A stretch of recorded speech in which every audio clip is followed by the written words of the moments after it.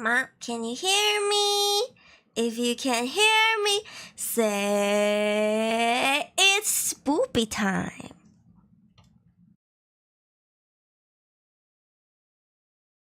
Spoopy, spoopy. Spoopy, boopy, boo. Where are you? Spoopy, hello everyone! Welcome to my YouTube and Twitch channels. My name is Auregalia Aruri. You can call me Aruri. And I'm a wind-up doll Vtuber. Hello. Hold on. I need to add a little bit of fire crackling sound. Can you hear it? Oops, sorry. I'm so sorry. It's spoopy time. Hello. Hi guys. This stream was supposed to happen on Saturday. The stream was supposed to happen on Saturday, but here we are. Thank you for coming today, guys. I didn't do much promotions for this stream, so it's nice to see you guys here regardless. Yeah. Is the music too loud? We roasted marshmallows and ourselves. We're all getting we are marshmallows. Ooh. You have another dentist? Why? How much money do you have to keep visiting like dentists? Cause I imagine it costs a lot. God damn, Fabian. I hope your teeth are okay. How much like what like how did you not brush your teeth?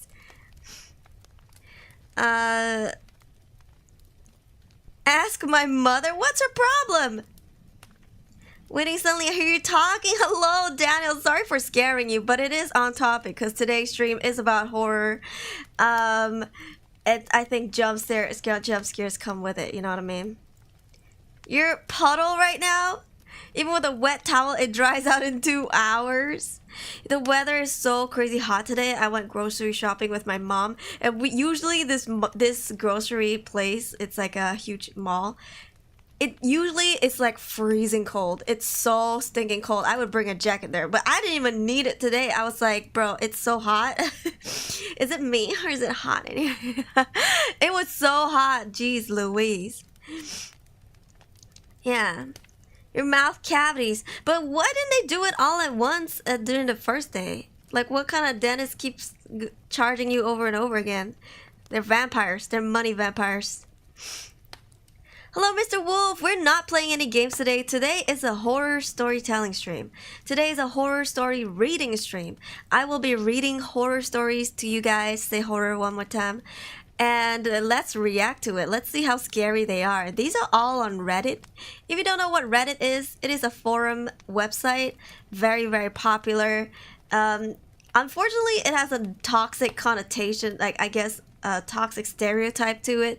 But to me, like what I've been seeing on Reddit, pretty good so far. Oh, Fabian, welcome back for 1 month. I can finally do this now. It's spoopy time. Let's go. Let's go. But yeah, I don't know. My Reddit experience has been pretty good. So yeah. Yeah. It's about horror stories today. Yes. It's hot too in indoor. Like right now, I'm like adjusting my AC. It's not getting any colder. I'm like, bro, is my AC broken or is the weather broke? I think the weather is broken, guys. But yeah. Spoopy Pride. Hey, happy Pride Month, by the way, guys. As a pansexual person, I'm in love with pants. I'm just kidding. I don't see no gender. It's a very happy month for me. I think it's a good month. Maybe you could play some LGBTQIA plus games, maybe a few here and there. I'm not trying to show you that this is propaganda or anything. I'm not trying to convert you. Don't worry, I'm not here to turn you gay. Okay, if you like men, you would have turned already. It's not my job to convert you. Okay, but I just think it's good to like show some really cute games of like, you know, couples that, you know, just doing their own thing, and it's okay for us to coexist with them. Yeah. It's okay for us to like just coexist with them and just live peacefully among us. Yeah. Yes.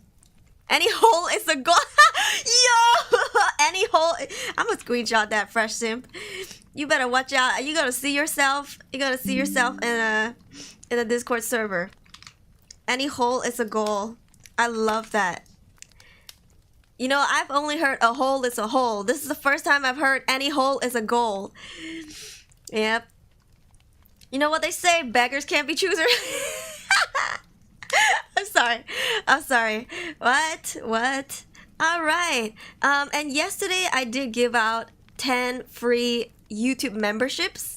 So please type something in the chat if you see that your name is green and you're new to YouTube. Just know that you can now use emotes. You can now you can watch memberships only videos, streams on YouTube, on my channel, and you know, have some fun. Yes. I mean, kinda. Your glasses are cool. Thank you very much. All right. Subs are super pop. Subs are on Twitch, yeah. But I didn't give out subs. I give out YouTube memberships because I get 10 free ones every month. So I will try to give it at the start of every month. So if you come and chat and you talk a lot, they will prioritize you, and it's gacha, but they will still like put you on the top of the list, you know, among with other few people. Yeah.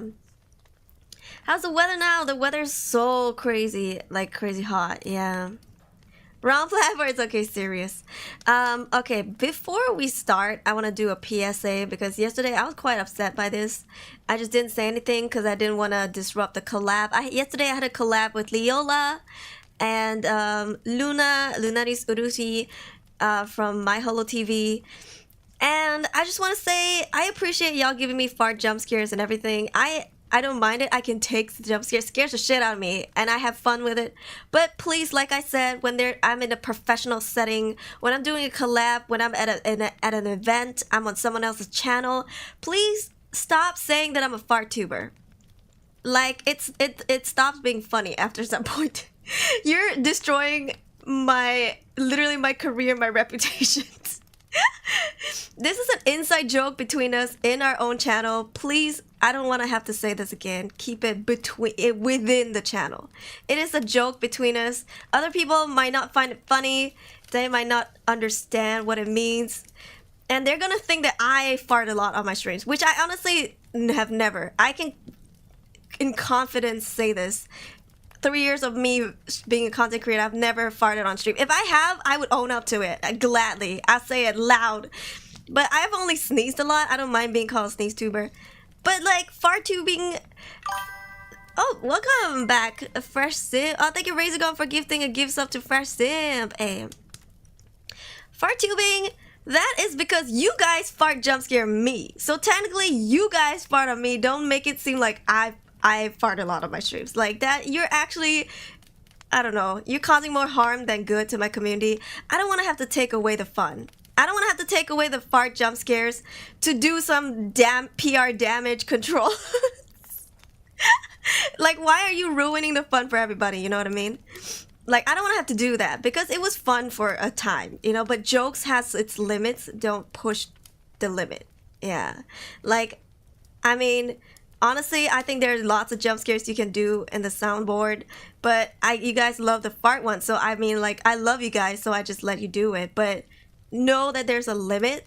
When I'm on Muse Asia, when I'm doing a collab, when I'm at an event, when I'm on someone else's channel, when I'm doing something official outside of this channel, like, don't do that. Don't go on someone else's chat and be like, Aruri's a fartuber and shit like that. It's so upsetting to me.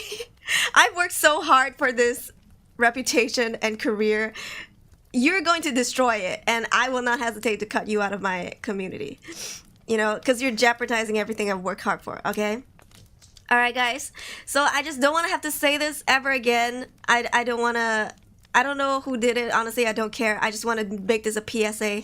Please don't do it ever again. It is not funny to others. It is not funny to me when you involve other people who doesn't understand the context. You know what I mean? Inside jokes are only funny for people who are on the inside. Yeah, so don't do that again. I will leave the fart jump scares on for now. But if it gets too out of hand, I will just remove it without any prior notice because it's just getting old, you know what I mean? Yeah. Do you know how to play chess? No. Yeah. Are we gonna make Fartuber happen? In the community, I don't care. Like, if it's between us, we get the joke. It's like, whatever.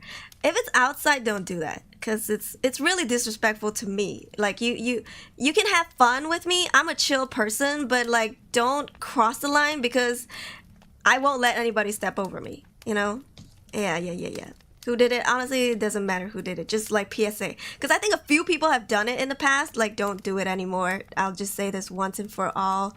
Clip it if you must. Just don't, okay? Like, respect me, please. Yep. I honestly had to leave that stream, have the job to do. That's okay. Yeah. So I love you guys so much. Let's have fun together and, you know, have nice things. It was you, Razor Gone? Alright, please don't do it again. I forgive you. Yep, I forgive you. And it's okay. I was lucky because these two girls are really close to me. Like they're probably like some of my closest VTuber friends. Like we've met up a few times in real life, you know, like we've gone out for meals and experiences at like amusement parks and stuff like that. So they know what kind of person I am, but I can't imagine if it's somebody who's not close to me, they're gonna be like, what? Okay, not funny. And I'll be like, that's not it.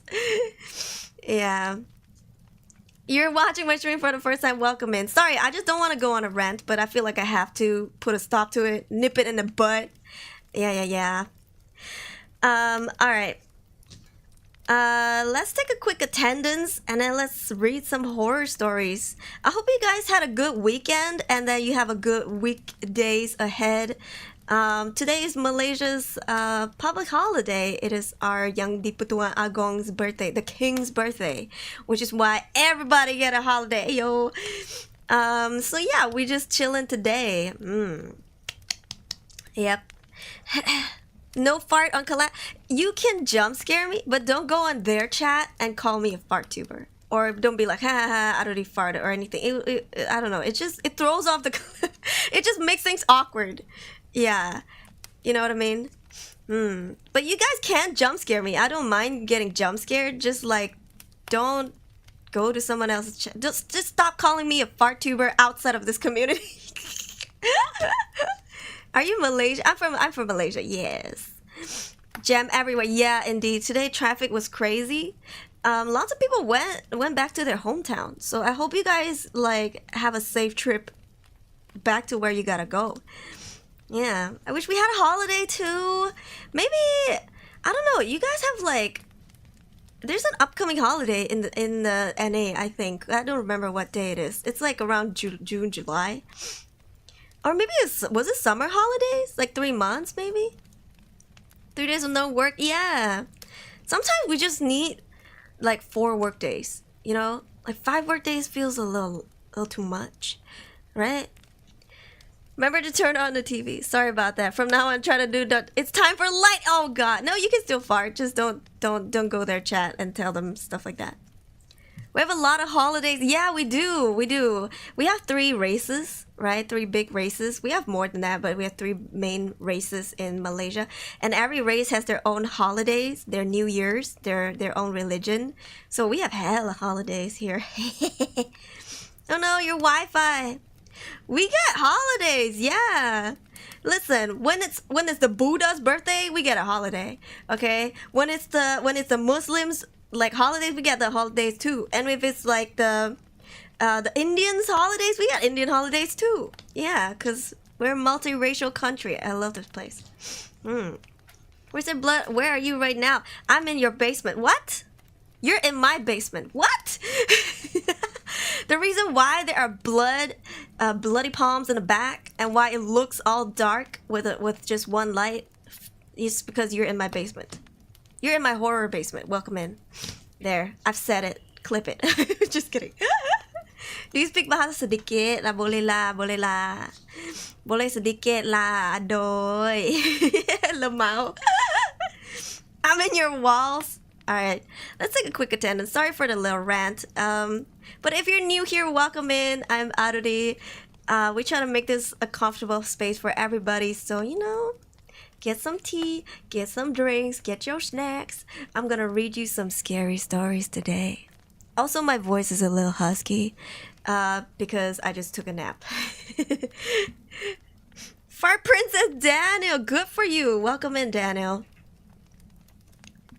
Holidays here, good for let's go. Alright, if you're here, say no sleep, no sleep, no sleep, no sleep, no sleep. I'm gonna do an ASMR stream. I'm gonna do an ASMR stream someday for like horror storytelling. Wait, what happened to my poll? What happened to my poll? What happened to my poll on YouTube?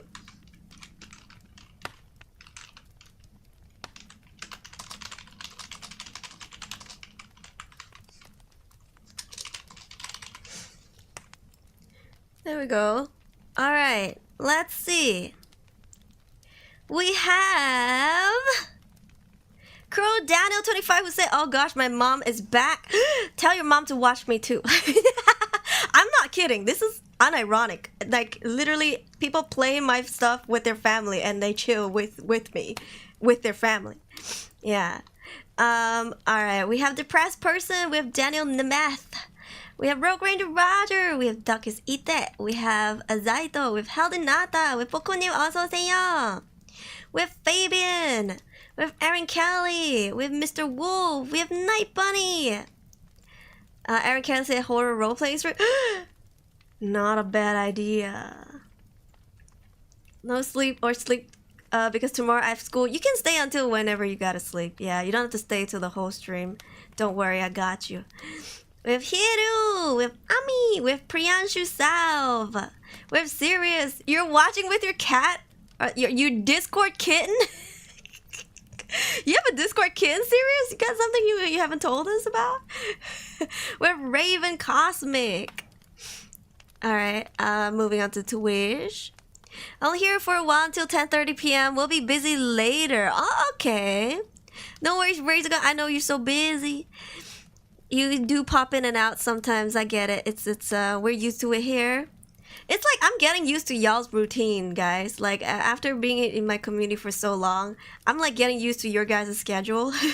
It's like when it's about to be like 10:30, you know, Razor Gun gotta go. I'm like, oh, okay, it's about the time. Razor Gun gotta go. Busy with fun. Ayo, have fun with the fun stuff. We have Hacks. We're Fresh Simp. We have Zaloa. Turn on the TV, turn on the feed. Oh my god, I freaking love that story. Let me scroll up more. We have Atlas Gatekeeper. We have Sexuna. And thank you again, Razorgon, for gifting the gift subs. And thank you, Ria's Grimmery, for lurking. We have Arion. We also have Duck here. It's not about the girth, it's about the length. It's all about the girth. What? Who said that? It's the rats in my walls. One day I'm gonna let's do a sex ad stream one day. I'm gonna tell you guys the truth about what women want and what women don't want, okay? Because it seems like everybody's really confused all the time. Is girth important? Is length important? And you know, everybody just keeps getting all confused. I will tell you one day, once and for all, okay? We have Vio, welcome in, thank you. It's 9 p.m. for me. Where are you, Depressed Person? How come you're 2 hours behind me? Me lacking in both? It's okay. Some girls like that too.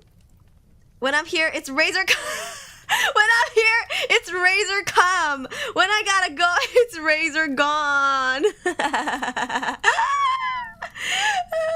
That's hilarious. Mommy will teach us about the birds and the bees. Yes, I will. 신노님, 어서 오세요. Quite a strange topic to join. It is okay, educational, as always, right? YouTube, don't take my channel down. All right. I hope the horror song is not too loud. All right, we're gonna get spooked. So I'm gonna be reading only specifically Reddit No Sleep today. It is to me the best horror subreddit after I'm reading so many, and they're pretty okay. But this one, Reddit No Sleep hits different. It's the scary stories are like makes you realize something as you're reading it. At the same time, you feel like you're actively being chased by something while reading the story, like perpetually. And then it gives you goosebumps and like chills all over your body, which is why I love reading from Reddit No Sleep. If you like that kind of feeling, if you lack thrill in your life like me, I'm just kidding, you will love Reddit No Sleep. Yes. DJ ZMX, welcome in. Long time no see, Aloe. Long time no see. It's nice to have you back. Turn on the TV. Oh God, I love that story. Lord Peace, welcome in. Hold on, how come I'm not shrinking? There we go. The time gap between us exactly 2 hours 30 minutes too. Where are you in India? Sorry, you mind me asking, where are you guys from? How come you're like 2 hours behind me? Yeah, interesting. Is it like Indian time zone? It's the gold. Let's hope they don't have a bad ending. If people die, they die. But I don't think if they died, they would have typed this. So yeah. 10:28 in Brazil. AM? You're Brazilian? Love from India. Thank you. Alright. So when we read these stories, don't break the immersion and be like, oh my God, this sounds so fake. Let's pretend if it's real. You know? I mean, some really, really sound fake. But some are like, oh shit. Yes. Singapore says, hi, hello from Malaysia. Okay, this is my favorite of all times. It says, my sugar daddy asked me for weird favors. Should I zoom in more? Do you want to see bigger words?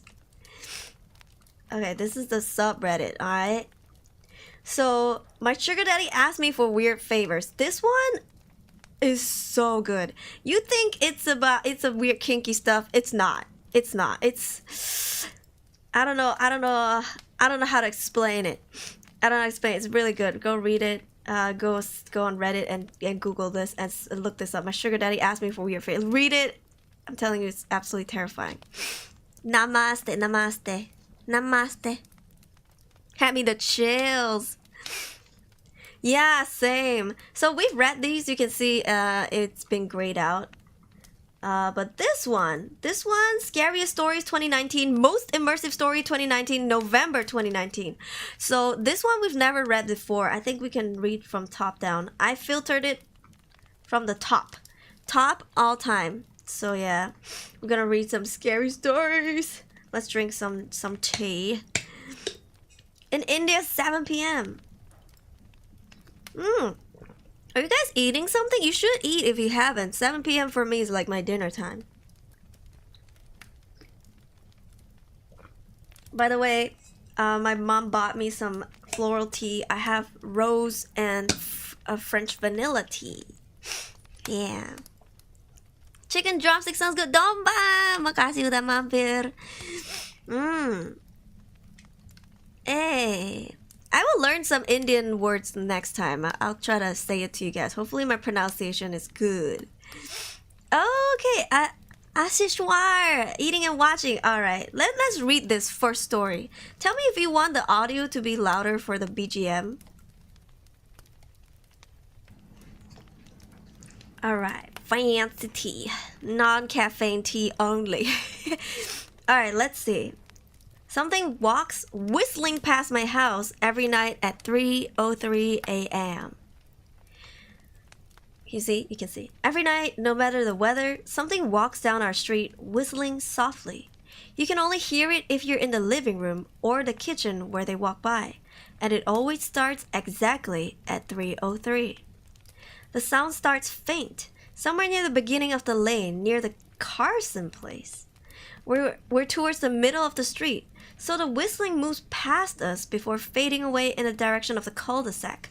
Okay, if you don't know what a cul-de-sac is, it is like a housing area, like a landed housing area, kind of like a bungalow situation, but it's a dead end at the back. So if you drive into a cul-de-sac, you have to do a U-turn to get out. So there's only one way in and one way out. There's only one way in and you U-turn to come out. Yeah, and there would be usually a house at the end of the road. So usually you have to do a U-turn in front of their house. That's a cul-de-sac. Harold, welcome in. How are you? I'm okay. I just woke up from a really short power nap. You live on one. Yo, I've heard of many horror stories about cul-de-sacs. I think it's another like horror story section to figure out about cul-de-sacs. In Chinese culture, because I'm Chinese, you know what qi is? You heard a lot, right? About qi, about the chakra, right? They say that when the qi goes into the cul-de-sac, it cannot come out. So a lot of the times, scary, like let's say spirits would go into the cul-de-sac, but they can't find their way out, which is why it's very like the chi there is very dull. Chi phone charger, ayo. Yeah. Yeah, we speak multiple languages. I knew how to speak a little Tamil when I was younger. Yeah, because in Malaysia, our Indians here speak Tamil, but I don't know how to speak Hindi. I maybe I should learn a little bit, huh? Awkward U-turn and finally enter wrong street. Yes. Your Chinese says, yeah, I'm Chinese Malaysian. Yeah. All right. Anyways, continuing on. When I was younger, my sister and I would sneak into the kitchen some nights to listen. My mom and dad didn't like that, and we'd catch hell if they found us there. But they were never too hard on us since we always stuck to the one big rule: do not try to look at whatever that was whistling. My neighborhood is a funny place. I've lived here since I was 6, and I love it. The houses are small but well kept, good-sized yards, plenty of places to roam. There are a lot of other kids here my age. I turned 13 back in October. We grew up together and would always play Foursquare. Oh, what's Foursquare? In the cul-de-sac, or roam around from back porch to back porch in the summer. That was a good place to grow up. I'm old enough to see it. And there's only 2 strange things here: the night whistling and the good luck. This is like reading a mystery. Yeah. Hot and juicy. Oh my god, Razor gone. Yeah. Vanakam. Vanakam. What does Vanakam mean? Is my pronunciation okay? Because I used to talk to like my Indian friends, and when they tell me to pronounce something, they say it's pretty good. Hindi is your daily language. Don't try to learn Hindi. Why? I like learning languages. Maybe not seriously like trying to learn it to speak a full conversation, but I'll try to pick up a few words. Okay, so in this neighborhood, what is a Foursquare? Do you guys know what a Foursquare is? I thought that was like an app. You love Namwi songs, yo, they're so controversial. Ah, hello, welcome, Vanakam, Vanakam, Vanakam. Hey. 4 people stand in 4 spaces, hitting a ball into other space. If the person misses the ball, they move from the space to the next person. Okay. Pronunciation is good, thank you. Yes, Zaloma, you remember. It's a place where you review. It was like the Yelp from like back then. Yeah, it was called Foursquare. Yeah. Zinger patty, the best of my meals. Y'all making me hungry, jeez. You speak a little Japanese, that's good. Learn how to speak, but do not learn how to write. I don't see the point of me learning how to write it. Yeah, I think speaking would be more useful. Dodgeball, but nobody gets eliminated. So every time you miss the ball, you switch, right? You miss the ball, you switch. You miss the ball, you switch. Something like that. Okay. So there's only 2 strange things here: the night whistling and the good luck. The whistling never bothered me much. Like I said, I couldn't even hear it from my bedroom. But mom and dad don't like talking about it, so I've stopped asking questions. My dad is a strong guy, tall and calm. He has an accent since he moved to the US as a kid. His family, my grandparents, they're from the islands. That's what they call it. My dad, the only time he isn't so calm is if the whistler comes up. He talks a little quicker. Then, eyes move faster. And he tells us not to think about it so much and to always remember the one rule. The big rule. Don't try to look outside when the whistler goes past. Not that we could look even if we wanted. See, there are shutters on the inside of every window, thick pieces of heavy canvas that pull down from the top and latch to the bottom of the window frame. Each latch even has a small lock, about the size of what you find on a diary. My dad locks these shutters every night before we all go to bed, and he keeps the key in his room. Why so mysterious? I'm getting creeped out. Okay, as a kid, would you still look? Before we find out what it is, Would you, as a kid, would you actually break the big rule to look? Like, think about you when you're 13. Would you?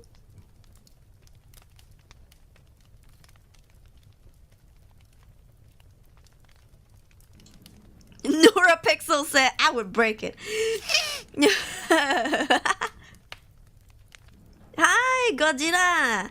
Yes, more horror stories today. You might look. You would break it for sure. If it happens regularly. I'm like Zaloa. I won't do it. Yeah, honestly, I don't know. I'm like I'm a goody two shoes. I'm a teacher's pet. I'm a rule abider. You know what I mean? But I don't know. I would get so curious. You do it for the memes. I would get so curious. Like if I grew up and say if one day I was so drunk, I might just say, you know what? Because you know you're drunk, right? And you're in a jolly mood. You're like, fuck it. Let me just have a look. I might do that. But if I was like fully like well aware, conscious and everything, like I have my own like sanity with me still, I don't think I would do it. Yeah. It's completely made up, you believe, but you hear the whistling though.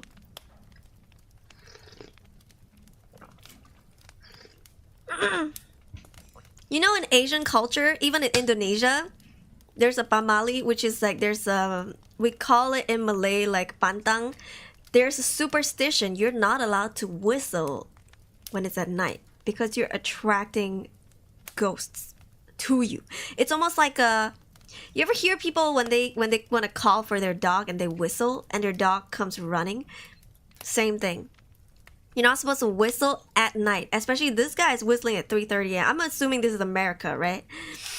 You get freaked out. You might use a flashlight to see better. Turns out there's a huge parrot underneath. Whistle at night brings bad luck. Exactly. People will die. It's not a joke, you know. Astro QD, welcome in. Hi, good Ivy. Hello, Sheriff Pumpkin. It's good to know you're doing great. My voice is dying a little bit because I just woke up from a nap. It's kind of sexy. Yeah. There's a horror game called Pamali. I actually just finished 2 of the movies. I have not played the game yet. I will play the game someday. Okay, so stay tuned. Oh no, you're coughing. I hope you feel better.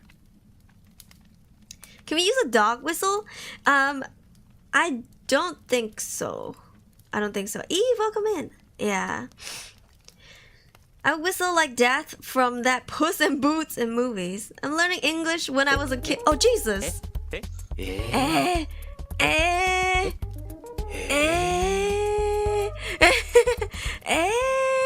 Thank you, Gravy.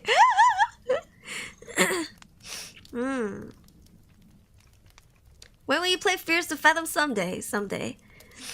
Yeah, someday. Alright, you don't believe in any superstition. That's okay too. That's okay. Nobody's forcing you to do it. Wild tea kettle. Okay, we'll see. Because why would the dad be so if it's just a tea kettle, why would the dad be like, hey, you're not allowed to look, right? Okay, we'll find out. We'll find out. Oh jeez, oh my goodness.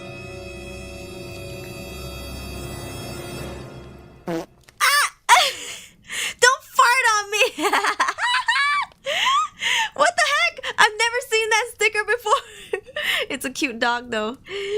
I was like, what is that? And it's called dramatic fart. And I was like, where's the fart?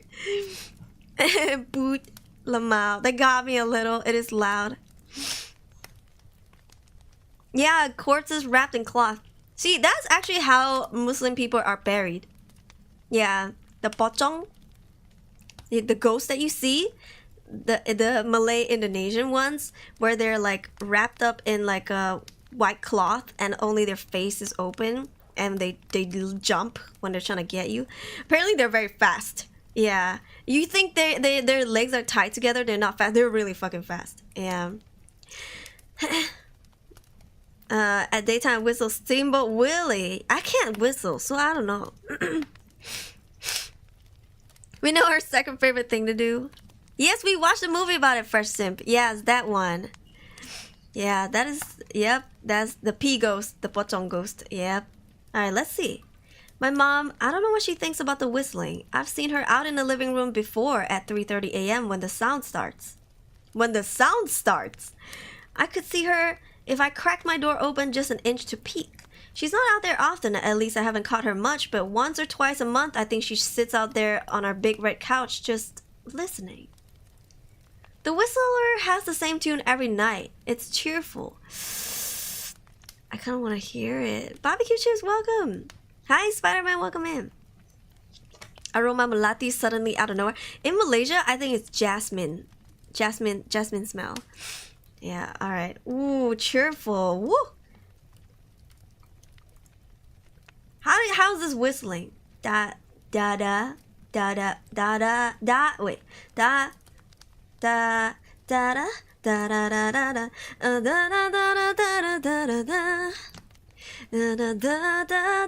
da da da da da. Sorry. Okay, wait, I'm not gonna try this because I don't know what it is. Okay. Remember how I said that there are two odd things about where I live? Well, besides our night whistler, everyone in my neighborhood is really lucky. It's hard to explain, and Dad doesn't like us talking about this part much either, but good things just seem to happen to people around here a lot. Usually, it's just small things, winning a radio contest or getting an unexpected promotion at work. Or finding some arrowheads buried in the yard, you know, the authentic kind. Arrowheads? Sam Smith, yeah. I don't remember the lyrics. What's it called again?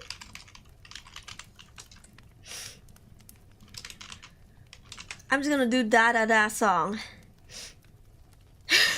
What's it called? Oh, it's called La La La. It's literally just called La La La? Oh, it is. I'm covering my ears like a kid. When your words mean nothing, I go la la la. What else? I'm turning up the volume when you speak. 'Cause if my heart can't stop it, I find a way to block it. I go la la la la la la la la la la la la. That's a good song. Good song. Alright, anyways. How do you da-da-dum when you're whistling? Exactly! That's welcome in! Okay. Indigenous Tribe Cemetery. Ooh. I also know a VTuber named Shabotonia. I think I know who you're talking about. Yeah. Also, please read the chat rules. Don't mention other VTubers unless I bring them up first. Alright. The weather's pretty good, and there's no crime, and everybody's gardens bloom extra bright in the fall. A million little blessings, I've heard my mom say about living here. But the main reason we stay here, why we moved here in the first place, is my sister Nola. She was born very sick, something with her lungs. We couldn't even bring her home when she was born, only visit her in the hospital. She was so small, I remember. Small even compared to the other babies. A machine had to breathe for her. Oh no. We moved into our house here to be closer to the hospital. As soon as we moved here, Nola started getting better. The doctors couldn't figure it out. They chalked it up to whatever they're doing, but we all could tell that they were confused. But my parents knew. Even I knew. Nola getting better was just another one of the million little blessings we got for living in our neighborhood. So that's why we stayed even after we found out that for every small little miracle that happens here every day, now and then some bad things happen. But they only happen if you look for the whistler. Wow. Throwing out your gap for the whistler. You're so skibbity. You're so phantom text. Sorry. Why is Nola me but female AO? You think you know where this is going? We'll see. See, our neighborhood has a welcoming committee. They show up with macaroni casserole and a gift basket and a manila folder whenever someone new moves in. They're very friendly. 4 people showed up when we moved in 7 years ago. The committee made small talk, gave me a Snickers bar, and took turns in holding Nola. It was her first week out of the hospital, so they were extra careful. That sounds really sweet. Gap for the whistler. Yeah. You have to be kidding me. This is not a standing stream, ends.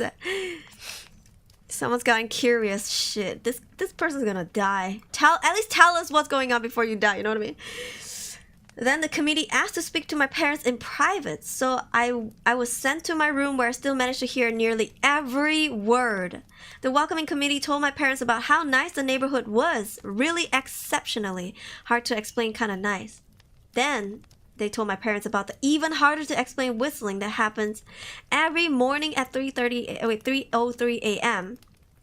and ended at the tick of 3:05, so only 2 minutes. The group, our new neighbors, warned my parents that the whistling was quiet and would never hurt or harm us as long as we didn't look for what was making the sound.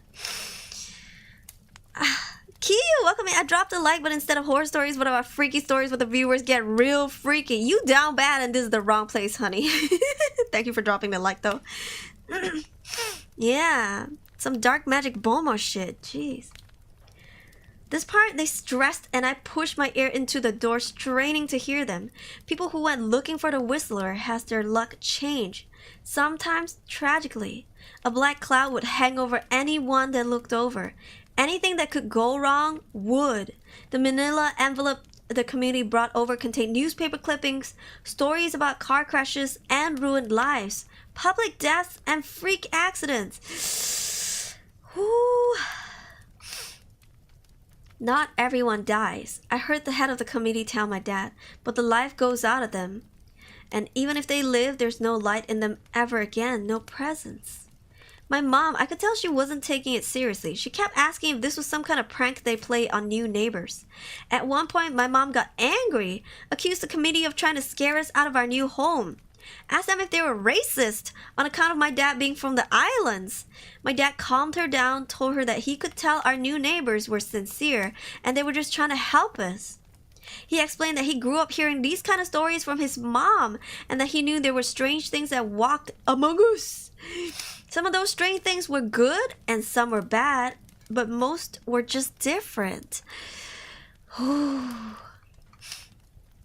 After the committee left, Dad went out to the hardware store, bought the canvas blinds, the latches, and the locks, and installed them on every window in the house after dinner. That first night in our new house, I crept out of my room at 3 a.m., only to find my dad awake sitting in the living room couch, holding my baby sister. My dad held up his finger in a shh motion but patted the couch next to him. I sat, and we waited. At exactly 3:03, we heard the whistling. It came and it went just like our neighbors said. The whistling returns each night and we never look and we enjoy our million little blessings every day. Nola breathes on her own and she's grown into a strong, clever girl. My dad even joined the welcoming committee. We don't get new neighbors often. Why would anyone want to leave? But when a new family moves in, my dad and the committee bring them macaroni casserole, a gift basket, and the manila folder. I can always tell by the look on my dad's face when he comes back if the family took the committee seriously or if we'll be getting new neighbors again very soon. Hey. Profit, exactly. Dude, where can I live there? I don't give a shit about nobody whistling, you know what I mean? But then, you know what? If the whistling starts, it doxes exactly where I live. I'm gonna have like stalkers in my backyard. You know what I mean? People camping in front of my house. You know, the whistler will never come anymore because, you know, once people know where Vtuber lives, they come camping. Yeah. 80, welcome in. 3 a.m. madness. Turns out it's a burb. We don't know. Not long ago, a family moved in directly next to us. The previous owner, Miss Maddie, passed away at age 105. She lived a good, long life. Our new neighbors seem like they fit in just fine. They believe the welcoming committee took my dad's advice about the locking shutters since they had a young child of their own. Whatever newspaper clippings were in that manila envelope, whatever evidence, my dad never let us see. But I imagine it must have been awfully convincing since our neighbors got along with no issues for the first month. I can fix the whistler. I can fix him. One night, when our neighbors had to leave town, they sent their son Holden to stay with us. He was 12, a year under me in school. I didn't know him well before that night, but as soon as his parents dropped him off after dinner, I could tell it was going to be a bad time. Do you know who's always out there whistling every night? Holden asks the moment the adults left the room. The three of us were sitting in the den, some Disney movie playing idly on the television. My sister and I exchanged a glance.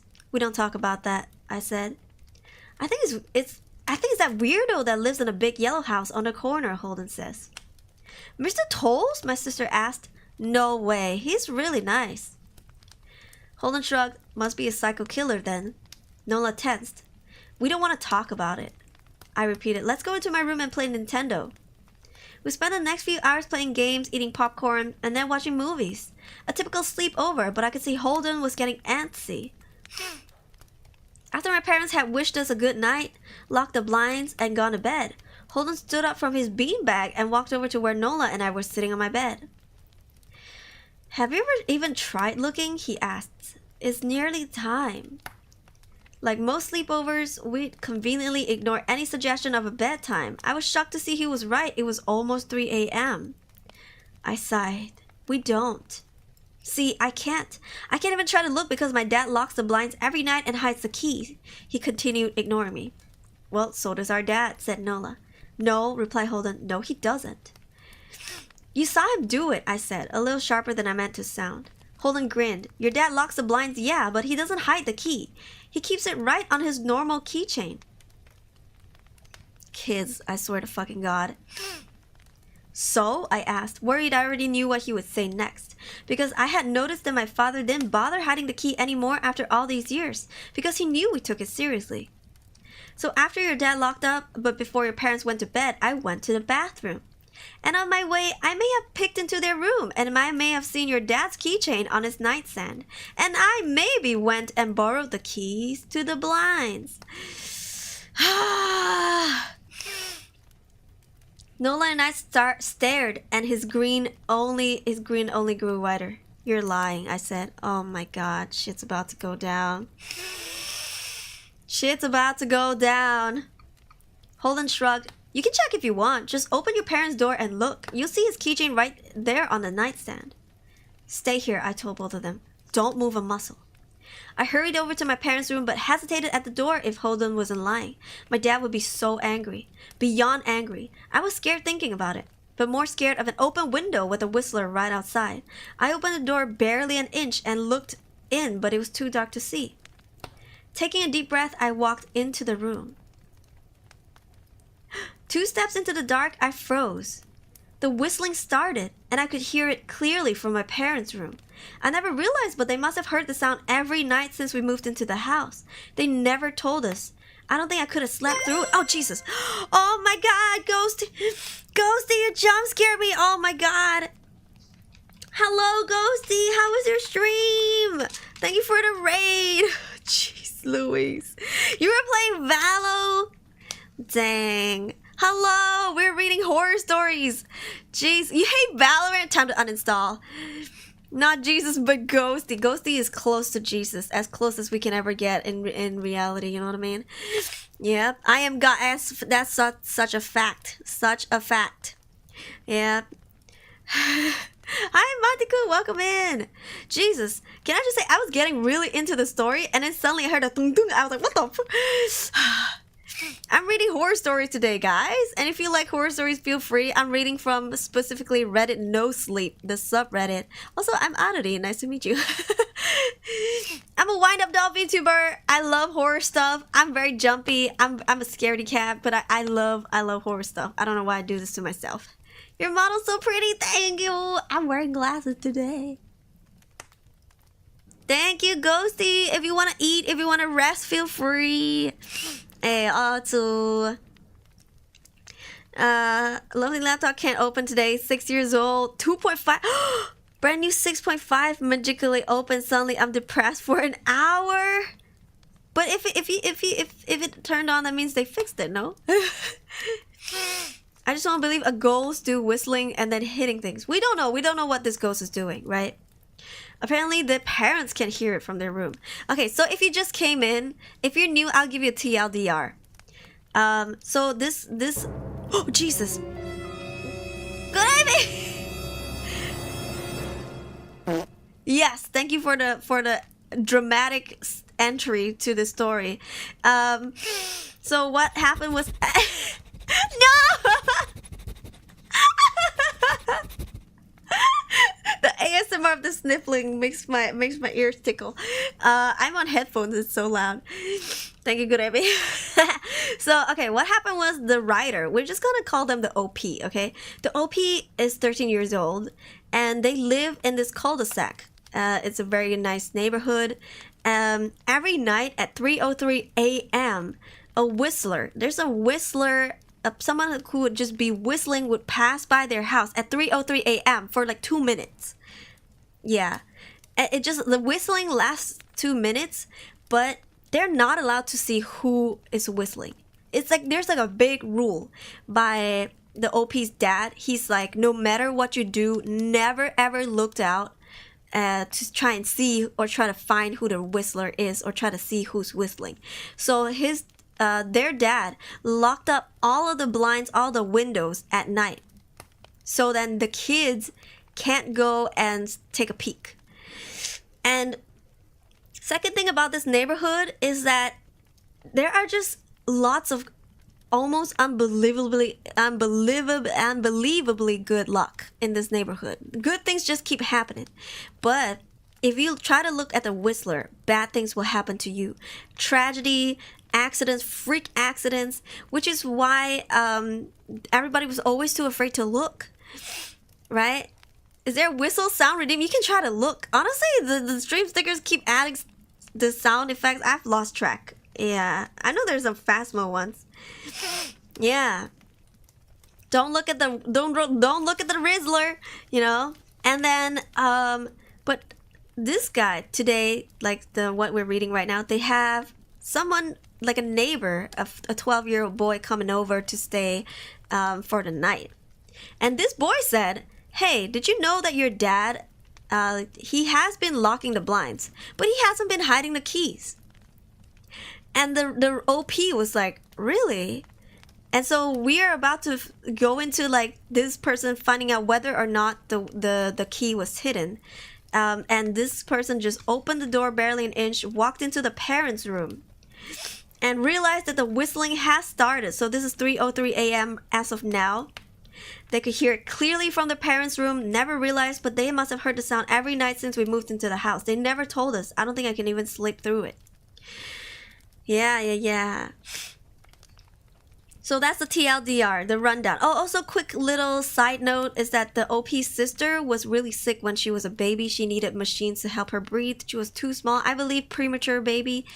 But after they moved here, miraculously, the sister could start to breathe by herself. She doesn't need no machines no more, and is now a healthy, clever girl. Okay, so that's the point we stopped at. All right, let's keep going.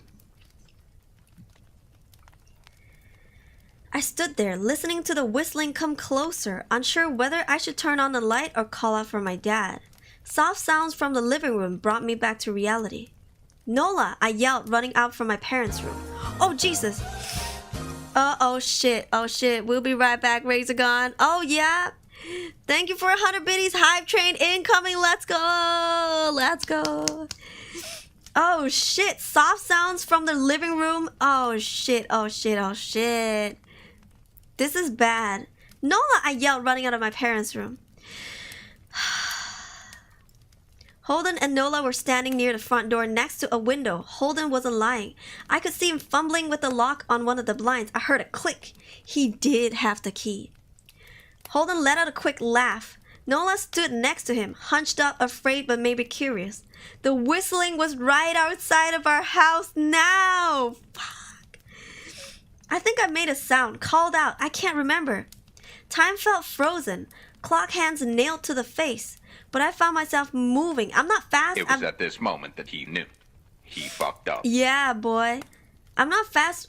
I've never been athletic. Somehow, though, I covered the space between myself and Nola in a moment. My eyes were locked on her, but I heard Holden pull the blinds all the way down so it could release. I heard the snap of it start to raise, and I heard whistling just on the other side of the window. So, like, do they not have a front porch then? I'm assuming the person is just walking past in front, directly in front of their door and window. Because if you tell me about American houses, they usually have a lawn, right? They're like, hey, get off my lawn. You know, like, get off my lawn. I'm going to shoot you. You're on private property. You know, they're always like that. But I'm assuming they don't have a front lawn. Or the whistler just runs across their lawn. I don't know. Right? Okay, I'm just assuming the whistler don't give a shit. They just like walk in front of your door, you know, like your lawn, your problem. Oh god, oh god, oh god, oh god, alright. But I had my arms around Nola and I turned as though she was facing away from the window. At the same time, I jammed my eyes shut, the blind whipped open. The whistling stopped. I felt Nola shaking in my arms. Don't look, okay? I told her. Don't turn around. Oh, shit. Blue, welcome in. We were positioned so that she was facing back towards the hallway, and I was facing the window. My eyes were still closed. I felt her nod into my shoulder. I reached out with the arm not holding Nola and tried to touch Holden. My hand brushed against his arm. He was shaking worse than Nola. Shut the front door, literally. Holden? I asked. Silence. Fuck. I reached past him and gingerly felt for the window. Eyes still sealed shut. The glass was cold against my fingertips, colder than it should have been for the time of the year. I moved my hand up to the window, searching for the string to the blind.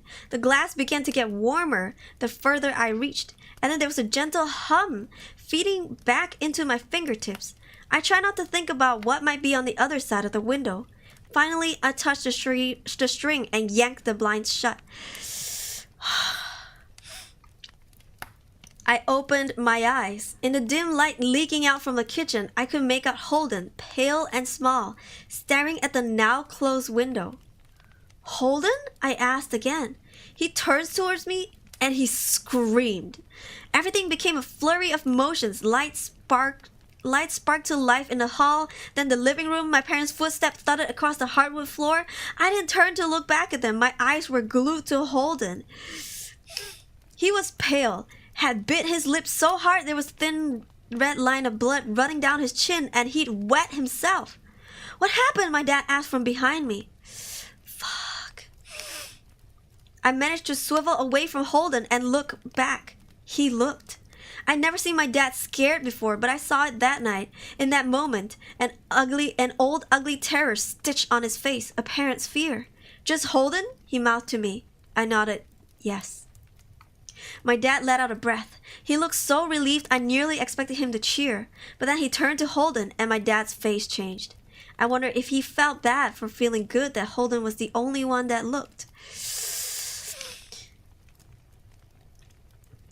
Aim for a kill? The story is about whistling instead.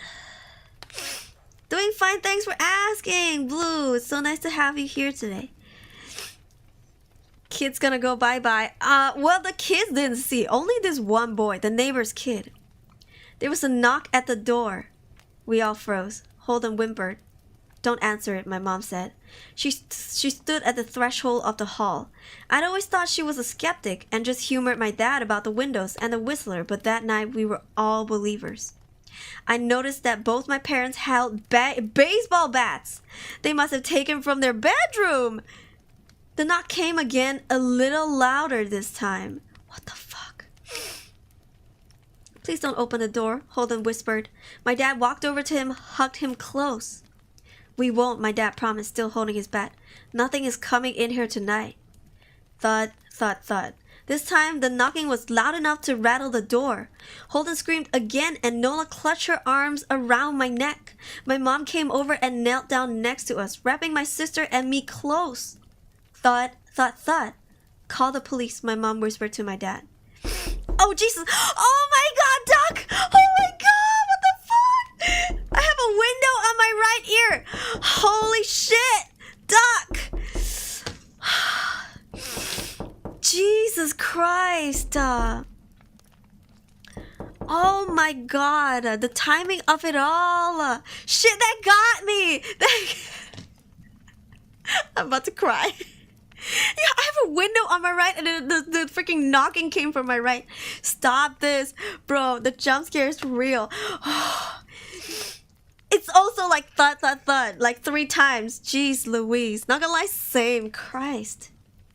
Call the police, my mom whispered to my dad. The knocking instantly stopped. My dad looked over his shoulder at us. Do you think... He was cut off by frantic knocking that trailed off to a polite tap, tap, tap instead. Police, something said from the other side of the door. The voice from outside sounded exactly like my mom, like a parrot, repeating the words back to her. Okay, Fabian. Police, call the police. Tap, tap, tap, police. For fuck's sake. Mom pulled us closer. Police, police, police, police. Please stop, I heard her whisper. I don't think calling them will help, my dad said. How will we know when they're the ones at the door? The knocking came back harder than before. The door shook, then it stopped. After a long moment, I heard the knocking again, but it was coming from our back door. We all turned together towards the back door, but the knocking immediately returned to the front door. Front to back, back to front. Loud, then quiet, then loud again. Suddenly the sound was coming from both doors at once. Big, heavy blows like a sledgehammer. Then something started rapping against all of the windows in the house. Then the walls. It was like we were living inside a drum with a dozen people trying to play at once. Or we were a turtle and something was attempting to claw at us out of our shell. Jeez Louise. Stop, Holden yelled. The knocking died. I won't tell, Holden said, staring at the door. I promise I won't tell anyone what I saw. Just please go away. We waited for nearly a minute. Then we heard it. A soft tap, tap, tap coming from the window Holden had looked through earlier. Holden started to cry, sobbing like a prisoner watching gallows being built outside their cell. My dad held him, brushed his hair, but never lied to him. Never told him things will be okay. Oh my god, Dad! The tapping at the window went on for the rest of the night. We huddled together in the living room for I don't know how long.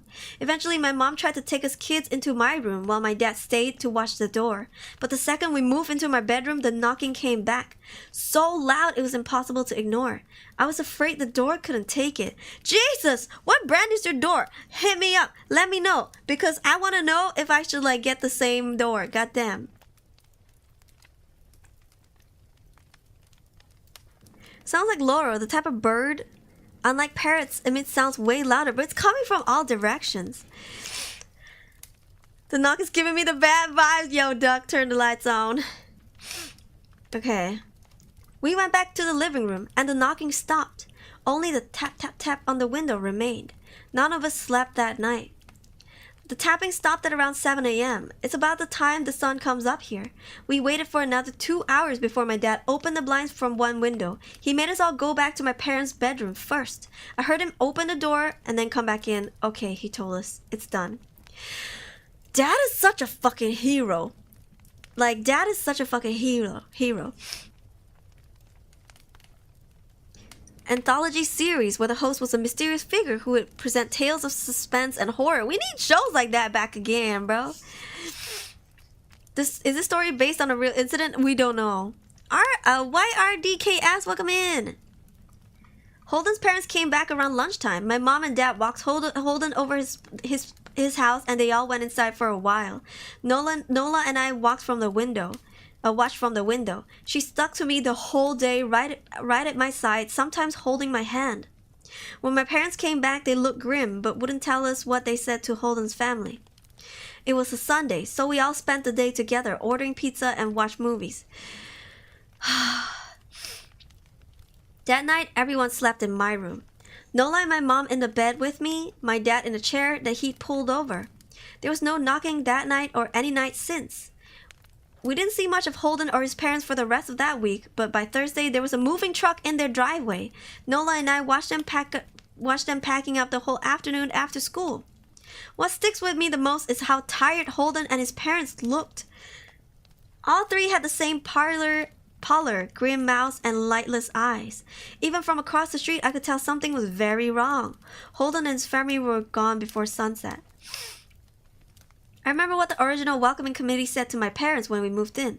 Not everyone who looks at the Whistler dies, but even those that live have the light go out of them, and the rest of their lives are full of misfortune. A million little tragedies. I think Holden's parents must have looked either to comfort him if they didn't believe, or shed a burden if they did. I watched Nola some days, happy and young and alive, and I wonder if I had been slower, if she looked out the window that night, would I have looked too? To comfort her? To share that burden? I'm glad I don't have to find out. We still live in that house, in that neighborhood. We still hear our Whistler walking past every night. The blessings, the luck, the good things here are too good to leave, but we're careful.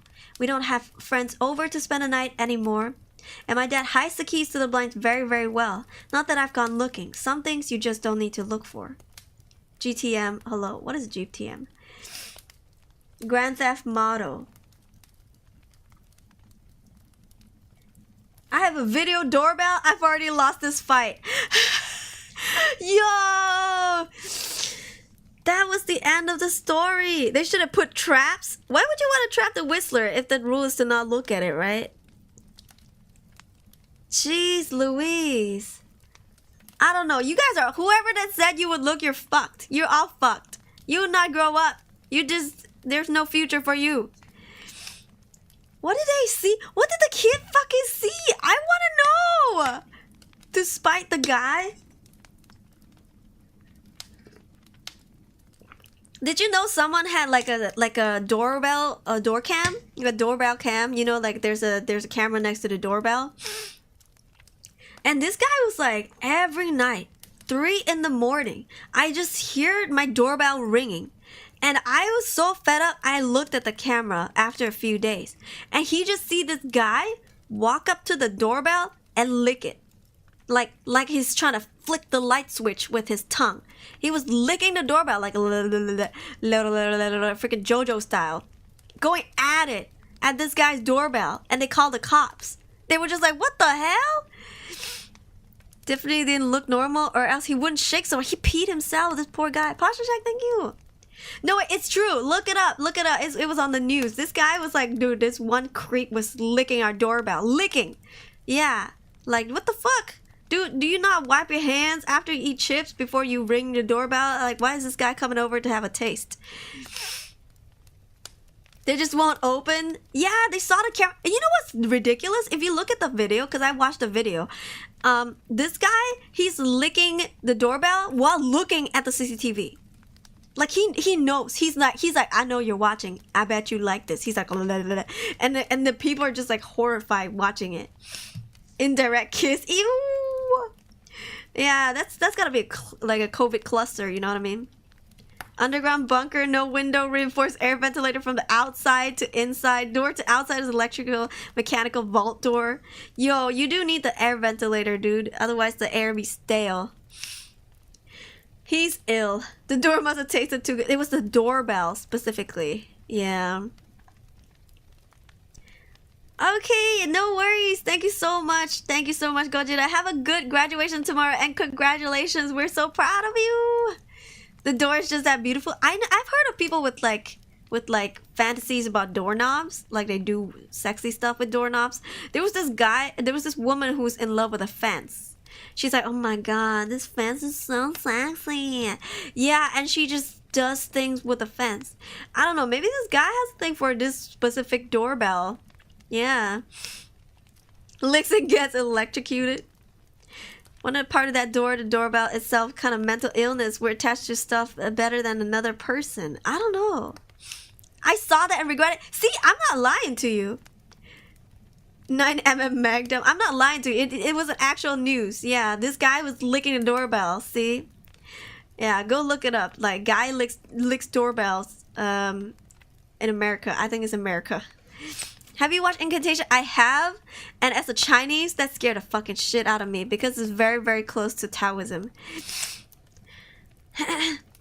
Yeah. Fan spinning thing? Fan the spinning thing? Remember watching another radio show called Suspense, another episode called Sorry Wrong Number, which was so popular that me made it with cast several times and made a movie, Sorry Wrong Number. Get the same model for the doorbell then. They should just get the same model of the doorbell and you don't have to install it, you know, just lick it in your own room, right? If you like my doorbell so much. You regret looking it up. It's true. I'm not lying to you. I don't know. Listen, there's this news channel called JK News. I love them. I've watched them since I was in middle school. Like, I've watched them every single day, even to this day. I love my JK family. It's called JK News, like J, alphabet J, and then K News. They cover stories and news that you don't hear on actual literal news. Because literal news, I don't know, sometimes some problems they just don't like to talk about. This channel, they pump out news like nobody's business. And it's news that, like, you would never fucking hear about ever in mainstream media. Yeah. You watched it with colleagues during lunch break? Oh, God. Yeah. Eat cat hair, which one is worse? I think eating cat hair, you physically would die from it. Yeah, because your body can't break it down. Metal. Entire town's gonna be awake, scared as shit. What if there are 2 whistling sounds? You know what I mean? Like, fuck, if there's 1 whistling sound and my dad is like, don't watch, don't look, I'm like, okay.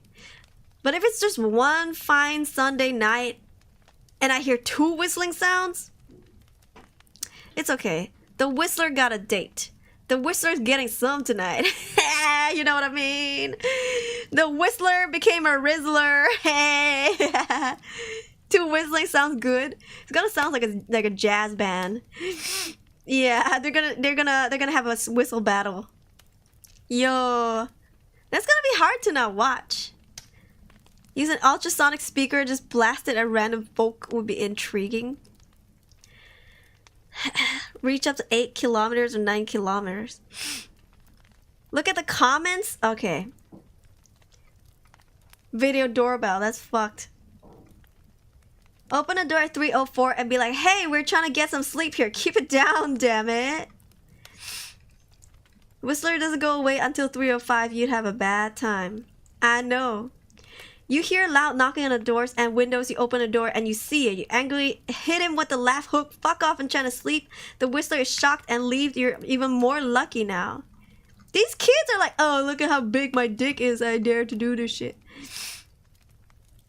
Does everyone hear the Whistler at the same time, or do they hear the Whistler at different times based on where they live in town?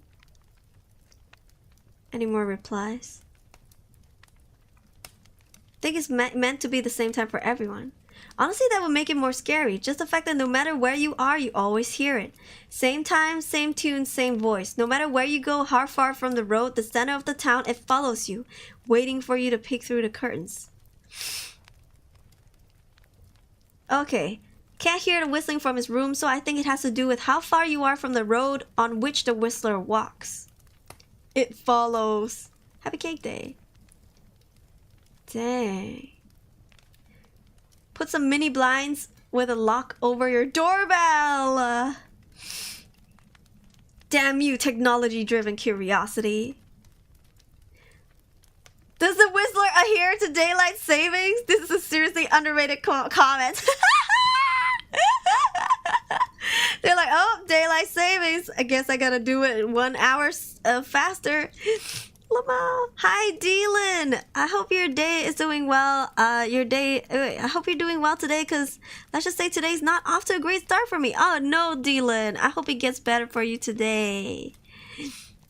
Excuse me. I will follow you. The Malays laugh online with wak wak wak. Only Indonesians. Yeah. They call it the awik wak. Awik wak. Awik wak. Awik wak. Breakout Plays, welcome in. That's Indonesian. Yeah. What if they always party at 3 a.m.? The stalker just have enough of them and tends to result in another way doing matters than just having peaceful talk. What if your kid goes into college, right? And they just start having a frat house, you know? And you just have like 30 kids in there partying it up every night, drunk, high off of weed or whatever. Then what? How does Malay do it? We just go haha. We don't laugh at anything. Malaysians, we got no humor. I'm just kidding. We roast people when we laugh. Yep. Today my day is not good at all. It's okay. I hope it gets better. In any case, in India the day is coming to an end, so you know. Hi Dre, thank you. I would drink my tea. Can I call you mommy? Yes.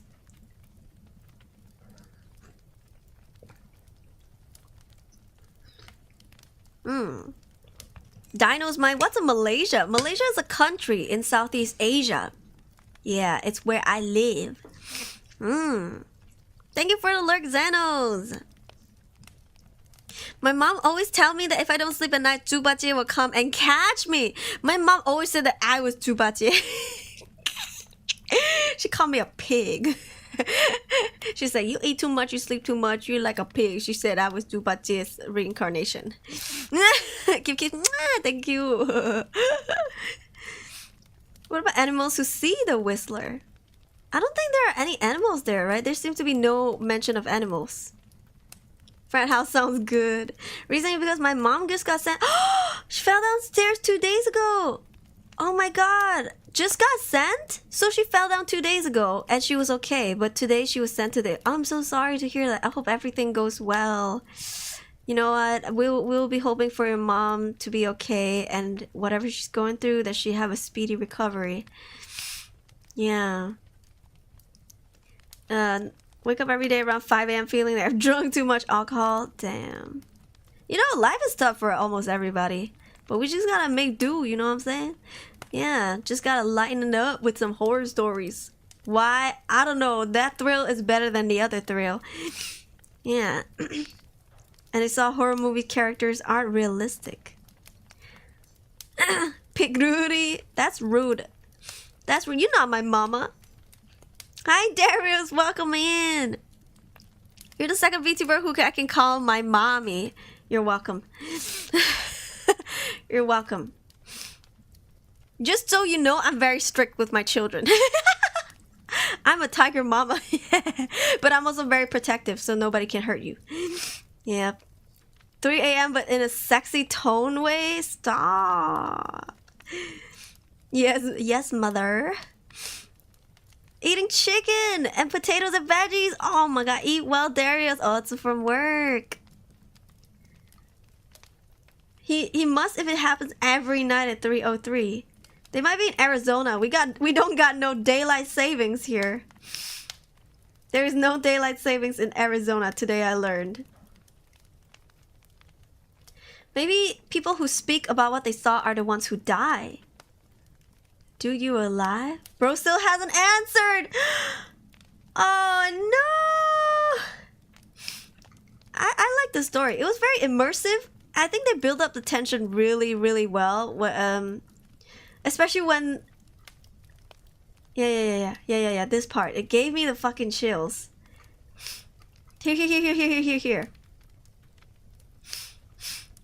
The Whistler was right outside the house.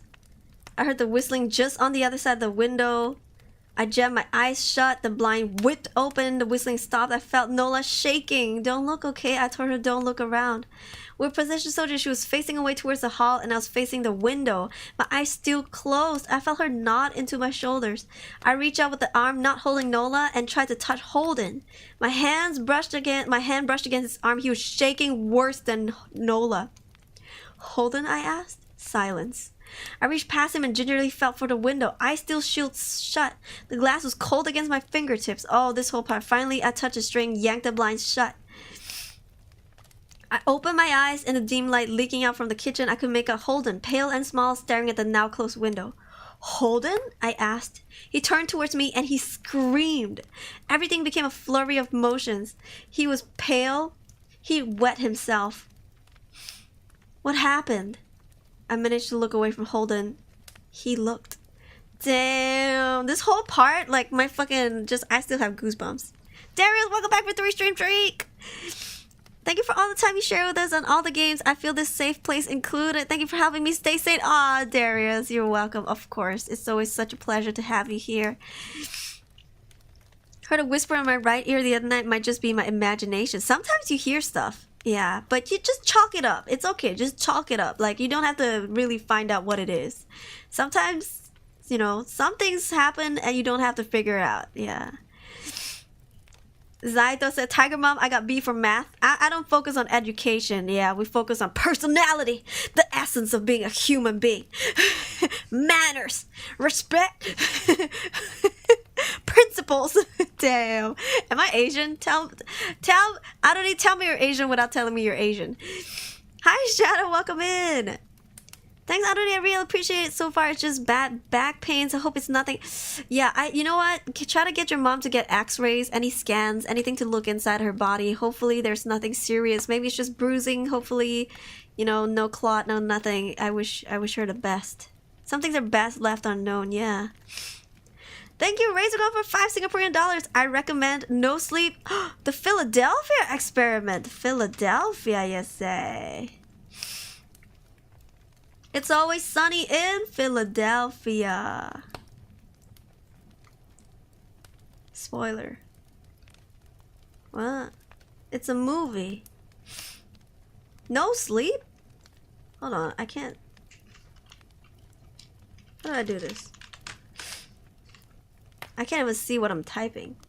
Oh, this one. Part 1. Oh, this. 12 years ago. Jeez Louise. Okay, little context. What is the Philadelphia experiment? Focus on connections that will help get you jobs.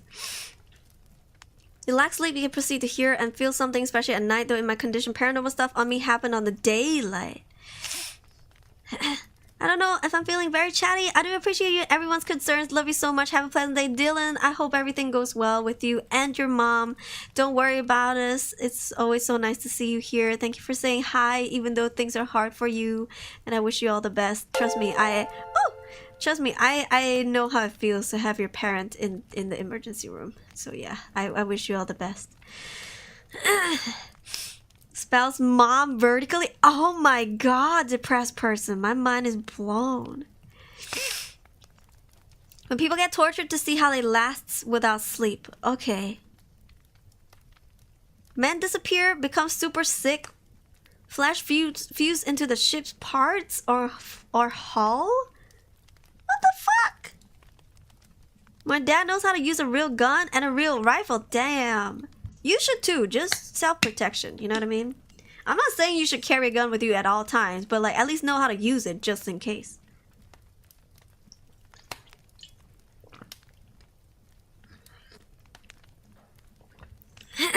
Alright, let's read this one.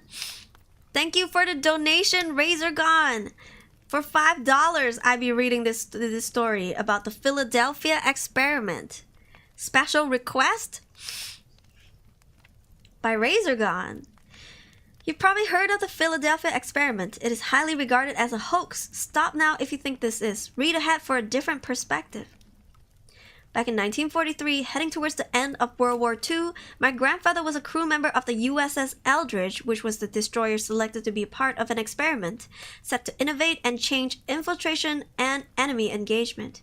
Consisted of a series of tests exploring cloaking and invisibility. Testing began early January 1943. A variety of crude methods had been exploited and inevitably failed. A particular case on July 28th had occurred where a large foreign-looking electronic device was placed on board. Due to the lack of manpower at the time, my grandfather and the crewmates were designated the task of hauling the device on board. My grandfather recounts seeing a patent label on the device under the name none other than Tesla, which was supposedly one of many patents that went missing after his death. They were then given a paper contract that cited the conditions and disclosure of the experiment, which they had to sign. Wait, 19 what now? 43 Tesla? Is it the same Tesla as we all know of? Chernobyl is really interesting as well. Megata-san, hello! Are you winning? We just started reading about the Philadelphia experiment. Special request from Razorgon on reading this horror story. Different one. Sounds like a car. It's a different one. Just know that today Aruri with glasses look more of a mommy than normal Aruri. I do have my reading glasses with me today, and I hate that I called it a reading glasses instead of just glasses. Mom glasses. Nikola Tesla. Okay. The genius guy. Right.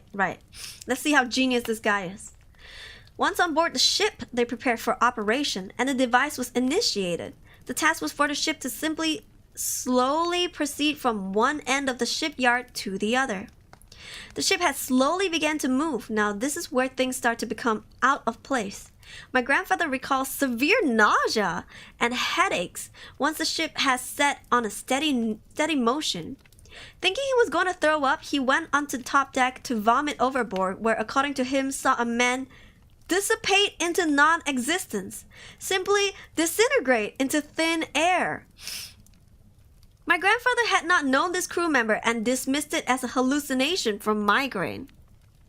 After he had hurled over the deck, slightly distressed, he had migrated back to his crew quarters, and as no particular task was given to the men other than simply be on the ship.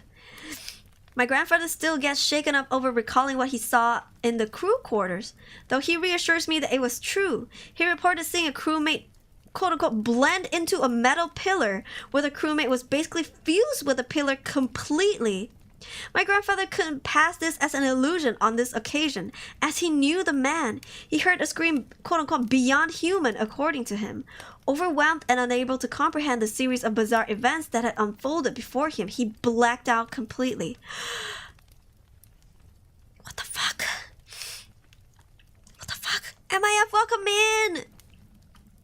He awoke in a military hospital in San Diego, California. The calendar in his ward reads, 8th of May, 1943. Is this August? August 5th, 1943. By now, the limits of his sanity have stretched to a point of breaking, only to receive a letter along with the rest of his colleagues stating that they must not speak of the experiment, personnel involved, or anything remotely related to July 28th, 1943. Or they may be subjected of military discipline and court-martialed. They've been shut up. Electromechanical thing in Eldridge. No one knows exactly what happened that day. Many said that they crossed into the fourth dimension. Some said that the Tesla device was for molecular/atomic reassembly. From his point of view, I think that many of Tesla's lost patents had explored technologies that to this day are beyond anything we've seen. One thing that I forgot to mention is that ever since that day, all of his x-rays have shown pieces of shards and metals throughout his body. He lived a healthy life regardless. What the hell? Maybe it's experimented humans that haunts it. Slowly becoming insane. You can't become invisible to not being quote-unquote seen. You have to blend light so light doesn't bounce off you, meaning if the enemy sees you, they see pitch black. Russian sleep experiment. Okay, Mr. Wolf. Let's stay on stream topic here. Okay. So this is an actual thing? So this was like a conspiracy, right? Or what do you think, guys think? Because I've never heard of the Philadelphia experiment in my life. The USS Eldridge. This is so interesting. This is so interesting to me because it kind of reminds me of do you guys know the Medan ship? Do you know what it is? Medan is a place in Indonesia, and back in the World War they had a ship. What is the ship called? Something like Medan, the Medan ship, and on board, like the way. So it's not any spoilers or anything because it is in the news. They found out that people have died in very interesting ways. They couldn't find why, and like not a single person lived. Yeah, Man of Medan. So Man of Medan, I think is that the name of the game? Let's see. I think that's the name of the game. Let me just look up Medan ship story. The SS Orang Medan. That's the ship's name. It's a ghost ship. According to various sources, became a shipwreck in the Dutch East Indies, modern Indonesia, in the Straits of Malacca waters, or elsewhere after its entire crew had died under suspicious circumstances, either in 1940s or 1947 or 1948, depending on the newspaper source. And you know what's interesting about this? It was that they couldn't really pinpoint exactly what happened and when. Yeah. And this Men of Medan, there's a game called Men of Medan. I have it on my throne if you wanna I'm shamelessly plugging, but if you wanna do a little donation, please do, because there is a game inspired by it. And I really want to play it. Why? Because my grandfather, my dad's dad, he's actually from Medan. So my grandfather is Indonesian Chinese, but he was from Medan. And when my dad was, I think like, I don't know, 5, 6 years old or something. Actually, no, I don't know, like maybe 9 years old. My grandpa left for Indonesia and they never heard from him ever again. So I don't know if like grandpa was on this ship. I don't know if grandpa was slaughtered during the war, like the Indonesian like war, with like not war but like riot with Chinese people. I don't know, but I think it's very interesting to tap into like something to do with my heritage, which is Medan. Yeah. Hijiri, good morning. Man of Medan, ayo. So yeah, if you guys want, let's go. Anonymous. Who are you, Anonymous? Thank you so much, Anonymous. I would love to play this game almost immediately. We can probably start sometime this week. Please. You like that game? Thank you, Atlas. Who's the Anonymous? No, is that you, Razorgon? Also, whoever, if you guys want, there are 2 other games from the series called the Dark Pictures Anthology. I have the 4th one, so well now I have 2. There's another 2 also on my throne if you feel like donating. They all kind of lead one thing to another. There's like references. But yeah, thank you. You're not anonymous. Yeah. So this gives me that same vibe. Like, what the heck happened on the ships? You like that? I'm so excited to play it. MIF, welcome back for 16 months. Nice, Anonymous. I can't spell. Also, damn, 16 months. Indeed. Razor God, is it you? Sassy Baka. Ever heard of the ghost ship called Marie Celeste? No. What is that? Marie... What country is that from? Canadian-built, American-registered merchant. Brigantine. What happened? Her end was far less mysterious. November 1884. She was sailed right into a reef just off the coast of Haiti, wrecked by a crooked captain who was trying to scam his insurance company. He was charged with fraud and soon died after. Oh, that's so sad.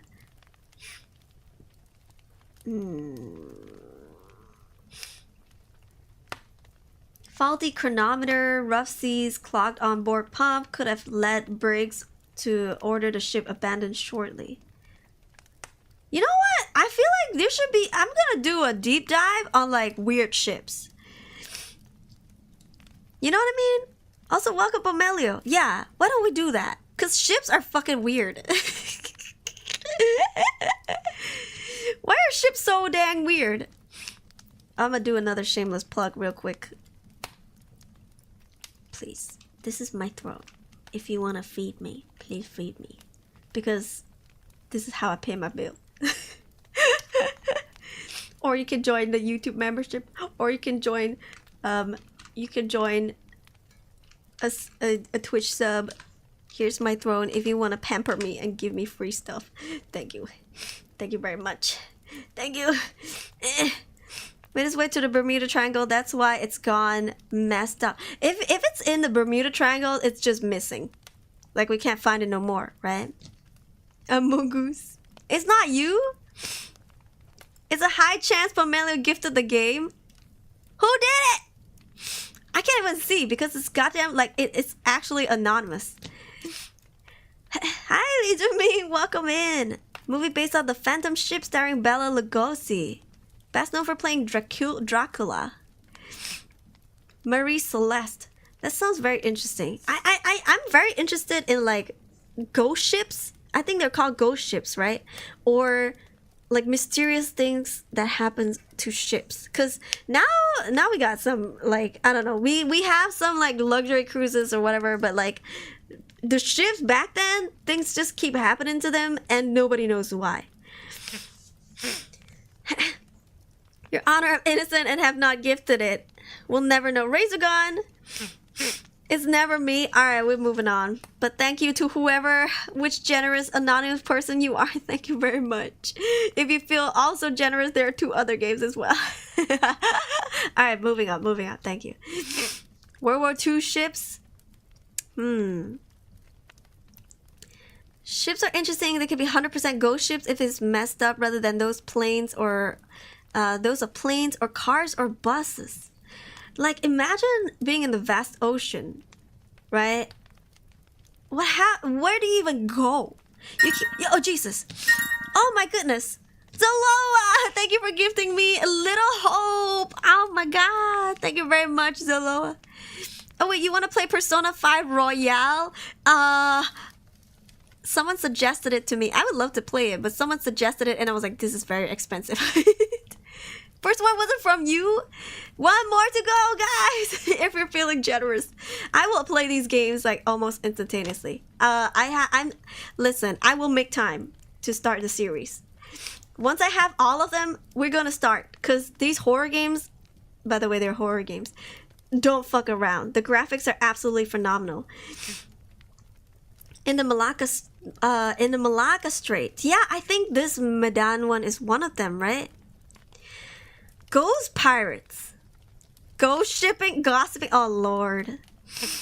Razor Gun, that is so sus. Yeah, Philadelphia Experiment. Yeah, I know. We're still talking about it, you know what I mean? You only have to pay RM15 to play it per month? I don't know, because I'm a variety streamer. So, like, if I pay 15 ringgit to play it once a month, that doesn't seem like it's viable. Yeah. Alright. Well, thank you for recommending this game, because, like, this story, because this is very fascinating. Yeah. You know what? If you guys have any more, like, ghost ship stories, if you have it in video form, like, if someone did a deep dive in video form, please let me know in the Discord server. So maybe we'll do a watch along and, like, a deep dive into, like, shipwrecks, like, because honestly, I'm afraid of the ocean. So, like, anything like this is just proving to me that I will not go into the ocean. Indies nuts. Thank you so much, Will, for coming today. Hello. There was like 200. I know, but like again, I'm a variety streamer, so it's tough for me to like try to start a game on Game Pass and then like subscribe again next month to try to play it again. Yeah. Recom Queen Mary Beef 340 ship as a ghost story. I don't know. Her is better than the original. The ocean is somehow beautiful and terrifying just because of how much we don't know, but exactly. You know, it's not like I'm scared of water by itself. I'm scared of deep water because I don't know what's underneath it. I don't know what's swimming underneath it. I am not built, like, right away, I used to be a professional swimmer, right? But as a professional swimmer, I will tell you swimming in the ocean, swimming in the sea is a very different feeling because a lot of the times it's out of your control. The waves, right? The riptides, it is like not in your control. You have to like learn to go with the flow, literally, right? And like, if a fish comes, okay, listen, if I'm racing a fucking shark, the shark's gonna win over me, alright? No matter how professional I am, I could be the world's #1 fastest swimmer. So, like, the water is just not for us. And if we're dragged down, we can't breathe. We're gonna die in a matter of minutes. So, yeah. Russian sleep experiment could be interesting. Is it on here? Is it on No Sleep? Yeah. So, there's that. You have the phobia? Yeah, it's called thalassophobia. But yeah, thank you, Razor Gun. That was a very interesting topic. that I am interested in. I don't think I've ever told you guys that I am interested in like ghost ships. How about river? Is it the same for you? I think for as long as it's deep, right? It's like over, I would say if it's over my hip, then I try not to go into the water because that means I gotta swim. Instead of walking, I gotta start swimming. And for as long as I need to swim and there's some like, I don't know, Frankenfish, if you've watched that movie before, it's super old, I'm dead. Yeah, I don't like what's swimming in the water. Yeah. Like I don't like not knowing what's surrounding me. In so deep, that's what she said. Dracula novel read the Demeter where the note strange happenings on the ship. It's a Dracula novel? Bring a ghost ship in 7 days? What does that even mean? Sucker punch a shark off the gills to drive it off? But what if there are multiple? What if you sucker punch one and one is coming at you from the back? You know what I mean? Yeah. Anyways, that was cool read. Thank you. There was a crocodile in the water. I was fishing in a bit back then. That's fun. Oh, Lord. It was a chapter from Dracula. Alright. We read this already. Urban legend ships. The Flying Dutchman. Our urban legend ships are okay, too. Yeah. Don't know about the real Dracula. Based on the real life, blah, blah, blah. And then they're like, we don't say blah, blah, blah. Alright. Let's read the next one from March 2019 on No Sleep. This is the next story by Flard. Why did it say March 2019? They're just like labeling which month it was made. I don't say blah, blah, blah. Alright, next story. She sold happiness in glass jars. Literally or what? We don't say blah, blah, blah. I know Frankenfish. You want to make your own Killer Fish movie because of it? You should. Never went to Transylvania. I watched Hotel Transylvania. I watched all of them and I love it. Because the voice actor for the main character is Jake Peralta from like Brooklyn 99. What's his name? Adam what again? I forgot his last name. Can I call Miss Aruri? Yes, you can. Is it Fart? Oh, ayo? Is it VTuber merch? Andy Samberg, right? Adam Sandler. Oh no, not Adam Sandler. Andy Samberg. Right. I thought the dude was Adam Sandler. No. He's the main character from well, he's Jake Peralta from Brooklyn 99. Yeah, 99. Is it Adam Sandler? Are you? No, it's not. You're tripping me. Adam Sandler is Dracula, but the boy is Andy Samberg. Actually, I was still right, huh? Actually, we're both right. Adam Sandler is the I don't say blah blah blah, but the other guy, the boy married to Selena Gomez in the movie. Wait, you know what? Never mind. Moving on. First 3 movies. Countess Elizabeth Bathory. I thought you were talking about Dracula. No, I was talking about the orange hair boy. Yeah, because it was still his character even though he was in the show. Yeah. Anyways. Tell me why ain't nothing. No, number 5. Alright, next story. She sold happiness in glass jars. The poster read, happiness sold in glass jars. Call today. And underneath the text was a phone number. Hello, baby girl. Are you single tonight? Sorry. Well, now. I was walking home from a long, exhausting day of work when I caught a glimpse of the paper stapled on an old telephone pole. I took a picture of it thinking it was amusing.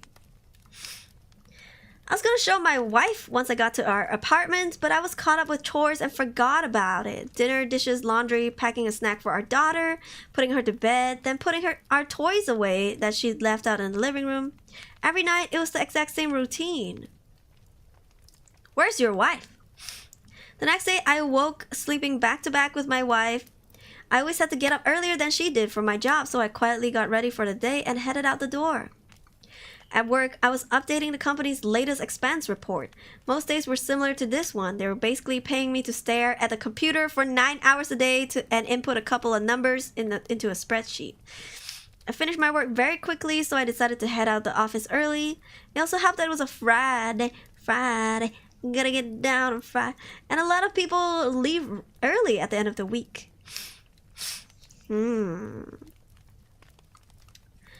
On my walk back, I was thinking about what my life had become. I did this often. I always dreamt of traveling when I was younger. I wanted to drive across the country or solo backpack across Europe. Then I met Kelsey. Don't get me wrong, I loved Kelsey. I mean, I still do. We just don't have that spark anymore. When you meet someone and get in a relationship, whether it's meant to be or not, some of your personal life plans have to be put on hold. And then that relationship turns to marriage, and then you have a baby, and then you have to enroll your daughter into preschool, and you have to get better at a better paying job and work more hours, blah blah blah. This is actually pretty true. But it does not have to be like this. Yeah, does not have to be like this. Yep. But anyways, that's a story for another day. I'm not trying to throw a pity party for myself. I'm just saying I wasn't exactly content with where I was in my life. I wouldn't have referred to myself as a happy person. As I took the same route home that I did every day to work and back, I walked by the same poster I had passed by the day before. I don't know why. I really don't, but I decided to call the number. I figured it would be some joke. Maybe someone just picks up and says, "I love you," on the other end and just hangs up. Maybe it's a line to a sex worker. I had no idea what to expect. Wow. Okay, Razor got it. Thank you for dropping by today. Today was really fun, wasn't it? We said jar. I got the old trauma back once, saw a certain video. It was a dare. Was it the two... Was it 2 girls and 1 jar? I'm just kidding.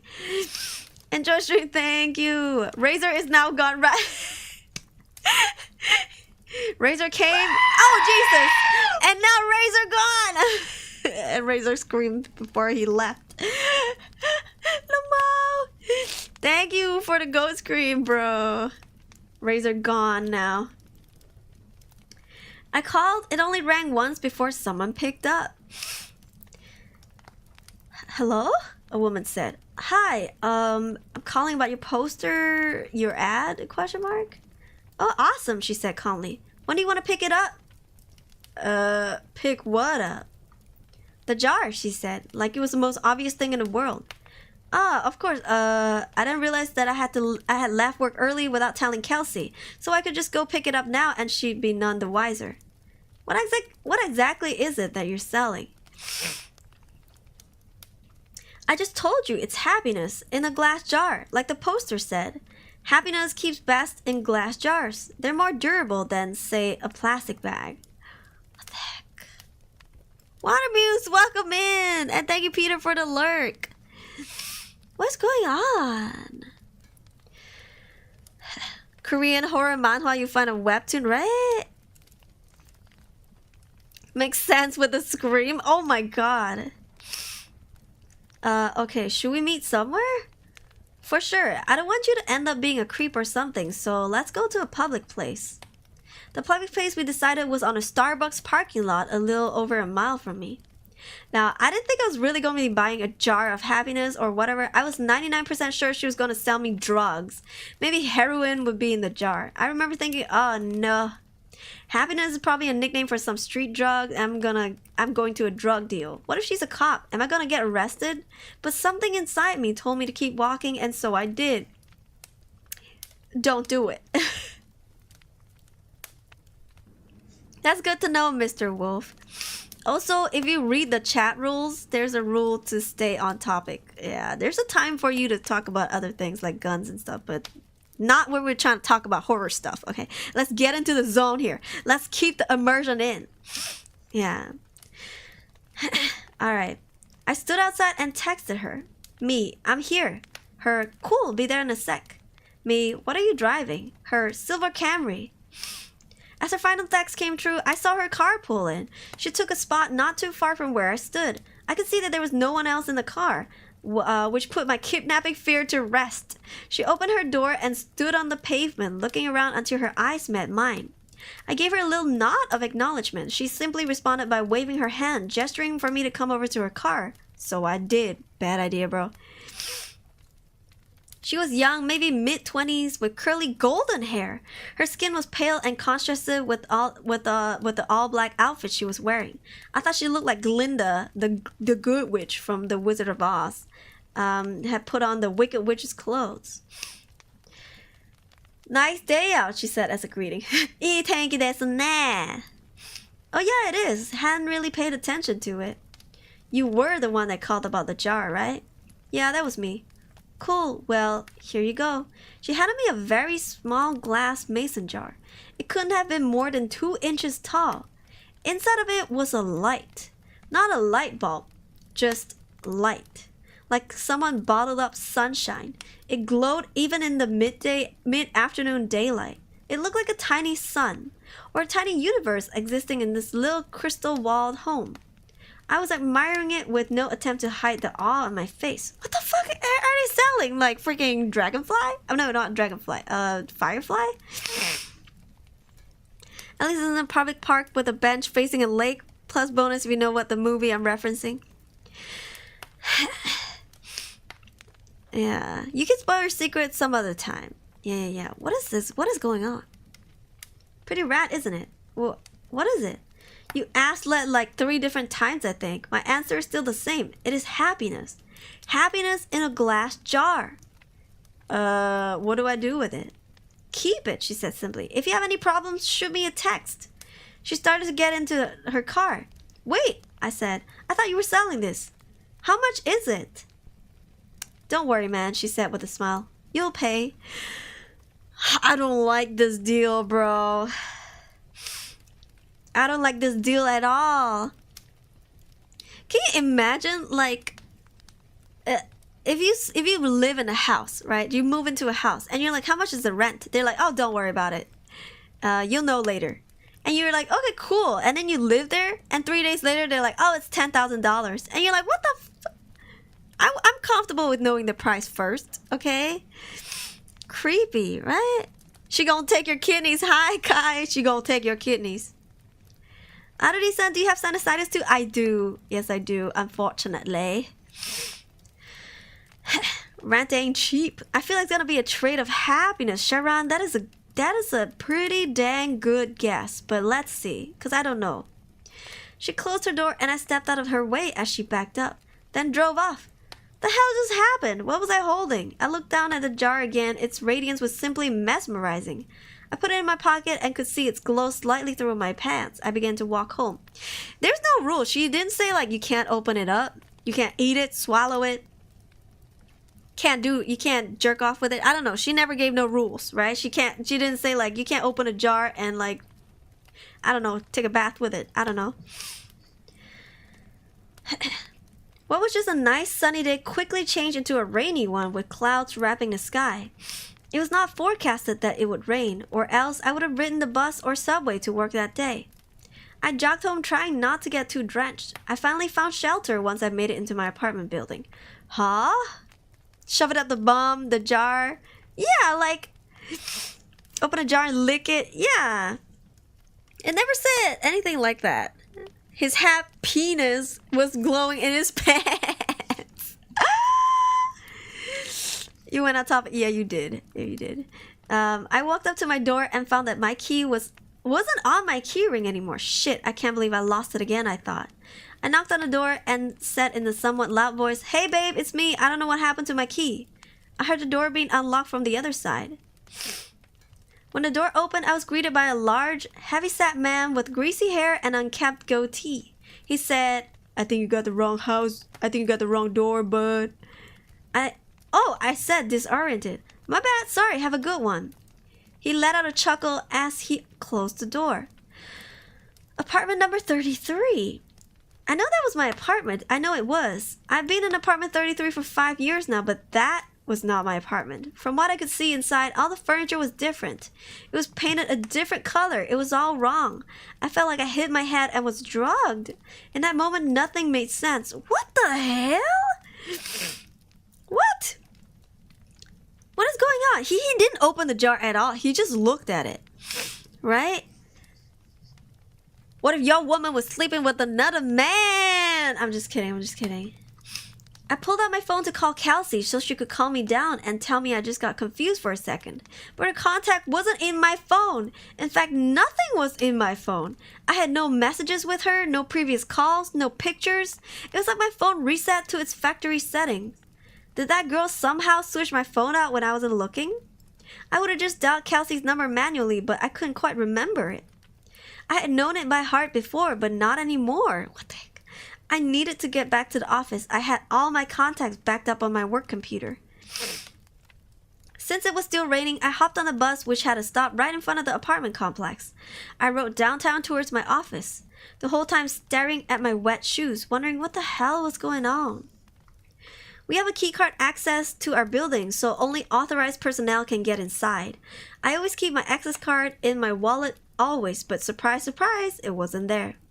I buzzed into the speaker we have for guests with appointments or employees as a backup in case anyone lost or forgot their card.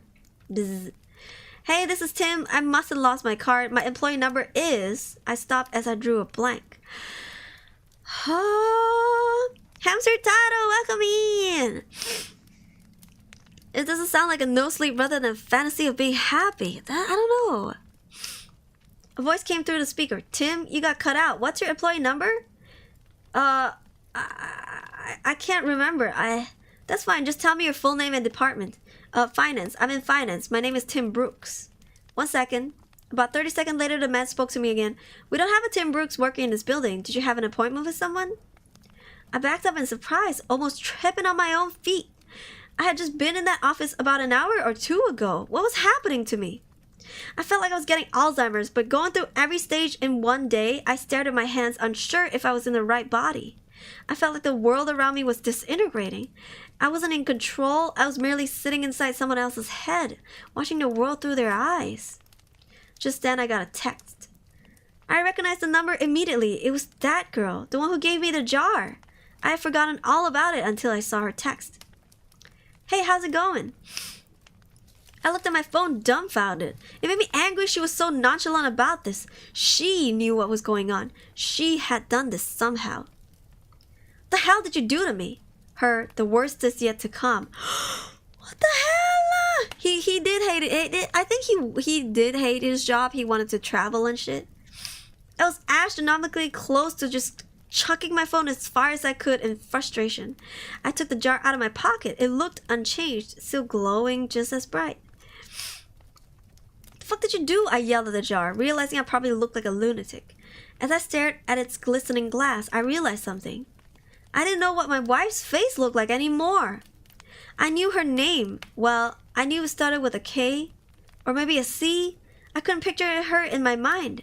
I knew I had a wife. I knew I did, yes, because I had a daughter. I had a wife and a daughter.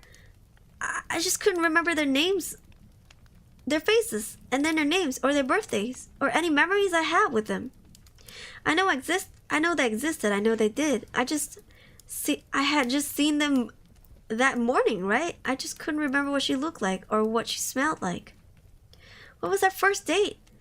We had a wedding, right? What about our first kiss? Or my daughter? Or was it my son? Maybe I didn't even have a kid. But my wife or girlfriend, she was real. I knew she was. The thought was tearing me apart. I couldn't see her in my head. I couldn't recall a single fact about her. Ooh. I was standing outside of the same building, but I was unsure why I was. Did I work there? I must work somewhere. The rain was accompanied by chilly wind now. It was whipping at my face, making my nose and cheeks sting. I wanted to go home. I wanted to be with her. I wanted to be warm. I wanted to go into a shitty office job that kept a roof over my head. I wanted it all. I was soaking wet. I was miserable. I couldn't remember my parents or my childhood. Did I even have any friends? Why was I in the rain? I looked down at my hand. I was still clutching the jar. The only memory of my entire life I could concretely remember was that girl giving it to me, telling me it was happiness. It did not bring happiness. It brought pain. It brought suffering. It was more miserable in that moment than I've ever been. My phone buzzed. Break the jar, Tim. I looked at my other hand. With the setting sun and the rainy sky, I swear the jar glowed brighter than any streetlight near me. I didn't break it because I was following her instructions. I broke it because I was angry. I broke it because I was upset. I needed a release. I raised my arm above my head and brought it down with one swift motion, shattering the jar on the concrete beneath my feet. That dark, chilly air accompanying the rain spread away like it was the shockwave of a bomb going off. And I was at the epicenter.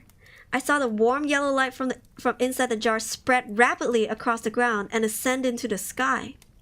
It was as if I was watching the beginnings of the universe being created, like God had just snapped his finger and said, "Let there be light." I was engulfed in it. I could no longer see the street or rain or anything dark. I felt like I was plummeting into a star going faster than the speed of light. I felt like sitting in the front of a fire on a cold winter's night, but that warmth was covering every inch of my body. And then I blinked. Immediately, I could feel the sheets beneath me, and my back barely touching my wife's. I was staring out the window. The morning light drenched through the glass and gleamed on my face.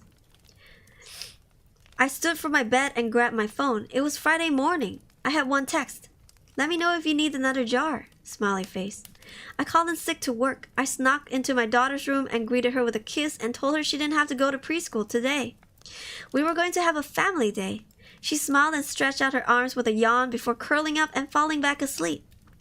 I got in bed and squeezed my wife tightly. I didn't let go for hours. Our daughter came into our room and woke us up eventually. She was jumping on the bed and shouting for us to wake up. Yesterday, I may have found that annoying. Yesterday, I may have found a lot of things annoying, or monotonous, or dull. But not today. Today, I pulled her under covers in between me and Kelsey. Today was going to be a good day. Today, I was happy. This is kind of a wholesome story, bro. This is kind of wholesome. I must have a jar like this without knowing. Everything is falling apart. Must find jar, must break jar, must. Now that's another story right there. Someone stealing jars of happiness from customers, hoarding them into a huge silo, all aglow inside. Their life would be complete and utter hell with all those jars to break through. Who said they planned to break them? Sounds like Russia to me, bruh. The jar is made of bottling all this up inside until you hit the very rock bottom. The jar is you. You don't have to break the jar yourself to realize what you're missing. An acid trip wouldn't hurt, but either that nor rock bottom are your only way out, bro. This was a happy ending. Dang. This is good sleep indeed. We gonna get good sleep from this story. Such a different view on things. Yeah. Jar of happiness. The more he thinks, the more he forgets. Now you learn to be happy with what he has. Exactly. You know, we do take a lot of things for granted. That's what I feel like. And I'll be honest, and not to like be a you know, like a depresso person or anything, but like I realized while I spent too much time away from my mom trying to grieve my dad, I'm losing precious time that I can spend with her while she's still alive. You know what I mean? Like it gives you that perspective, like I'm too busy grieving when I should be celebrating my mom's life, I feel like. So I think in life, shitty things do happen, and it's also cliche to hear people say this, but your attitude when you perceive things, like what you make out of situations, matters a lot. Because we can always be like, I'm so depressed, blah blah blah, I have depression, whatever, I have anxiety, panic attacks, whatever, and dwell in it, or we can like literally try to see outside of that it sounds so cliche whenever people say it, but I think people say it so much because it goddamn is true. You know, it goddamn fucking works. So I feel like that, I don't know, that really makes me constantly try to check myself. I'm constantly trying to like reflect on my perspective, like refresh my mind. And if this thing seems so bad right now, is there a better outcome out of this? Like, is there a light at the end of the tunnel? Or if there is a better side to this tragedy? You know what I mean? Like, try to think positively out of a shitty situation really pulls you out of that deep, dark hole. Yeah, Skillet Gaming, welcome in. Becoming a Christmas Carol or It's Wonderful Life. Yeah. Which is why a whole theory on crisis formation is about helping an individual view a different perspective to help them overcome a crisis. Because I'll be honest, and like, I used to be this person where every time something goes wrong, the reason why I have so much anger, if you realize, I'm an angry person than I am sad, right? When somebody disappoints me, I am just fucking mad than just sad. I don't get hurt. I get really angry. I'm like, how fucking dare you, right? I'm just, because for the longest time in my life, I have been seeing things only dwelling in that sadness, or not sadness, in that negativity. Like, only being like, I guess, never seeing the other side of things, or like looking into a better light. And I dwell in it for so long that it made me a really bitter person. I have been a bitter person for long. I'm a petty person too, so that's a terrible combo because I hold grudges. It's not a beautiful combo, you know? But I've been trying to wise up, and I've been trying to mature better and mature more, that I've been constantly checking myself. Self-reflection, self-awareness. I keep trying to see myself over and over, like, am I being an asshole? You know? And then I tell myself, yeah, I kind of am. And then I work on that. And I try to think of things in a better light, so I'm more happy now. And I am. So, I don't know.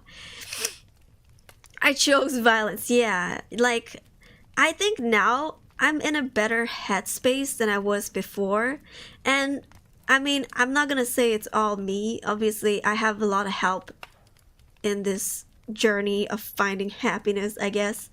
But I feel like, although I do take antidepressants, although I do take medication, it still only helps halfway.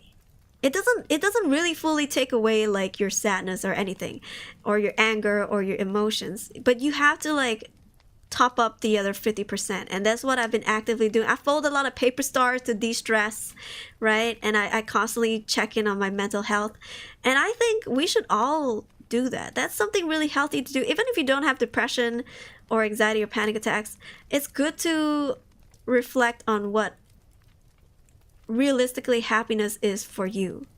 Yeah. In my case, you got heart attack once or twice. Oh my god. Having it once is detrimental, Rogue Ranger Roger. Having it twice or thrice. Jeez, Louise. Who doesn't hold grudges? Some people don't. You'd be surprised. I have some people that are just not bothered. They just literally, when they say they move on, they move on. And I don't know how it is. I'm so petty. I'm like, you wronged me once, bitch, you best believe I'm remembering that. You know, like 10 years to come, I must still be petty at you. Yeah. Happiness is ruined for me for life. I think we just gotta, you know, everybody's life is shitty, whether you want to hear that or not. And it's shitty in one way or another. But and I'm not trying to say that to discredit your sadness or your depression or anything, or be like, boo-hoo, cry me a river. But reality is, yes, like, boo-hoo, cry me a river, because everybody's life is pretty dang shit. Even though their family is good to them, they don't have no problems, they're not, you know, like, forever alone or whatever, they still have their own struggles. Like, life is not perfect for anybody at all, no matter how rich or poor you are, especially no matter how rich you are. So it's really up to like how you make it, you know. A certain special person died. She wanted to live. After her death, I wanted to die, but I kept living for her and her mother's sake. And I mean, no one besides me know about this. That is really sad. But don't you think that she wouldn't want you to be a depressed person? Because if I had died and I was special to someone, I would want them to be a happy person. You know, just because I was depressed, say I don't know what was her story, but say if she self-exited, I think she wouldn't want you to be happy. Or say if she died of any natural, I think no matter what the circumstances would be, she would probably want you to be happy.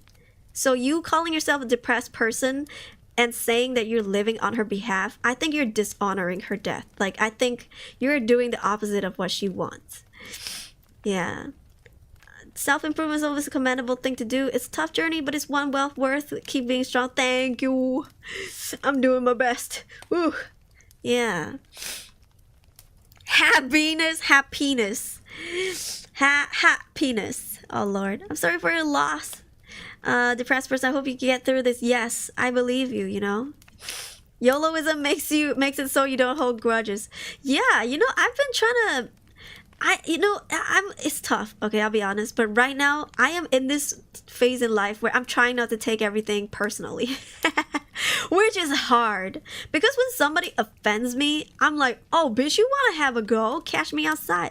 But I'm trying to like wise up and mature to the point where I am quote unquote, I'm not saying always be the bigger person, because I think sometimes it's okay to not be the bigger person, especially when somebody really, really like messed up your shit. But like, I would say if it deems fitting for it, I'm trying to just not take everything personally. Like, maybe this guy says something to me and it's not really much about me, you know, maybe it's about them having some beef with somebody else, but then they let it out on me.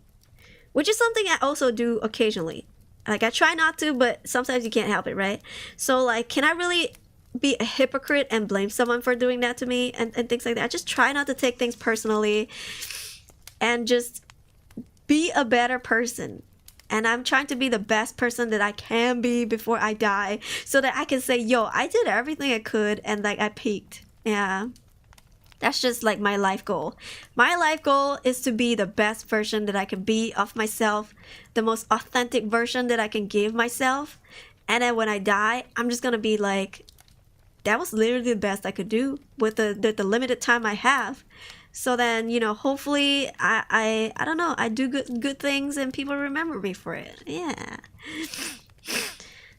Girl, it's been 8 months since the incident, but nobody's giving you a time limit though. Nobody's rushing you. You know what I mean? Like, my dad died like late January. It's like 5 months. Barely 5 months, right? Just past. And I still feel like it was last week. So like, nobody's rushing me. I don't think nobody's rushing you. But I'm just saying, don't dwell in that deep space and get comfortable with it. You know, nobody's gonna throw you a pity party. Obviously, we feel for you, we sympathize, you know, we feel bad about it, like we say sorry, you know, for your loss. But if you're just gonna be like, oh boohoo, I'm always a sad person, like look at me, throw me a pity party, then at some point people are gonna walk away, because it's just like you just want pity at this point. Like, you're not trying to get out of it yourself, you know, so you have to pull yourself out of it. Yeah. Yeah, how to tackle it is what's important. That is true. Also, Fabian, thank you for dropping by. Thank you. Anxiety and panic attacks is a bitch to me back in the day. At least I learned to deal with it now. All things that will happen will be happening. That is true, William. That is true. Right now, I'm not scared of panic and anxiety attacks anymore, because there was a time when I was. Now I'm in the place where, like, if it happens, and when I know it's about to happen, because I know what it feels like now, I take my pills and I go lay down. I do nothing. I just relax and try to go to sleep. And because I know how to tackle it now, I'm not scared of it anymore. You know, because panic attacks, they make you panic, right? But you can feel it coming on. Sometimes it comes on really fast within minutes. But before that, I try to nip in the bud. I take my meds and then I drink the water to flush it down. And then if it happens while the medication is taking place, I just be like, it's okay. The meds will kick in. And eventually they do. And I just chill out. So that's my personal anxiety and panic attack experience. Yeah. Can you give me a tip on how I can control my rage? You need to constantly chill out. it sucks and it sounds annoying when people tell you to take a chill pill because it's easier said than done. But you need to constantly find things that gives you like chill, like calmness. For me, it's origami. I know it sounds stupid to certain people. I don't expect everybody to do this. I fold paper stars in my free damn time. And to some people, that's really dumb. But some people, they're like, okay, you fold paper stars to de-stress. I play Mobile Legends. Or I play Valorant. Or I play shooting games. It might be tense in a short moment, but after that, I feel released. You know? And they keep doing that, repeat, rinse, and repeat, rinse, and repeat. Eventually, they just reach the point where, like, because you distress enough, that your stress levels are just gone. And I'm not saying stress won't happen to you again, but you just gotta repeat it over and over again to, like, keep distressing. That's yeah. The real no sleep topic. That's true. That's true. We do need to talk about heavy topics sometimes. Thank you for the hat pats. I got through this in 1 week because we haven't seen each other for 6 months. Every time I thought about this thing, I was thinking she knew what to do. She knew everything. I think it sounds like it sounds very personal to you, and like it sucks. But honestly, and I feel like I can speak for her. But she would want you to be happy. I don't think she would be happy for you to, no matter what relationship you have. I don't think she would want you to like constantly fish for pity party. Yeah. Like one day I hope to see you change your name to like, I don't know, maybe not happy person because that's a bit too much, but like, I don't know, better person or something like that. So that she would be proud of you. Yeah, like, I don't know. I think it would break my dad's heart if I was constantly depressed.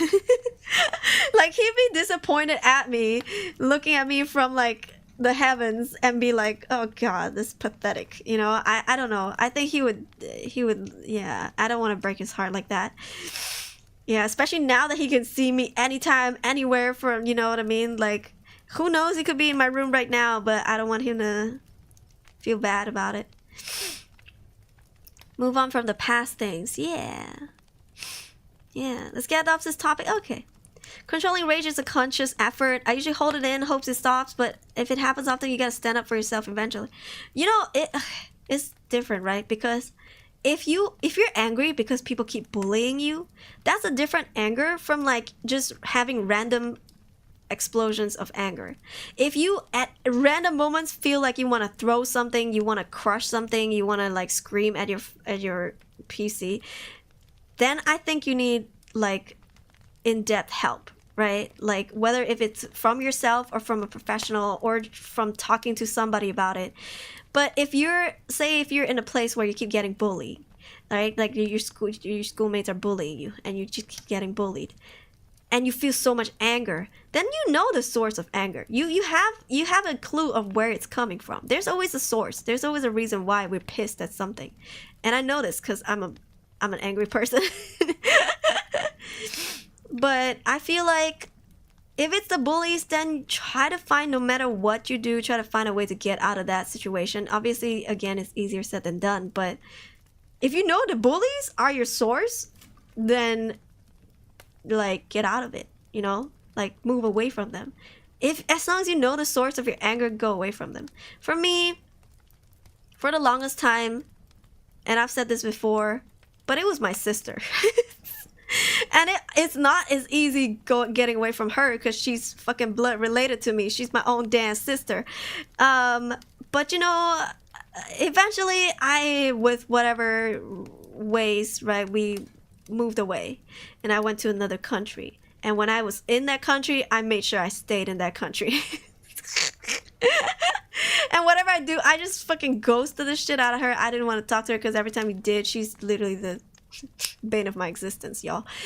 So, you know, like, I'm not saying it's easy because I had to stick with her until I grew up, right? But then after that, when we got to split ways, I'm at a better place now, you know? But I knew where my source of anger was from. And so I feel like if you know it, do your best.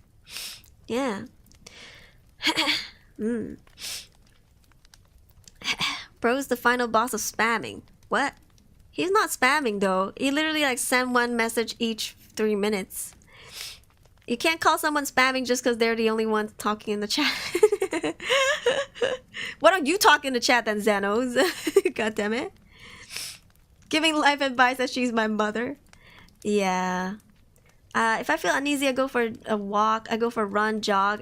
Until I can't walk, stress my body out, my brain won't affect me. That is such a healthy way. Yeah.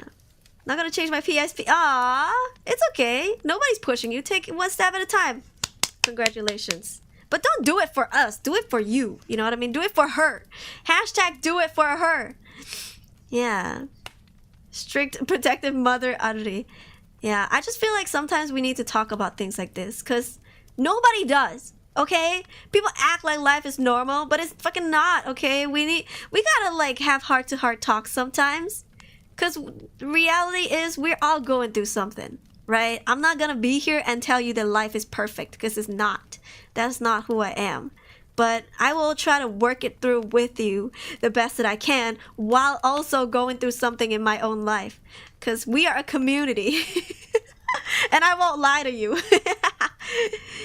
You have a brother you despise. Yeah. His personality is still shot. We'll work on it. Don't you worry. It's a process. Yeah. We'll help you out. Experience does teach you many things. Yeah. That's so true what you said. We can get along with every people. Being angry all the time is not healthy. It is not. It is not easy to have like anger management. It's really not, because dude, sometimes or rip somebody's face off. But you know, I've been trying to work on it myself, and I feel like I'm less angry now than I was before. I'm not that grumpy of a person no more. Still grumpy, but not that grumpy. I'm still a cranky person, but less now. Life is hard, but I'm harder. Amen. That is my favorite quote. Yeah. The name is just to remind me why I'm still here. Yeah. Many thanks for being willing to talk about these things, Aruri. Of course, of course. I think this is very healthy for all of us. Yes. Only gambling here. Because my older sister is sad. See, because you want to make her happy now, you should do your best to get better. You know, like to improve yourself and be less mad so that your sister can be happier. She can be your motivation. Hey, that's perfect. How long is this lecture going on for? For as long as I want, damn it. Listen, here's one thing about watching a live streamer. You don't get to usher the conversation. I do, because I'm the host. This is my channel. It's my content. If I decided I don't want to talk about horror streams no more, we want to talk about life lessons, and we will, okay? Like, if it's up to me, I will make it happen. It is not the viewers to like tell me what to do on my own content. Don't get that wrong, okay? Lots of new viewers who watch VTubers or streamers, they're like, oh my god, can we start the stream already? I'm like, if you can't wait, then watch the VOD later. Skip forward. Like, why are you here? Don't rush me, bro. Anyways, what motivated me in the past was one quote: God gave me so much shit, he must think I'm quite badass. That is a good way of thinking. Yeah, nothing wrong with being happy. Exactly. There's nothing wrong with being happy. And happiness is hard. Even for me, it's hard for me to find it too. But I'm always gonna look out. There's little happiness in everything, every day. Yep. Yep. I got scolded by mommy. That's not something you should be proud of. Anyways, if you annoy me enough times, like I said, as I always do, being in my community, it is a privilege. It is not a right. Okay? I get it, like, oh, of course I want more viewers. But if this specific viewer is being annoying, it pisses me off, it throws my community off, I will kick you out because you're the cancer, okay? So try to be more likable, at least, if you want to stay in the community, because you don't have a right to be here. You don't. Trust me. You don't have the right to be in anybody's community if you're a shitty person. Okay? I don't care how much you donate. It doesn't matter. Alright? You're not the main character, yeah, of anybody's life. Okay? So learn to respect people and like coexist. That's the whole point. Anyways, this is a community. This is a community! This is society! Alright, anyways. What the heck is this? M59 Gar Series 12, Single 17, Scariest 18. Huh? I don't understand Reddit and their awards. What the heck does this mean? Series 12, single 17, scariest 18. Is this an age thing? We're just NPCs. No. We're all here to coexist. Yeah. And we gotta learn.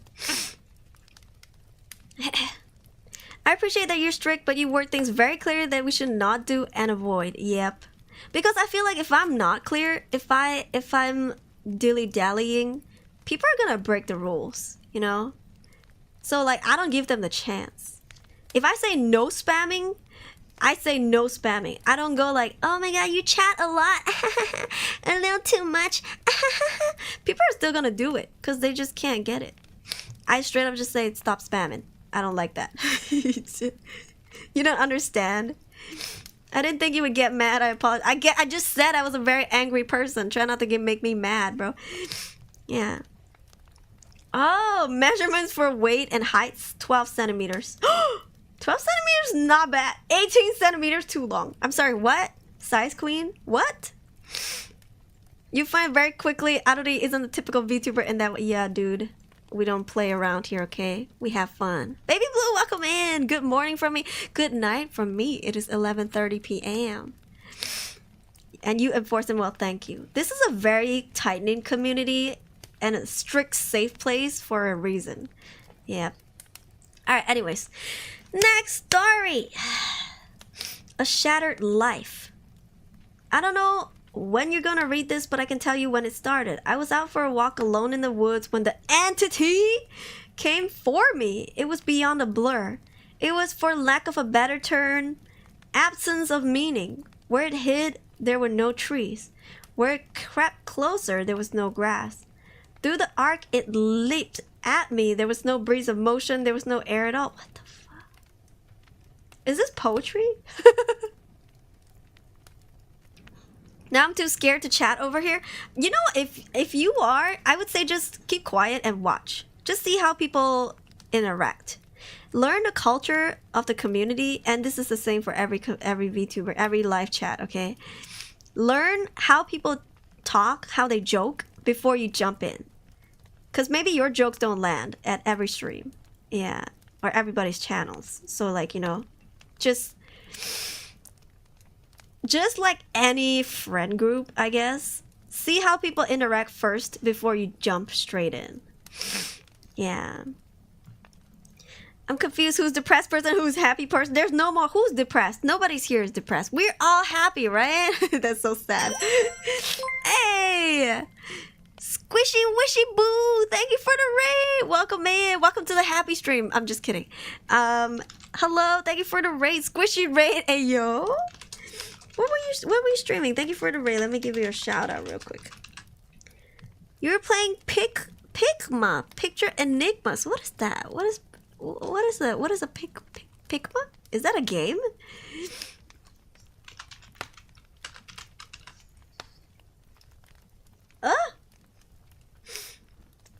Photo enhancer. AI photo enhancer. Huh? Picture Enigma. Oh, it's like it's a game. It's a video game. Collection of puzzle games where you use your logical skills to reveal hidden pictures. Wow. Nonograms. Was it fun? Nice to meet you too. Thank you for the raid. We are doing horror stories. Also life lessons, but that's just another Tuesday on this channel. Hello everyone, my name is Aruri. I'm a wind-up doll Vtuber. 2 games this stream. Earlier was no rest for the stream. No rest. Is that a horror game? Because if it is. No rest. What don't I see? No rest for the wicked? Souls-like game. Oh. Interesting. Came out recently. Sorry for interrupting your narration. Oh, no worries. We didn't really get too deep into the story. Literally just the first paragraph. Yeah. Hope you had a good stream. Thank you for the raid. I'll give you a shout out on Twitter, on X, after I end my stream. Yeah. Yeah, thank you. As long as Aruri's holding me at gunpoint, I'm happy. Oh, Lord. I would never do that to you, Blue. You're too sweet. You're too sweet. Yeah. Having dinner. Okay, eat well. Hope you're having a good day. Thank you. So we just read something that is really like a poetry. Need to head up. It was nice talking to you. Feel free to rest well. Yes, take care. Thank you. Squishy Wishy Boo. That's such a cute name. Squishy Wishy Boo. Hey. I've attained too many achievements on this channel. A friend, I evolved. A hot mommy. I'm very sorry about the last one. You're welcome. Thank you. You're welcome. Alright. What do you think this means? I was out for a walk alone in the woods. The entity came for me. It was beyond a blur. It was, for the lack of a better term, absence of meaning. Where it hid, there were no trees. Where it crept closer, there was no grass. Through the arc, it leaped at me. There was no breeze of motion. What is this, like philosophy? What is this? It's so cryptic. Slender Man? It's called a shattered life. As it struck, I felt the distinct sensation of claws puncturing me somewhere unseen. Somewhere I'd never felt before. Somewhere where the sun don't shine. I'm just kidding. I'm just kidding. My hands and arms and legs and torso seemed fine. And I wasn't bleeding. But I knew I had just been injured somehow. As I fearfully ran back home, I could tell that I was less. I was vaguely tired and it was hard to focus at times. You were less? Okay, Oscar, sleep well, happy person. I hope you don't take it too hard with what's happening with your friend, and I hope you find lots of things that can help you de-stress and get better. Yeah. Is there a Discord group or similar? I do have a Discord server. If you scroll down on the description box, it is in the, yeah, it says somewhere, it should be near the top. You'll be able to see, like, join the Discord server. Yeah. Thank you for the follow, Squishy Wishy Boo. Rest well. The solution at that early stage was easy. A big cup of coffee helped me feel normal again. For a while, that subtle drain on my spirit became lost in the ebb and flow of caffeine in my system. You could say that my life began that week, actually, because that was when I met Mar. Mar, she and I got along great. Though, to be honest, I'm pretty sure I fell in love with her over the phone before we even met. It was almost as if the strong emotions of that first week make the entity fight back. It was still with me, latched on to some invisible part of my being.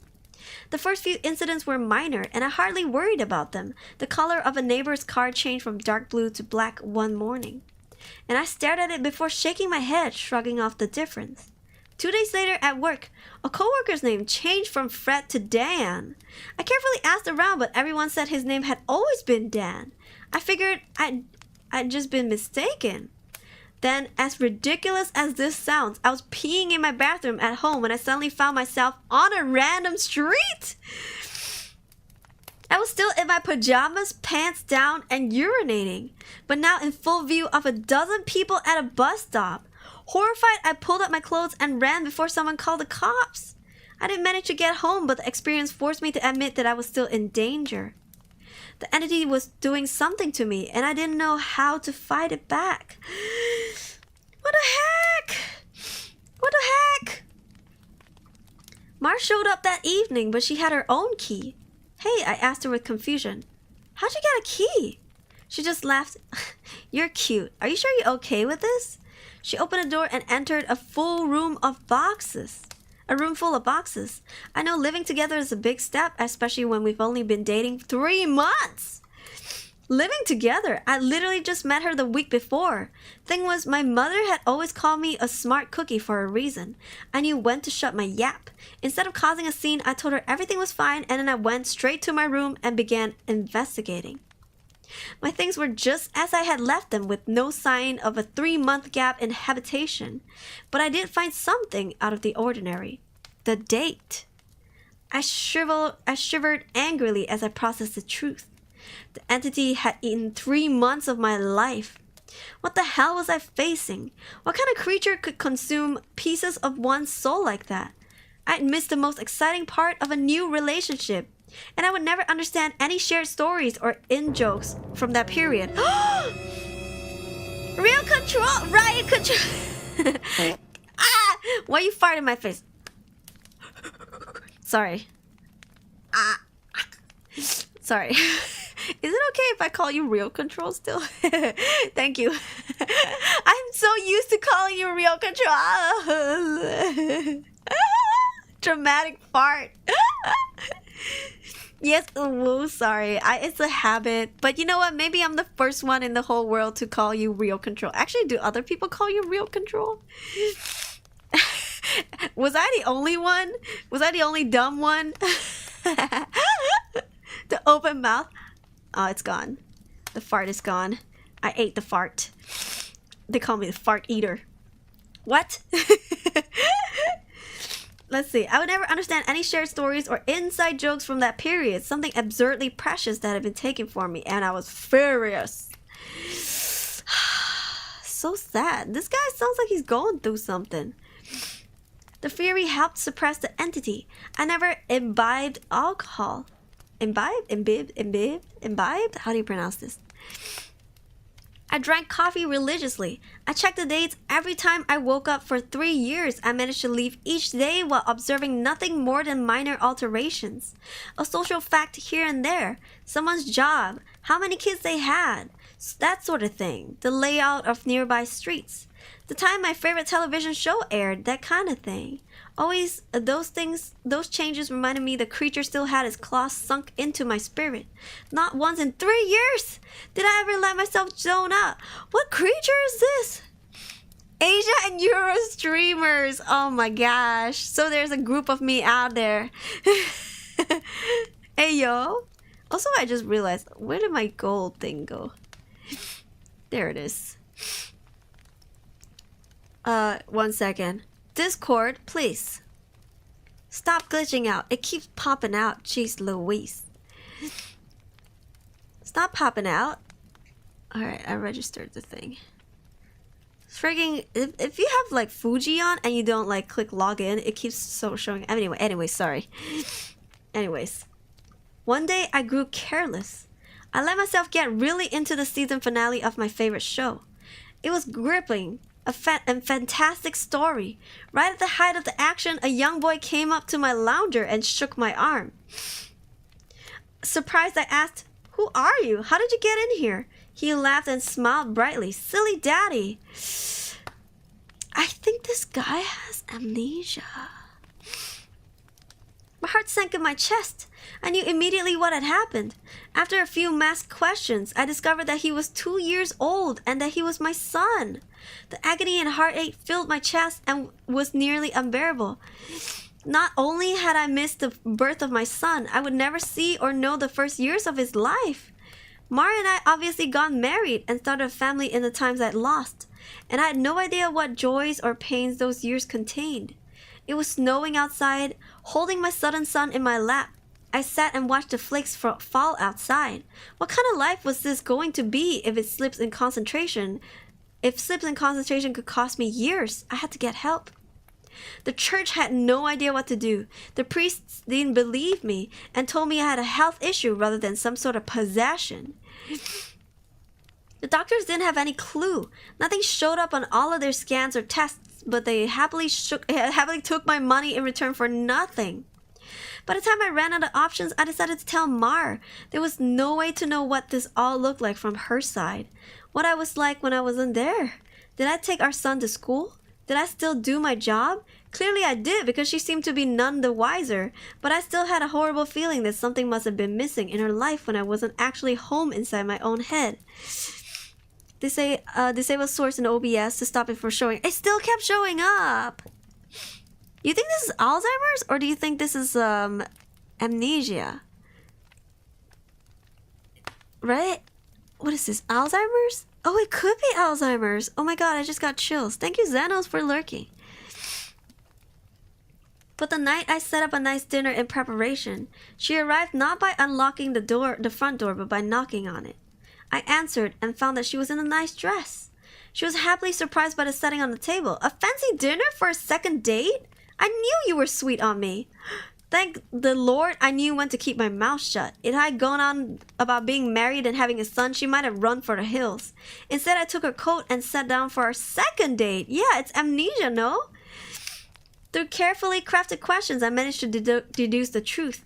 This really was our second date. She saw relief and happiness in me, but interpreted that as dating jitters. I was just excited to realize that the entity wasn't necessarily eating whole portions of my life. The symptoms, as I was beginning to understand them, were more like the consequences of a shattered soul. The creature had wounded me, broken me into pieces. Perhaps I was to live my life out of order, but at least I would actually get to live it. And so it went on for a few years, from my perspective. While minor changes in politics or geography would happen daily, major shifts in my mental location only happened every couple of months. When I found myself in a new place and time in my life, I just shut up and listened, make sure to get the lay of the land before doing anything to avoid mistakes. On the farthest flung leap yet, I met my 6-year-old grandson, and I asked him what he wanted to be when he grew up. He said writer. I told him that was a fine idea. Isma, welcome in. Doctor taking money without helping, so true. I may have Alzheimer's, but at least I don't have Alzheimer's. That always stuck with me. That is actually kind of cute. I have Alzheimer's, but hey, at least I don't have Alzheimer's. Oh, Lord. Then, I was back in month 2 of my relationship with Mar, and I had the best night with her on the riverfront. When I say the best, I mean the best. Knowing how special she would become to me, I asked her to move in. I got to live through what I missed the first go around, and I came to understand that I was never mentally absent. I would always be there eventually. When we were moving her boxes in, she stopped for a moment and said she marveled at my great love, as if I'd known her for a lifetime and never once doubted she was the one. I'm going to cry. This is so sweet.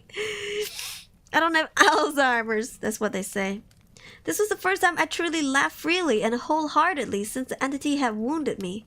She was right about my love for her, but for exactly the reason she considered a silly romantic analogy. I had known her my whole life, and I'd come to terms with my situation and found peace with it. It wasn't so bad to have sneak peeks at all the best parts ahead. But of course, I wouldn't be writing this if it hadn't gone worse. The entity was still with me. It had not wounded me and departed like I wanted to believe. The closest I can describe my growing understanding was that the creature was burrowing deeper into my psyche, fracturing it into smaller pieces. Instead of months between major shifts, I began having only weeks. Once I noticed that trend, I feared my ultimate fate would be to jump between the times of my life, heartbeat by heartbeat, forever confused, forever lost. Only an instant in each time meant I would never be able to speak with anyone else, never be able to hold a conversation, never express or receive love. As the true depth of the fear came upon me, I sat in an older version of me and watched the snow falling outside. That was the one constant in my life. The weather didn't care who I was or what pains I had to face. Nature was always there. The falling snow was always like a little hook that kept me in a place. The pure emotional peace it brought was like a panacea on my mental wounds, and I never yet shifted while watching the patterns of falling white and thinking of the times I've gone sledding or built a snow fort as a child. A teenager touched my arm. Grandpa? Eh? He startled me out of my thoughts, so I was less careful than usual. Who are you? He half grinned, as if not sure whether I was joking. Handing me a stack of papers, he said, "It's my first attempt at a novel. Would you read it and tell me what you think?" Ah, of course, pursuing that dream of being a writer, I see. This story's gonna fucking make me cry. This story's gonna make me cry. He burned bright red, trying to anyway. Alright, run off. I'll read this right now. The words were blurry and annoying. I looked for glasses I probably had for reading. Being old was terrible. I wanted to leap back into a younger year, but not before I read his book. I found my glasses in a sweater pocket and began leafing through. Mar putted in and out of the room, still beautiful, but I had to focus. Aww. I didn't know how much time I would have there. This is gonna fucking make me cry. Oh my god. It seemed that we had relatives over. Was it Christmas? A pair of adults and a couple of kids I didn't recognize tromped through the hallway, and I saw my son, now adult, walk by with his wife on the way out of the door. As a group, the extended family began sledding outside.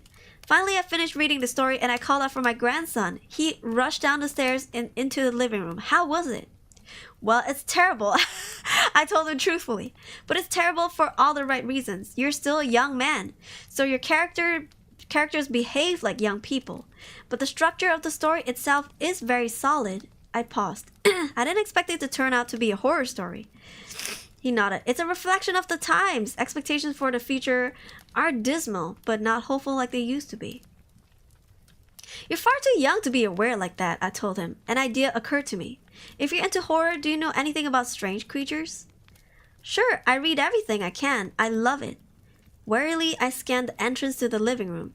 Everyone was so busy outside. For the first time, I opened up to someone in my life about what I was experiencing. In hushed tones, I told him about my fragmented consciousness. For a teenager, he took it well. You're serious? Yes. He donned the determined look of a grown man accepting a quest. I'll look into it, see what I can find out. You should start writing down everything you experience, build some data. Maybe we can map out your psychic wound. Wow, sounds like a plan. I was surprised. That made sense, and I hadn't expected him to have a serious response. But how will I get all the notes in one place? Let's come up with somewhere for you to leave them, he said, frowning with that thought. Then I'll get them, and we can trace the path you're taking through your own life. See if there's a pattern. This is so big brain. Oh my god. For the first time since the situation had gotten worse, I felt hope again. How about under the stairs? Nobody goes under there. Sure, he turned and left the living room. I peered after him. I heard him banging around near the stairs. Finally, he returned with a box, laid it on the carpet, and opened it to reveal a bursting stack of papers. He exclaimed, "Holy crap!" But of course, being a teenager, he really didn't say crap. Taken aback, I blinked rapidly, forgiving his cussing because of the shock. Did I write those? Oh my god! He looked up at me with wonder. Yeah, or you will. You still have to write them and put them under the stairs after this. He gazed back down at the papers, then covered the box. So you probably shouldn't see what they say. That could get weird. That much I understood. Right. He gulped. There are like 50 boxes under there, all filled up like this. Deciphering these will take a very long time. His tone dropped to deadly seriousness. But I will save you, Grandpa, because I don't think anyone else can. Thank you for the follow, Divine Hen. Tears flowed down my cheeks then. I couldn't help but sob once or twice. I'm gonna fucking cry. I hadn't realized how lonely I've become in my shifting prison. In my shifting prison of awareness until I finally had someone who understood. Thank you so much. Oh my god, hold on. Whoa, where's my tissue? What the fuck? I need a movie of this. What the hell? Oh my Jesus, this is not what I was expecting reading this. What the hell? Oh my Jesus. Okay. And then I was young again. And I worked on a random Tuesday. Once the sadness and relief faded, anger and determination replaced them. After I finished my work, I grabbed some papers and began writing. While the weeks shifted around me, while those weeks became days and then hours, I wrote every single spare moment about when and where I thought I was. I put them under the stairs out of order. My first box was actually the 13th, and my last box was actually the 1st. Once I had over 50 boxes written from my perspective, and once my shifting became a matter of minutes, I knew it was up to my grandson to take it from there. This is so good. I put my head down and stopped looking. I couldn't stand the river of changing awareness any longer. Names and places and dates and jobs and colors and people were all wrong and different. I had never been older. I sat watching the snow fall. A man of at least 30 that I vaguely recognized entered the room. 30! Come on, I think I finally figured it out. I was so frail that moving was painful. Are you him? Are you my grandson? Oh my fucking god. I'm gonna cry. What the hell? emotional for me. Oh my goodness. What the heck is this? Woo! Give me a moment. Woo! I need a minute. Jeez Louise. What the hell, dude? This is like the Notebook. You ever read The Notebook? This needs to be a movie. Oh my god. I have tissues. Yes, he took me to a room filled with strange equipments and sat me in a rubber chair facing a large mirror twice the height of a man. The pattern finally revealed itself. How long have you worked on this? I asked him, aghast. Tell me you didn't miss your life like I'm missing mine. Oh my god. His expression was both stone cold and furiously resolute. It'll be worth it. He brought two thin metal rods close to my arm and then nodded at the mirror. Look, this shock is carefully calibrated. The electric zap from his device was startling, but not painful. In the mirror, I saw a rapid arching light silhouette appear above my head and shoulder. The electricity moved through the creature like a wave, briefly revealing the terrible nature of what was happening to me. A bulging leech-like mouth was wrapping around the back of my head, coming down to my eyebrows and touching each ear. And its slug-like body ran over my shoulder and into my very soul. Oh my god. Oh Jesus. Jesus, Doc! It was a parasite and it was feeding on my brain. It was feeding on my mind. My now adult grandson held my hand as I took in the horror. After a moment he asked, removing is going to hurt very badly. Are you up for this? Fearful, I asked. Is Mar here? I'm gonna cry again. His face softened. I can't do this, bro! Oh my god! I'm a fucking cry-tuber for a reason. I cry so much. This is too much for me. His face softened. No, not for a few years now. No, not Mar. My beautiful wife. This is so sad. But won't he know? Like, he would go back to know, right? Holy shit, I'm so emotionally attached to every character. Oh my god, this is in a way a no sleep, but like, this is not what I expected. I could tell from his reaction what had happened, but I didn't want it to be true. How? We have this conversation a lot, he responded. Are you sure you want to know? It never makes you feel better. Tears brimmed in my eyes. Then I don't care if it hurts or if I die. I don't want to stay in a time where she's not alive. I'm gonna cry. Like I'm not already crying. Bitch. Bitch. Woo! He made a sympathetic noise of understanding and then returned to his machines to hook several wires. Diodes and other bits of technology to my limbs and forehead. While he did so, he talked. I've worked for 2 decades to figure this out, and I've had a ton of help from other researchers of the occult. This parasite doesn't technically exist in our plane. It's one of the lesser spawns of... Okay, Elon Musk, you need to tell me how to fucking pronounce this. Korean K B U.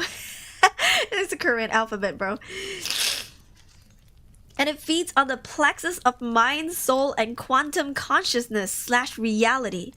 When details like names of colors and details like names and colors of objects changed, you weren't going crazy. The webs of your existence was merely losing strands as the creature ate its way through you. What? I didn't fully understand. I looked up in confusion as he placed a circlet of electronics like a crown on my head, in exact line with where the parasite's mouth had ringed me. What is UKBU? I'm just gonna call it UKBU, okay? Because I can't read this shit. Asakage, welcome in! Dark Assassin! You should stay till the end of the story. But anyways, take care. Thank you so much. Thank you so much for coming tonight. Oh, tsukare. He paused his work and grew pale. I forgot that you wouldn't know. You're lucky, believe me. After a deep breath, he began moving again and placing his fingers near a few switches. Ready?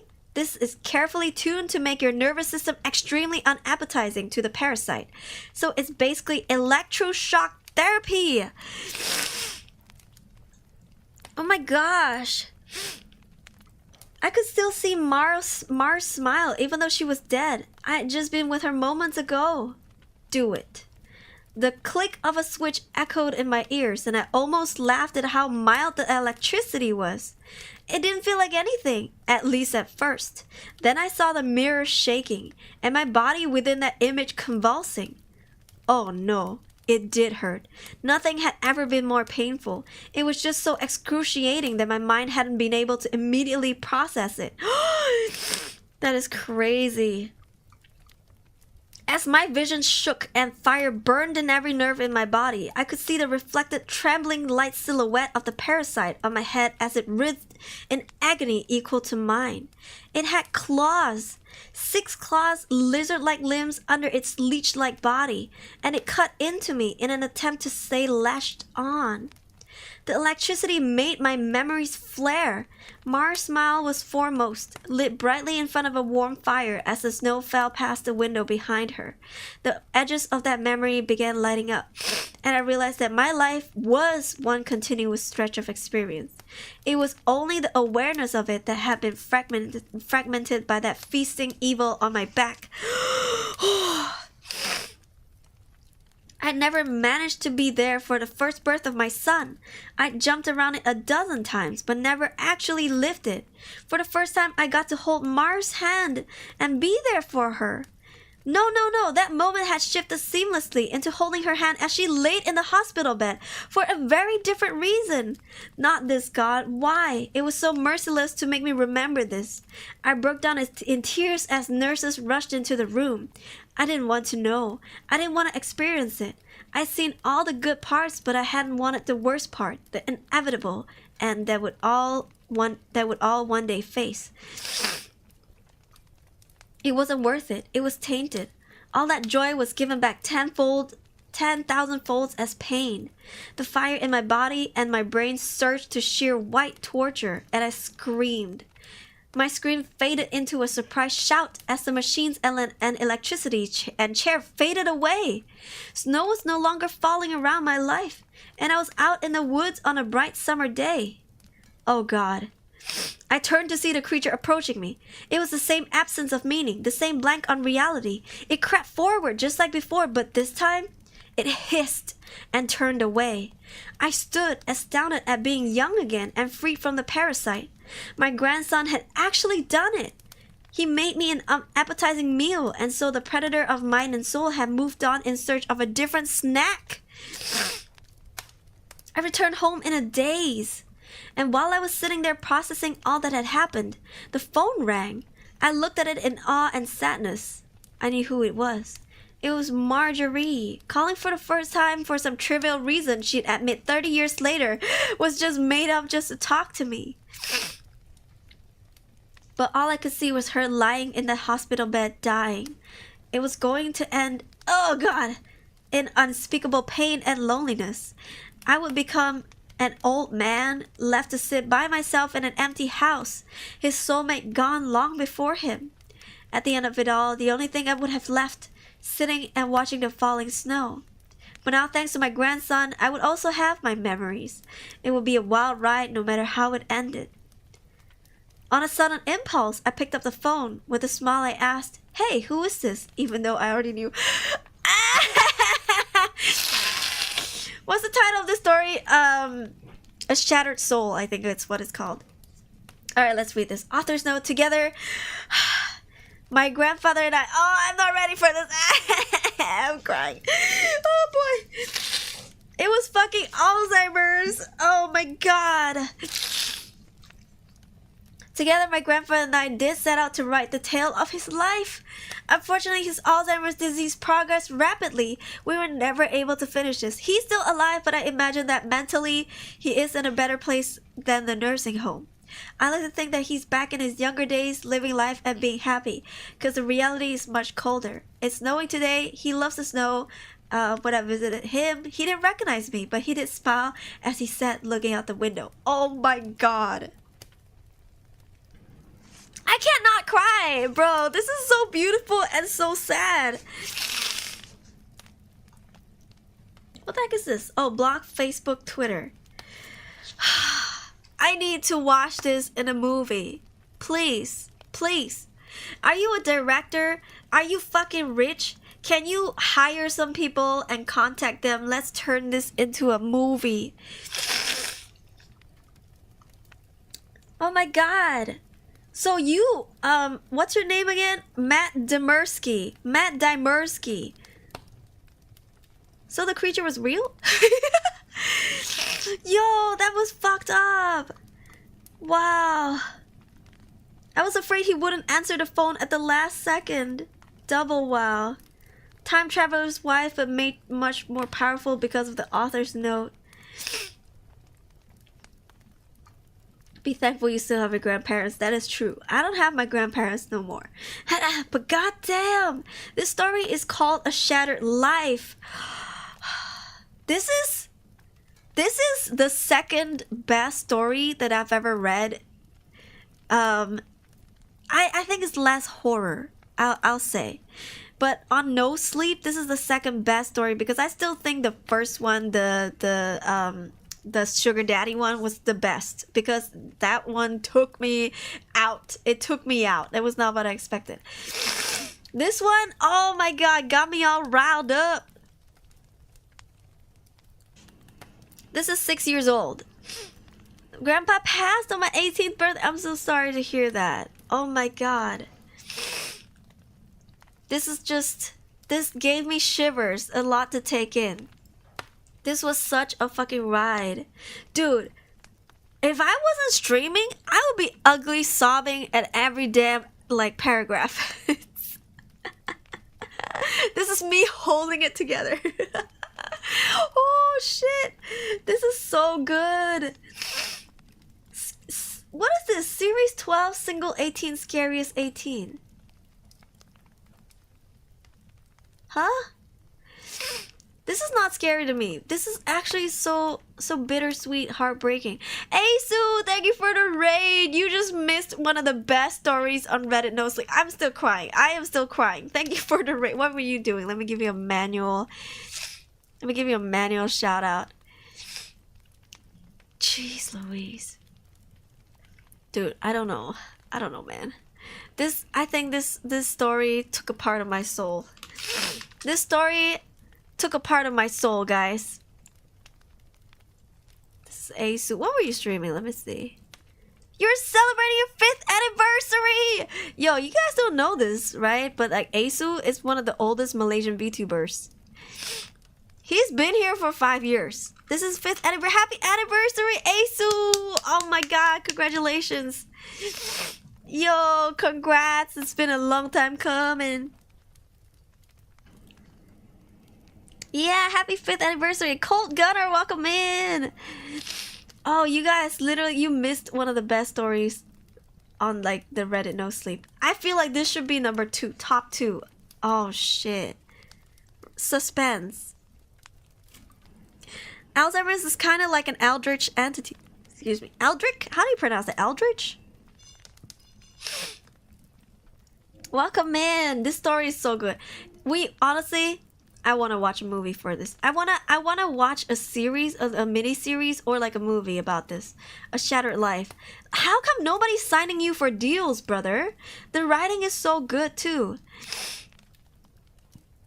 You sound sick. Oh, okay, I literally just ugly sobbed on stream. I was crying because this story made me cry. Not because it was scary. It was, I don't know, it's a roller coaster of emotions.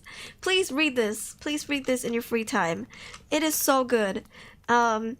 It is less about the horror and it's more about like Alzheimer's.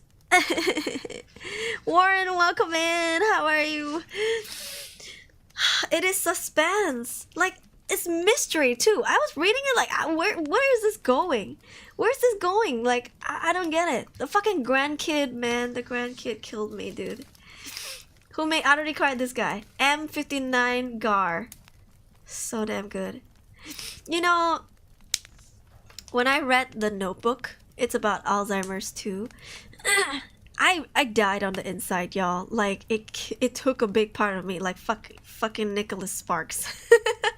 You know, I was such a sucker for Nicholas Sparks like novels. I still have the Notebook, literally the book, yeah, with me, in this current house. Yeah, and oh my gosh, I remember when I read the book, I broke down into a million pieces, and like I just feel like, dude, if there is a God, if a God is out there, please don't let me have Alzheimer's or anyone around me. Please, for the love of God, nobody, please. If there's a God out there, please. Yeah. 57 more Hallmark Christmas movie. I don't think this should be in Christmas, I feel. This is too heavy. Yeah. Things that makes you forget. Yeah, that's bad. Yeah, this story hits different. And it's such a perspective that like I've never seen before. Because even the Notebook, I mean, you do see the perspective, but it's not as clear as this guy. Like the timeline was jumping from like old to young to like what, I got married to like, wait, didn't we just date last week? Yo, what is this award about? I don't get it. Not all tears are bad. That is true.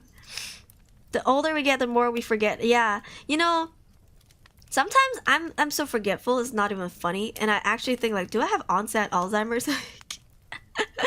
I know I laugh at it because this is how I cope, but sometimes I actually unironically wonder, like, bro, because my memory is so bad.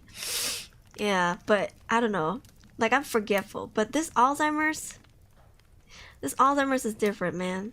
Gotta keep the brain active. Yo, I'm trying. And these games puzzle games help me, even though I'm too dumb for them. This story's so good. You know, I'm gonna give it like 200 out of 10, bro. 200 out of 10. I'm too soft for this story. How you expect me to read this and not cry, dude?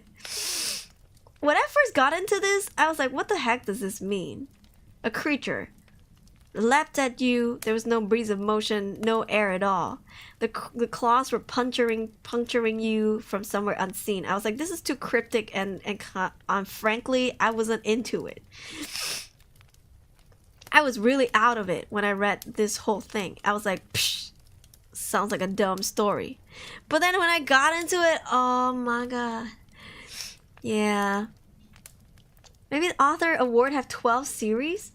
Really?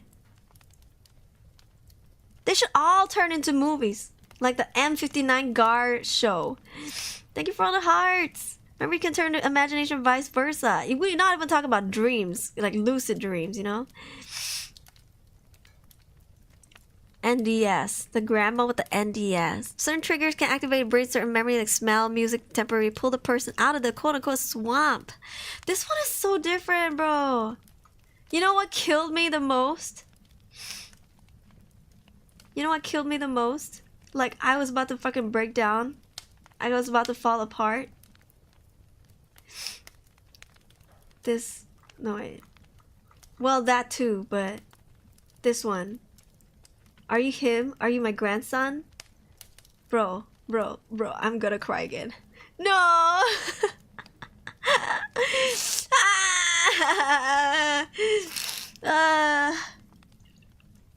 12 on a series catalog. Maybe. Should I look into it? Writer of horror and science fiction. You know what? I'm afraid to click into this but he doesn't say he's an adult writer, so yeah. Cause Reddit, they sometimes don't censor nudity. I'll slowly scroll. Slowly. Oh, this is just I don't know how to use Reddit. Is this just a reply? Overview. Posts. Okay. Tales from the Void. .tv. I learned a new skill and it cost me everything. Yo, let's read this.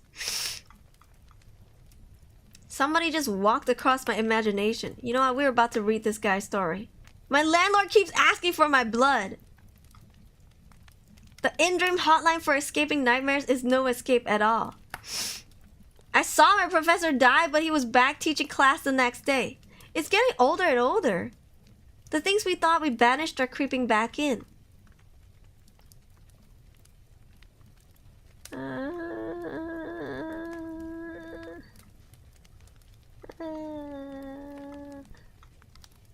Podcast.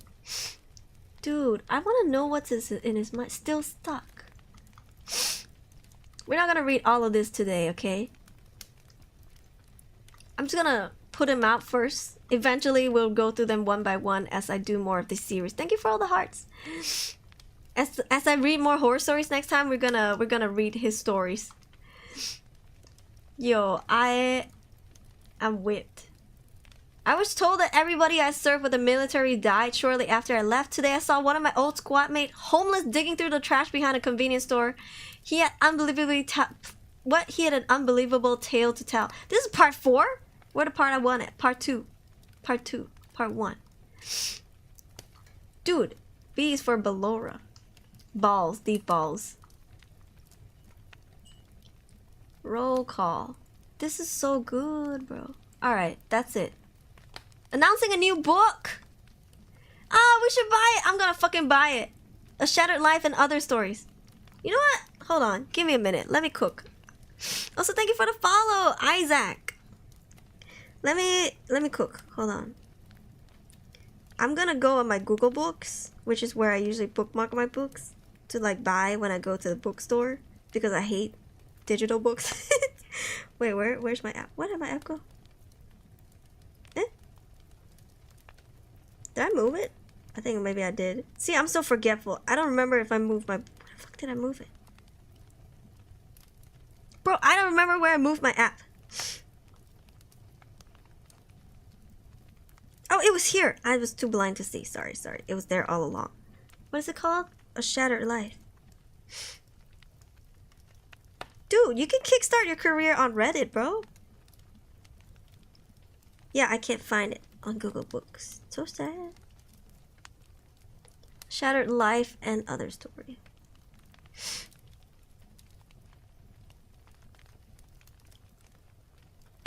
Jeez Louise. What is his author name? I don't know. What are you gonna cook? Hi, Elite Trainer. Welcome in. I was trying to cook and see if I could find this book. Book. Yo. It's... OP is really good in this stuff. Yeah. You put an image first to be saved and then do recon? What is recon? Aruri, I'm giving you hearts. I see them. Thank you. Find more of him in Google and publish a few books. Yeah. You know what? He keeps coming on. There's so many. I'm not even gonna click them no more because eventually we're just gonna, you know what, fuck it, I click. We're gonna go through all of them. He keeps coming back to No Sleep. I think this is probably his best one, A Shattered Life. 35k upvotes and 694 comments. Jesus. Lock the door. He made more. An Empty Prison. He just spends his time writing. Exodus's End. B. Oh no. Removed. Non-story removed. We built an angel. Spider's web. Okay. We won't read all of this today. We will not read all of this today. He has a series. You're right. Yeah. Matt Demersky. How do you pronounce his name? Demersky. I don't have Amazon. Thank you. I don't have Amazon. I'm gonna try to find it in my bookstore here, like my local bookstore. I'm actually gonna go buy it.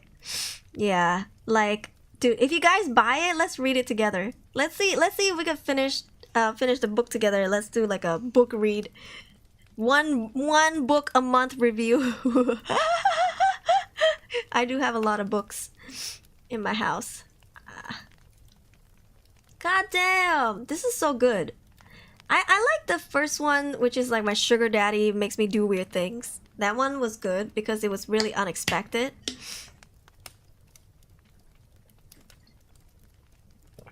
I buy everything at bookstores. Yeah, same. I don't like ebooks. Yeah. Audiobooks, I'm not opposed to them, but I try not to because they're not really that immersive. Yeah. How many books? Dude, I can't even count. Yeah, I have so many books. If you look at my hand cam streams, oh, maybe you can't see it. Behind me is just 2 huge bookcases. Yeah. Like bookshelves. Making a book club, yo. Sugar Daddy, what? There's a story. You need to read it. We read it last time. Hold on. I'll give you the link. Make sure you bookmark this. You have to read it. You have to. This one. My sugar daddy asks me for weird favors. Read it. You think it's like some weird sex stuff? No, it's not. It's actually like, it blew me away. Yeah, absolutely wonderful story. I say wonderful like these are not horror stories. Read this one if you're on YouTube and you still want it. So good. Alright, where am I again? Alright, yeah, this one. Jeez Louise! This spider thing... This spider thing keeps loading. Hey, stop loading. Okay. Alright, we'll read something else. Thank you for the link. Yeah, this one that I just dropped, the link, is the best no sleep story I've ever read. Yeah. Sometimes smell of fresh ink is just priceless. You know, when you smell books, they smell so good. If you put them in a bag and stick your head in and you take a deep inhale, oh, am I weird? Not that good feeling. Yeah, Andrea, that is so true. Wait, what? My job is watching a woman trapped in a room. What? Okay, this is a series. This is a series. Interesting. You literally have no idea. It's okay. It's okay. Hopefully we will find out. There has been not that many paranormal stories, but I think that's the beauty about horror. It doesn't have to be paranormal. It doesn't have to be ghosts, right? It can be humans or something of the unknown. Yeah, read it. Let me know in the Discord server if you like the story. Take a sniff of the manga I freshly bought. Yeah. He likes watching. That's his job, so we don't know if he likes it or not. Yeah. Alright, my job is watching a woman trapped in a room. 5 years ago by Rivera Stahl. 3 years ago, I was looking at the local job classified online. Local job classifieds online when one of the ads caught my eye. Not because of what it said, but because it said so little. Best I remember, the ad just says, job available, good pay, no benefits, discretion required. That would be my neighbor knocking for no damn reason. It then listed an email and an email address, and that was all. At the time, I was managing a music store, but I had already started hearing rumors that we would be shutting down within the next year, and the likelihood of a transfer to another store was slim. I had been morosely looking at job listings for the last few days, but this was the first one that stood out. Motherfucker, it's 12:30 a.m. Stop knocking. They started knocking louder. If only because I was bored and it was weird. So I sent an email. What could go wrong? Like fall. Oh yeah? Let's see. Half an hour later, I had a response telling me to go to a particular office building in an upscale part of the city at a precise time for my screening. I went, and after waiting for a few minutes in the lobby, I was taken into an office where I was given a series of forms and questionnaires to fill out. They collected them and told me they would be in touch. I had almost forgotten about the whole thing until a month later, I got a call saying I moved on to the second stage of the hiring process. I was again given an address and time. And when I arrived, this time it was a different nice office park, 20 miles away from the first one. I was met by a man who introduced himself as Mr. Solomon. He escorted me into a large room that contained a chair and a desk. On the desk were 2 large monitors and a keyboard and a mouse. Tyr, thank you for the raid! Hey, welcome Raiders! Tyr, thank you! Otsu, what were you streaming? Let me give you a manual shout out. Hold on, give me 1 second. You're on Reddit light mode? Oh no, not like this. Knocking flashback. This is like knocking on my ceiling. And it's like 12:20. It's 12:25 a.m. What's up, Raiders? Hold on. Check out Tier Noir. I hope that's how you pronounce Noir, right? Noir is Noir, right? From Meme EN. Why can't I get into your link? Hold on. Oh, there we go. What were you streaming? You were playing Wuthering Waves. Woo-wah! Hope you had fun on Woo-wah. Thank you for the raid. Woo-wah, Ayo, what's up? Awoo. Awoo-wee here being raided by Awoo Raid. Hey, thank you so much for the Awoo Raid. Welcome in. My name is Aruri. I'm a wind-up Vtuber. If you are Chinese viewers, 我也可以说中文，也可以说华语，我会说福建话，我也会说广东话。So feel free to chill. Characters were cute. I have not started playing at all. Yeah, I should though, but I don't know. I've not even played Genshin yet, so am I supposed to like play... Am I supposed to play Woo-wah like I've always played Genshin? I don't know. But yeah, welcome in. We're reading horror stories. Yeah. This girl, or this person I guess, just got a new job. Yeah. Impressive, thank you. I'm Chinese, by the way, which is why I speak Mandarin. I'm Chinese Malaysian. Hello, it is currently almost 12:30 a.m. Didn't you like Genshin? So feel free to jump right in. And ooh, horror stories. Yeah! We are currently reading Reddit No Sleep. You really like Chinese? Maybe I should teach Chinese on stream. That would be fun. Maybe I could do an exchange program, maybe. Yeah. Because I did that with Korean. I taught Hoku Korean. She taught me Thai. And I also taught Pan VTuber Korean, and she taught me like Tagalog. Yeah. Heading out, thank you Aaron Kelly for dropping by. Oh, it's good. All I know how to say is don't say 我爱吃冰淇淋. Don't say 冰淇淋. I'm just kidding. You would tune into that. I think Mandarin is pretty useful. Yeah, considering how many Chinese people are in the world right now, you know. For me, I learned a language. I'm motivated to learn a language depending on how many people I can communicate with in that language. Yeah, and population plays a huge role for me in learning a language. Like Spanish. Oh, I want to get good at Spanish because, like, dang, there's lots of Hispanic people in this world. 这个大帅哥跟我回家，回家做什么呢？ What are you gonna do if you come back to my home? Yo, in Korean, there's a saying called 라면 먹고 갈래? 라면 먹고 갈래 means like, do you want to eat ramen with me? Do you want to go eat ramen with me? Okay, it is a way, it's a slang of saying, do you want to go home with me? And for the lack of a better term, Netflix and chill. Yeah, Korean Netflix and chill, exactly. So it's called 라면 먹고 갈래? This gives me that vibe. Yeah. Shadowgun, welcome in. 3 languages, German, English, and Polish. German and Polish? I can't tell the difference between German and Polish. I'm so sorry. But I would love to learn. Yeah. 我爱你你爱我 something Misha song. Oh, is that the I love the Barney song? Is that the Barney song? Honestly, I've never really heard of the Misha song. I'm a fake Chinese. Do a collab tutor together? Yeah, honestly. Yo, Tyr, you know what we should do? You should teach me Irish. Teach me. And I will teach you Mandarin. And then our viewers will learn. We will learn together. I think that would be a fun collab idea. Yo.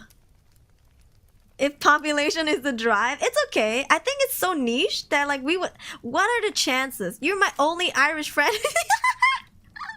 No, who else gonna teach me if not you?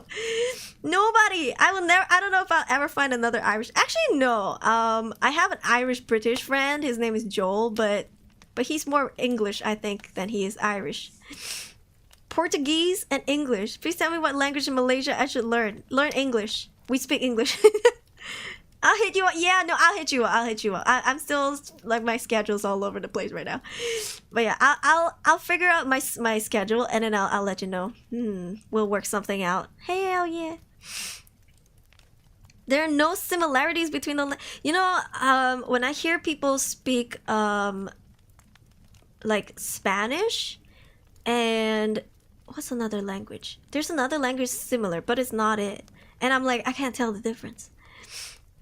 Bahasa Malay or Malay Chinese? Chinese is just Chinese, like mainland China Chinese. Yeah. But Malay is similar to Indonesian. So I would say if you wanna talk to more people, like population wise, you can learn Indonesian because they have a lot more population than us. You can probably communicate with more people. If you speak Indonesian, you can easily learn Malay. Well, easier, I would say. Not easily, but easier than not knowing anything at all. Vice versa, yeah. 5 p.m. breakfast? If that ain't a wolf. If that ain't a werewolf. Okay. Okay, thank you for lurking. And thank you for the raid again. I'll hit you up. Thank you, Tier. Oh, it's got it. Smash. Oh, yeah, and Italian. Yeah. Spanish and Italian. When I listened to Angelina Mango, when she sang, I was like, what language is it? The first time I heard her sing La Noya, I was like, what is this? Is this Spanish? Yeah. But I love it. I'm trying to learn one of her songs. Well, one of her dad's songs. So I don't know if I butcher Italian. I'm sorry. Alright, anyways. Let's read this. He escorted me into a large room that contained a chair and a desk. On the desk were 2 large monitors and a keyboard and a mouse. And a bolted down metal box with 2 oversized buttons on it. One red and one green. Why am I giving like torture room vibes? You know Spanish? Did I say in Spanish now? Estas inmortalidad. No habla español. No habla español, mijo. Mijo means like my son, right? No habla español. I only know the cuss words in Spanish. I'm so sorry. Alright, anyways. He told me that this room was a model for the place I would be working if I took the job. He described the job as follows. I would be working 7 shifts of 6 hours every week. My job would be simple. I would arrive at work 10 minutes early and enter an outer area that was like a locker room, okay? I would have my personal locker. I would store all belongings in the locker and change into the provided work clothes. I was never under any circumstances to carry any item of my own into the surveillance room. I was never under any circumstances to take any items with me from the surveillance room. Okay. TLDR, right? As soon as you get to work, you go into a locker room first. So you put all your stuff there. You are never to bring anything into the surveillance room or out of the surveillance room. Okay, understood.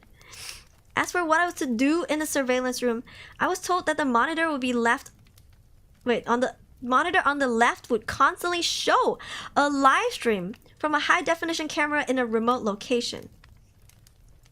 My job was to simply watch the camera. Once an hour, I would get onto the computer attached to the right monitor and enter a brief log describing anything interesting that occurred in the last hour. I would have no pens or pencils or paper, and I should never try to take any kind of written notes about the work. You know what this is giving me? This is giving me Beyond Two Souls. Do you know that game?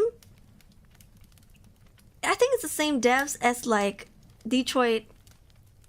What's it called? Detroit Become Human? Right? The kids have superpowers and like something like that. Decent game. Yeah, I've never played it though, but I watched PewDiePie play it many years ago. Yeah, I'd love to play it someday. This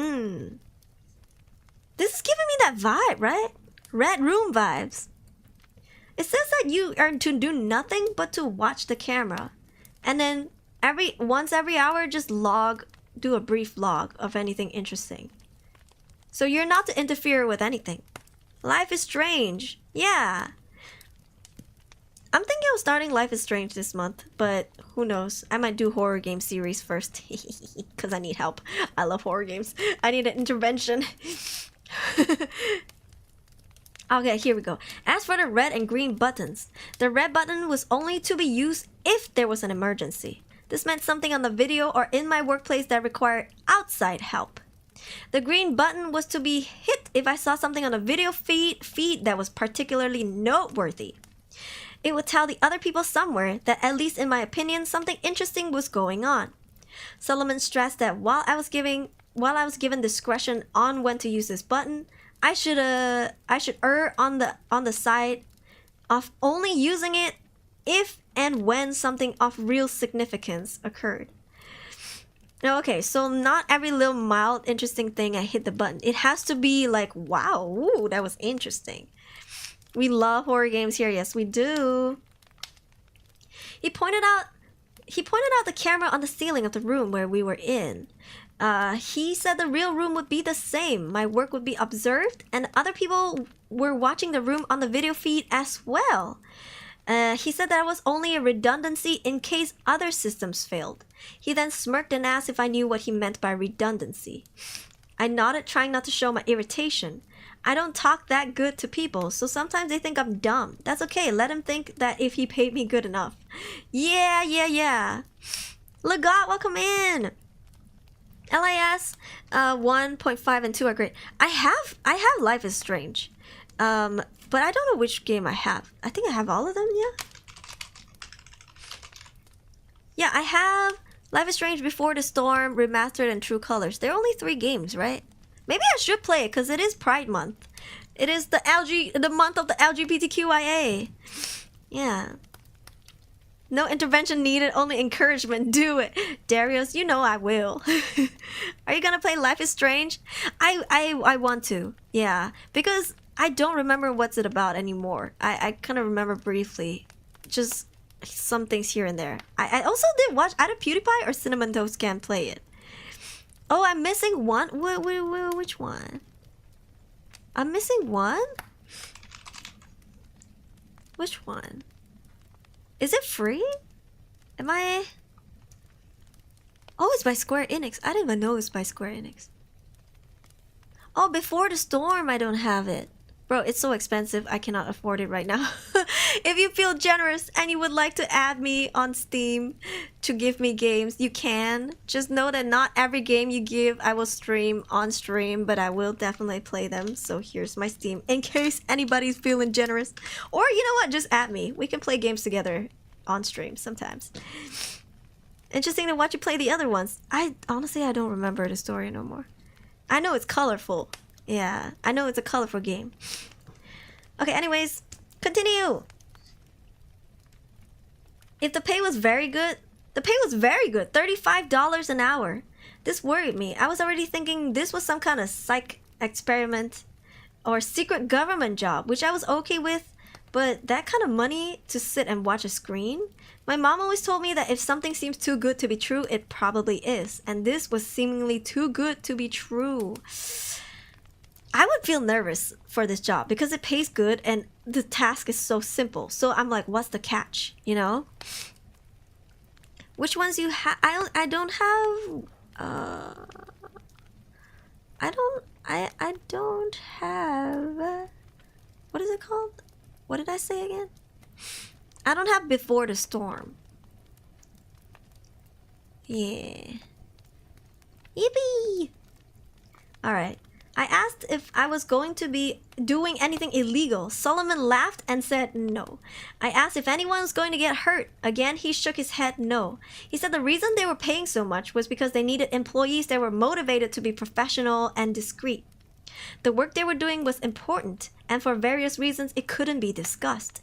If I took the job, I would have to sign papers promising that I would never discuss my work there or I could be sued or locked up. I'm only breaking that now because of everything that's happened. Tell me about it. So I took the job, and because they wanted me to start right away, I had to quit the store with no notice. I felt bad about that, but I was excited about the new job too. It was a lot of money and seemed like easy enough work, if a bit boring. I was nervous that there was something more to it, but I told myself I would just have to see. No point in chickening out and wasting a good chance because I let my imagination go crazy. I was given the location of the job itself, And when I went there, I was amazed that it was really just like the model room I had been shown, with only a few differences. There was a locker room you had to pass through to enter the surveillance room, and there was a small bathroom attached to the real surveillance room also. The real room had a small water cooler in the corner, but because I wasn't allowed to bring anything in with me, I had to eat before or after every shift. The biggest difference, of course, was that the monitors were turned on. Okay. Do you think that it is a test on your mental health? You know the story, Mr. Mudkit, welcome in. For me, right? I'm fidgety. I gotta do something. You know, like my hands. I gotta like, I don't know, like play with something. If I'm just sitting there staring at the computer and like I'm not doing anything else, like I don't know, I can't sit still. It's driving me crazy. So like the fact that you can't even bring paper or anything in there with like pen or pencils, you can't, that sucks. So I guess it's harder than we think, right? The right monitor was just a black and white terminal like you see in movies sometimes. I could type in my logs, but no internet to look at or anything like that. Now the left monitor, also I saw you adding me. Let me add you back, Duck. Thank you. Okay. It was a video from a room. You could call it a bedroom, I guess, because it had a bed in it, but it also had lots of other stuff too. A TV, a sofa and chairs, a couple of tables, and plenty of empty spaces in between. The camera must be high up in a corner because I could see pretty much everything except for the far sides of furniture. At first, though, I didn't notice any of that stuff. All I saw was her.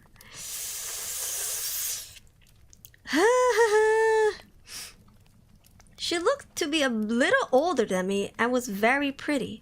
When I first saw her, she was laying on her side on the sofa. That was the part of the room farthest from the camera, but the picture was very clear and I could tell that she was sleeping. I found myself leaning into the monitor more so I could see her better, and then I thought about what I was doing and felt embarrassed. It was like I was spying on her. A peeping Tom, my mom used to call it. I didn't want to be a peeping Tom, but I didn't want to be silly either. I needed to think about it slow. It was a good job, and I wasn't doing anything wrong, right? I wasn't hurting anybody, the women looked fine, and the room was nice. She probably agreed to be there, and it's all some experiment or something. I was just overreacting. I'm back from a romantic movie. Hey, welcome back. So I sat down in a chair and began my work. Let's drink some tea first. By the way, I gotta go pee after this story because I've been drinking a lot. It didn't take that long before I understood more. The woman I took to calling her Rachel, wasn't there of her free will. I never saw her hurt, but it was clear that she never left the room except to go into what I think is a bathroom area that my camera couldn't see. Well, she never left the room on her own. Periodically, usually a couple of times a week during my shifts, men and women in strange-looking outfits would come in and take her from the room.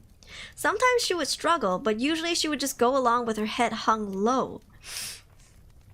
They would always bring her back, though the times when she wasn't brought back during my shift were always the worst for me.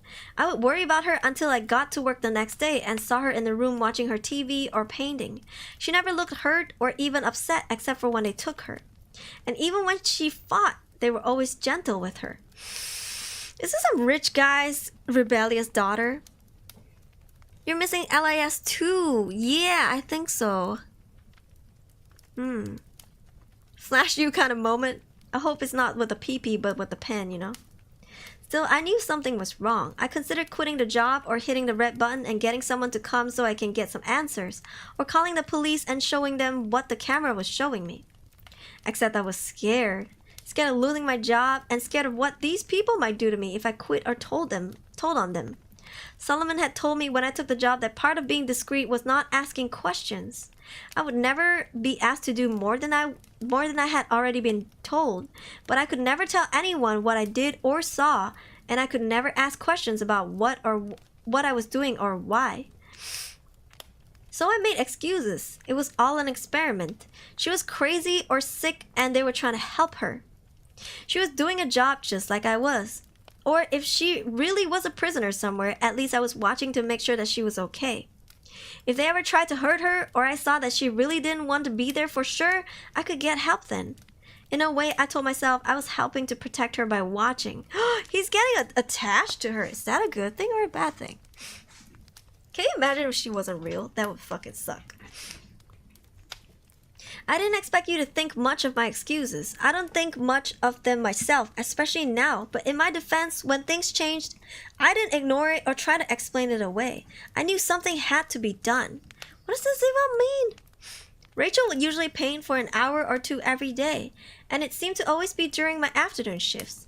The room had no windows as far as I could tell, but I guess she either used a clock or her own body's time to keep to a kind of schedule. I always liked to watch her paint. The thing she was painting was always facing the wrong way for me to see it, but I could see her face as she worked. She always looked peaceful and happy when she was painting, and seeing her that way, smiling serenely from time to time as she got something the way she wanted it, always made my day. SCP, I don't know. I first noticed something was wrong when she started painting more frequently a few weeks ago. Her expression was more focused and serious, and there was attention to her movements that I wasn't used to seeing. At first, I thought she was just really trying to work hard on something, and I wanted to tell her not to worry. Every few weeks, the others would come in and take the old painting out anyway, bringing in a new stack of, I think the word is canvas. But it was more than her being focused. Something was wrong. She didn't look happy, and she was going for hours at a time. In the span of 3 days, she had finished 4 paintings. Damn, she's working hard. I had been growing more and more worried watching her work, and when she finished the 4th, I found myself telling her to just stop and rest for a while. I had grown accustomed to talking to the monitor, talking to her in my own way. But she didn't stop. Instead, she began moving the paintings, arranging them on the back and seat of the long sofa at the far end of the room. This was the first time I had gotten to see any of the paintings. Even when the others were taking them out, they always seemed to be turned away from the camera. I was still worried about her, but I was also happy to finally see something she had worked on. Happy and amazed. They were beautiful. One was a beautiful green forest. Another was a stone well. A third was a house sitting alone in a small island. The last was an old-fashioned looking movie theater. All of them looked like something out of a dream, with trailing lines of colors mixing in the air around them like leaves caught in a wind. It was only when I looked close that I realized the line of the colors weren't random. They were words, easy to miss if you weren't looking close. Is she trying to give him or give them like a secret message? How does she know what these places look like anyway? Oh, I guess she has a TV. Okay, that makes sense. By themselves, they didn't seem to mean much. Just a ghost of a word somewhere in each of the painting, easy to lose in everything else that was being shown. Hi, Nara, welcome me in. I leaned into the monitor and squinted, trying to read the words. Then my heart started thudding as I made them out, blinking and rubbing my eyes as I looked again, reading them out loud in order left to right, top paired, then bottom. Please. Help me, Thomas. Is our name Thomas? I don't know. Did we ever mention that our name is Thomas? I feel like maybe we did. I forgot. I pushed back from the monitor. Oh, my name is Thomas. Okay. Pushed back from the monitor, my hand held over my mouth. I didn't know what to do. I didn't know how any of this could be happening. It wasn't just that she was asking for help, though that was a big part of it. It was that my name is Thomas. Hold on. Let me click this link real quick. I want to see what it is.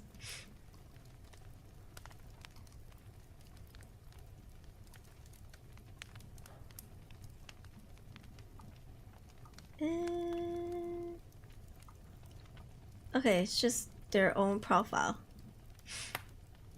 It was just their own profile. Okay, nothing alarming. Thomas is their imaginary friend. My country is 10 p.m. It's 12:50 a.m. Yeah. My name is Daniel. My name is Jeff. Sorry. Part 2. It is a series. I thought about the camera above me and took my hand away from my face. I rolled back to the desk and sat there, trying to stop shaking, trying to make myself take a breath. Think about it slow. The first thing was, should I hit a button? The red button was for an emergency. If she was a prisoner or something and she was trying to escape, they might think that that was an emergency. But no one had been hurt that I knew of, and I think Mr. Solomon meant to save that for something that was like a police or ambulance emergency, not something like this. But what about the green button? This was definitely something quote-unquote noteworthy. Not only that she was asking for help, that she was asking me for help. I made myself stop for a moment. I couldn't know for sure that she was asking me. I had gone to school with several boys named Thomas. It was a common name, but the chances of her painting that name when I was working here, I didn't want to be silly, but I wasn't trying to be too, what's that word? My mom used to say when she read her angel books, skeptics. I didn't want to be a skeptic either. I had to believe that it was probably meant for me, and that was something they would want to know. She's asking herself for help. But should I hit the green button? My hands were drifting towards the metal box on the desk, but I hesitated. I didn't like breaking rules, and I was scared of what would happen if I broke these. If they really were holding her prisoner, then they probably were very bad people. But I didn't know that. Maybe they were good and she was bad. But I looked back at the monitor for the first time since reading the words. Rachel was already moving the paintings back off the sofa, as though she knew the message had been received. A canvas in each hand, she glanced up at the camera as she moved across the room, and it felt like she was looking right at me.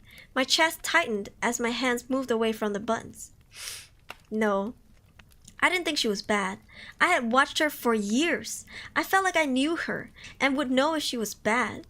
Strange as it seemed, in a way she was my friend, and I was going to try and help her.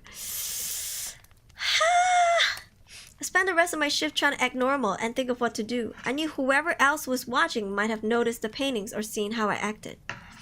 But I couldn't worry about that. I would try to play it cool and try to think of how I could help her. The only people I had actually met connected to this job were a couple of people when I filled out the papers, then Mr. Solomon, when he showed me the model room and told me the job. I had no way of contacting any of them except through the buttons. My checks were deposited electronically, and I never run into anyone else who worked at the surveillance room. That thought made me stop for a second. I always thought it was weird that I never ran into someone when I was coming or going. The person I was taking over for, or the person who was taking over for me. I had always figured there must be other people, other surveillance rooms even, and they just scheduled us so we didn't run into each other. And I still thought there were others. Okay, sleep well, Mr. Wolf. Otsukare.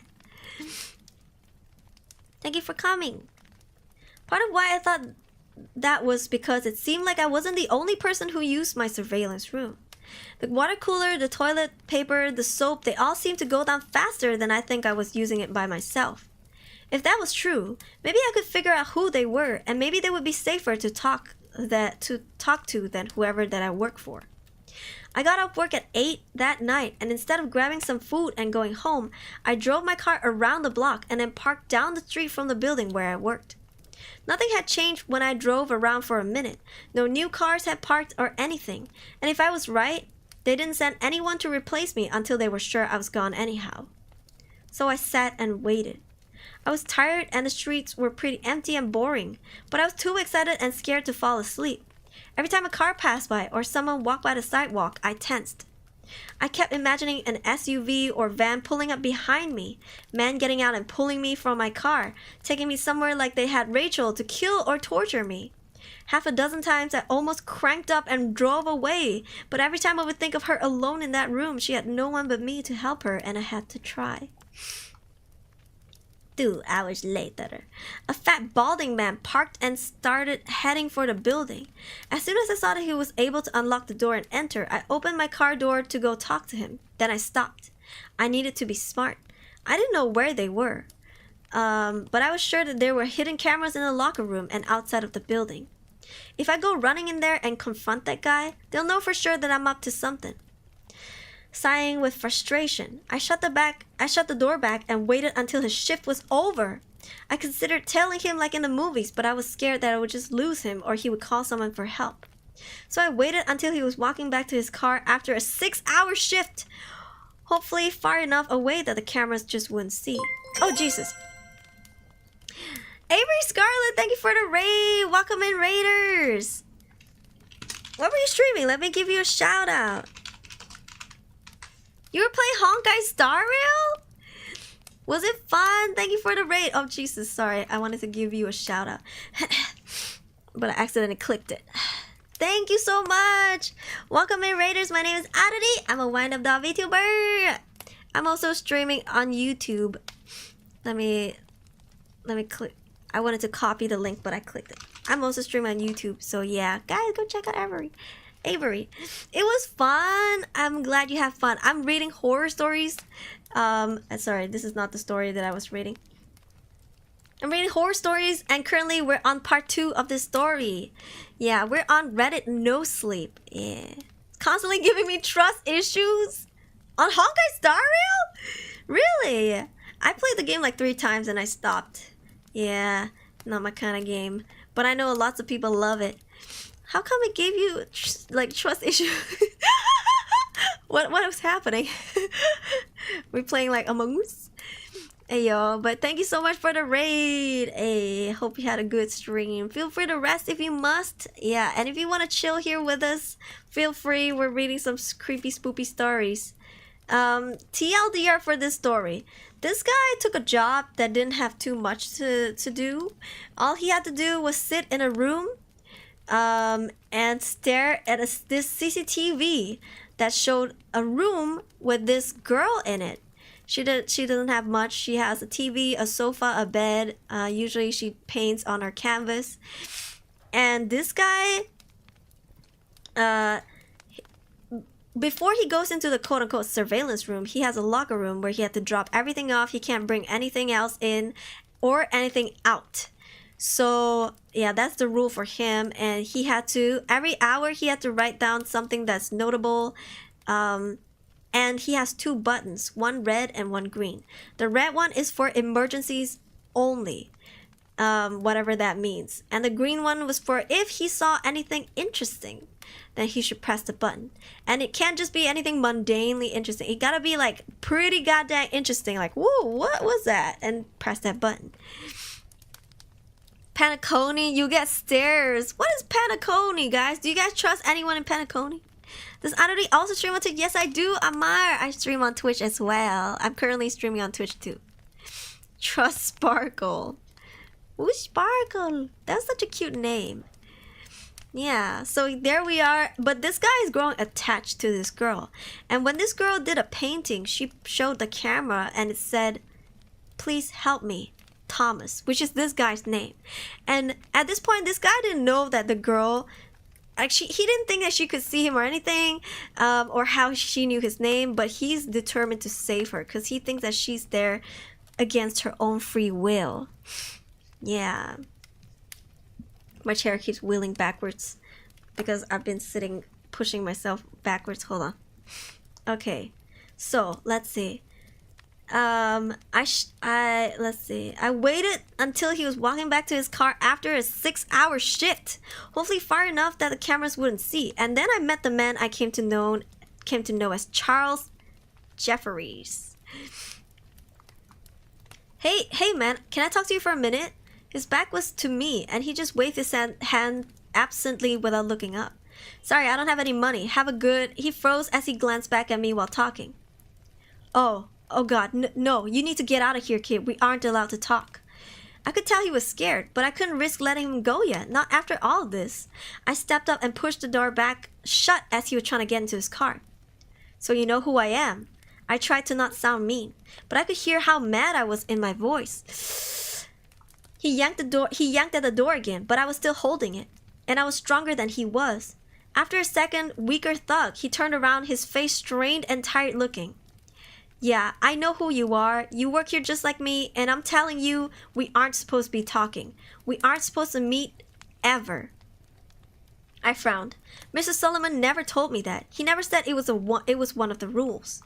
The man shook his head. Mr. Solomon, yeah, there were plenty of rules they don't tell you, but I bet they didn't tell you what you were going to be watching before you started, did they? When I just lowered my eyes, he went on, yeah, me neither. I've been at this job for 10 years. I've seen other people come and go. Usually because they broke one of the rules they never mentioned. The only reason I'm still here is because I keep my head down and my mouth shut. He wagged a finger at me. You should do the same if it's not already too late. What is this mystery? I felt my stomach curling into a cold knot. Too late? The man rubbed his face. Kid, do you think they don't know we're talking?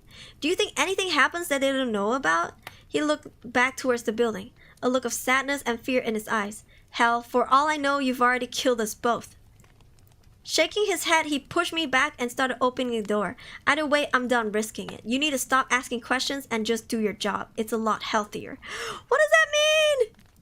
They're certified ass kisser, ayo?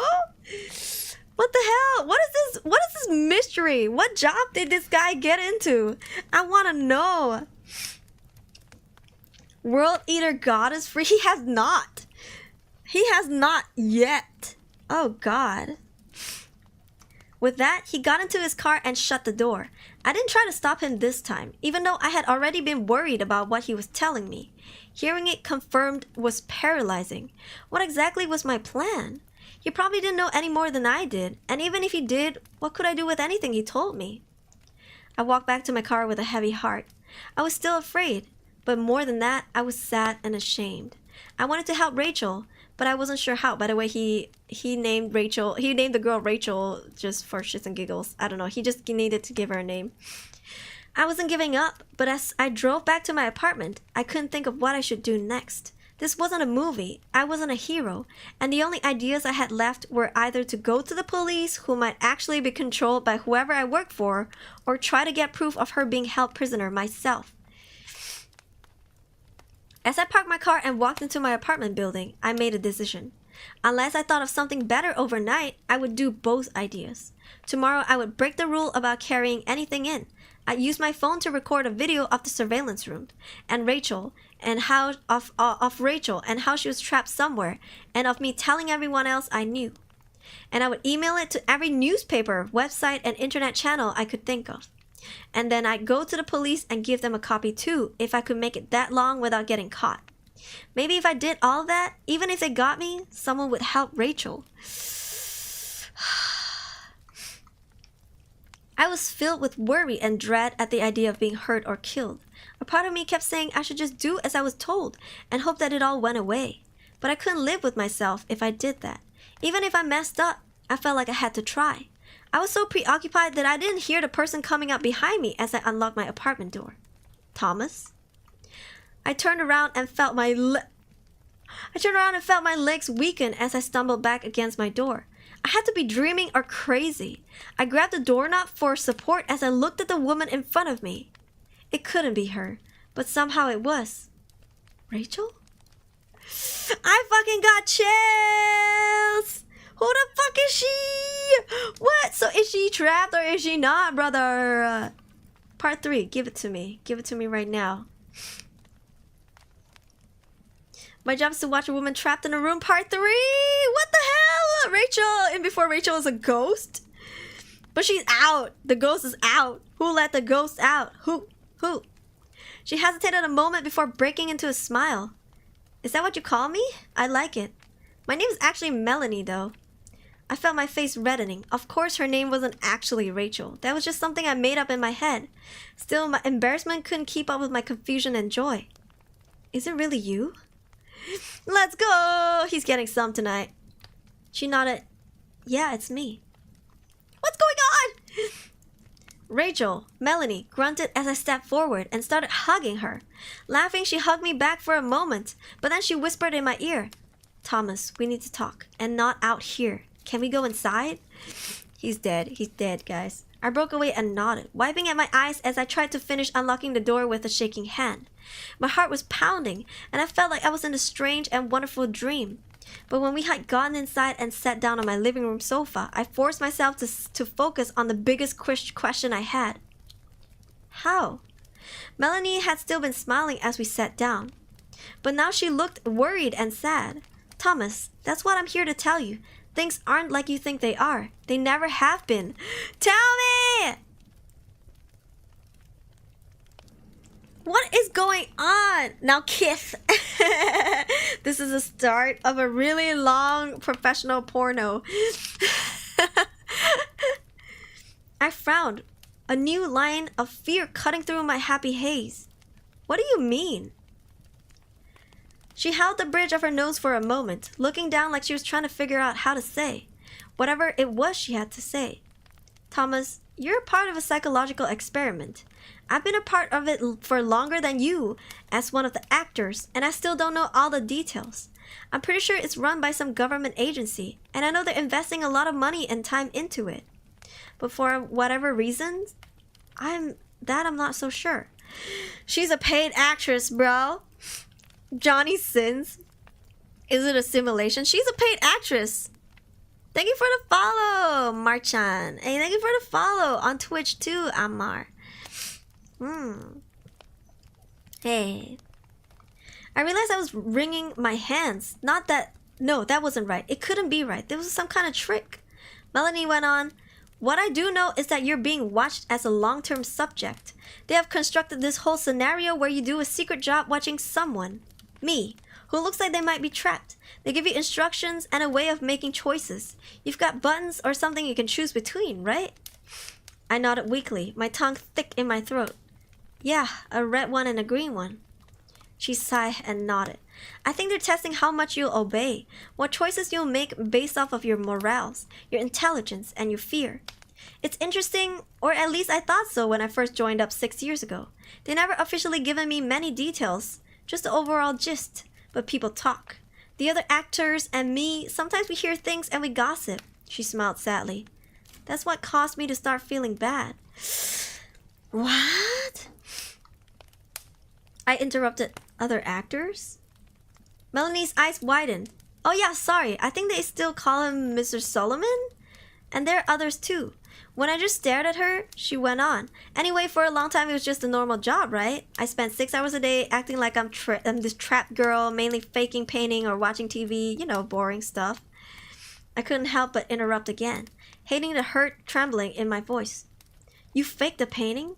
You aren't really painting those wonderful pictures? Now Melanie looked embarrassed. No, sorry, I can't paint a bit. I'm a pretty good singer though. She tried to smile but faltered. Reaching forward, she touched my arm. That's why they always have the paintings turned where you can't see them. They're already done beforehand.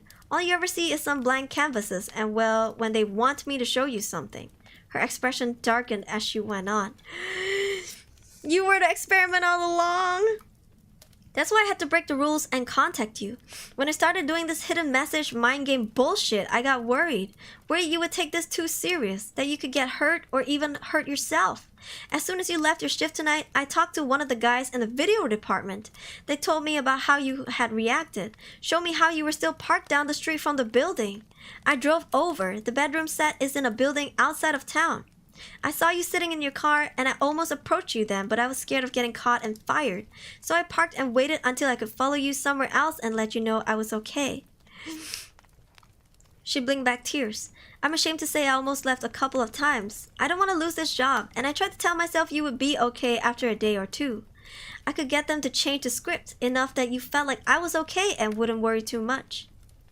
I felt an angry heat growing in my chest. Well, that's nice of you. She looked up, her eyes red. I know, I'm a shit. I'm so sorry. I was being selfish and cowardly. I didn't actually leave.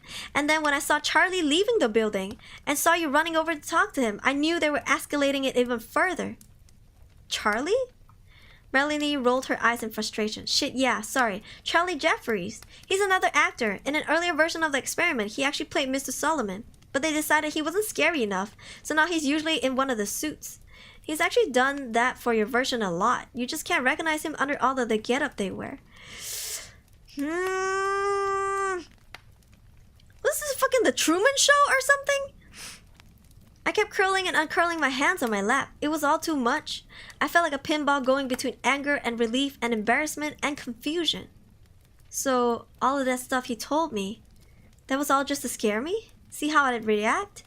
She nodded as she sniffled. She sniffled, and wiped her nose with the back of her hand. Yes, I'm sorry. That's why I knew I couldn't wait any longer to tell you. I could see how worried and scared you were going back to your car. I'm beginning to not trust her. What if this was an act? I pulled my arm back from her touch. Well, thanks, I guess. At least you stopped me before I went to the police and looked like a joke in front of them, too. I just wanted her gone, her sympathetic, pitying eyes off of me. Thanks for stopping by and letting me in on it. I tried to make my voice sound hard and unfeeling, but it came off watery instead. Standing up, I turned away from her so she couldn't see as I started to cry. If you don't mind, I need time to think about everything. It's a lot. He has been on this job for a few years. A moment passed, and then her hands was on my shoulder. Thomas, you don't have anything to be embarrassed about. They're very good at what they do. All you did was what you thought was right because you're a good man. I shrugged. I thought that you were in trouble and I wanted to help. She gently turned me towards her, and when I looked up, she smiled and sniffled again. I know, but you need to realize most people wouldn't have tried to help. Not when it meant giving up their job or risking themselves like that. Not for a stranger. I wiped at my face as I looked away. Well, I still feel dumb. And I'm glad it's not real. But I'm glad it's not real. I'm glad you're okay, that we both are. I paused and caught her eye again. We are, aren't we? Safe, I mean. She hesitated before nodding. Yeah, I think so. Like I said, they have a lot invested in whatever this is. And the fact that they're willing to go as far as to have you, as far as they have with you, makes me wonder. But I've never seen any signs of anyone getting hurt. I think the worst that could happen is that one or both of us gets fired. Felt my face getting red again. Oh, don't worry about that. I'm gonna quit tomorrow. I'm finally getting to hit their damn buttons. Maybe both of them. I started to smile, but then I saw the look on Melanie's face. Thomas, please don't do that. I don't think they would hurt us, but if you up and quit, they'll figure out I've talked to you. I don't think they watch us all the time, but I don't know what they can find out. You know, tracking cell phones, spy satellites, whatever. I'm taking on a big risk just being here, and I don't want them catching on. I took a step back from her. So you want to keep getting paid to trick people like me? She reached out and grabbed my hand. I had been clenching it unconsciously, and it relaxed at her touch. No, I don't want to, but I wasn't expecting this. How the experiment has changed, getting to actually meet you. I can't do it long term, but another month or two to save up money? Now they're in on it and won't be scared or hurt by it anymore? She smiled. That I can do. That we can both do. We can keep going like normal, take some more of their money, and then one of us can quit. The next month, the other one can. How does that sound? Hey, not bad, girl. Good plan. What if they escalated? What if they know that we're meeting up and they escalated? Welcome back from the dentist. At least you're not high, you know, from like the helium, from like the laughing gas or whatever. The anesthesia. You passed, both of you. I shrugged uncertainly. It made me some sense, and once I had calmed down, it would probably make more. She gave my hand a squeeze. And when this is all over, I want to get to know you better. I know you've been playing a role, but for the most part, it's been me you've been watching all this time. I know I've been playing a role, but for the most part, it's been me you've been watching this all this time. I think it's only fair that I get to see more of you too, she blushed, assuming you're interested in that. Oh, he is getting some. I felt my hand growing clammy in hers as my stomach fluttered. Well, I mean, yeah, I would really like that. Swallowing, I added, how long do we have to wait to see each other again? Melanie grinned at me. Work another month or so, save what you can, and then quit. I'll wait another 2 or 3 weeks, and then I'll do the same. And then she looks up at the ceiling as she pondered it for a moment, and I was struck by again how beautiful she was, even if she was a little different in person than I had imagined. 3 months from tonight, we'll meet right here. I'll come over and we can start getting to know each other better. How's that sound? Mercenary BDU! Returning her smile, I nodded. That sounds great. When she left a couple of minutes later, part of me hated to see her go, but another part was relieved. I was so exhausted, and while I was so happy she was okay and we had finally met, I felt like the burned up wire in an old light bulb. I needed some time alone, time to think and calm down. and most of all, time to rest. I didn't really even remember falling asleep, and when I woke up, I realized my alarm had been buzzing for over 30 minutes. I jumped up and raced to get to my shift at work. As she had been leaving, Melanie had stressed again how we needed to act completely the same. That me not freaking out also meant by not acting like everything was okay either. If I suddenly show up with no signs of being worried about her, that would tip them off too. I promised, and she left after a brief hug. She left after a brief hug and kiss. We kissed, remembering that now through the haze of my tiredness like the night before, it felt like a dream. Still, I went into the surveillance room with a much lighter heart. I didn't have to worry or feel guilty anymore about not helping her, and there was some satisfaction in knowing I finally pulled one over on the people that had tricked me for so long. Besides, in 3 months, I would be done with this place and get to see Melanie again, in person at least. They kissed! Right, Amar?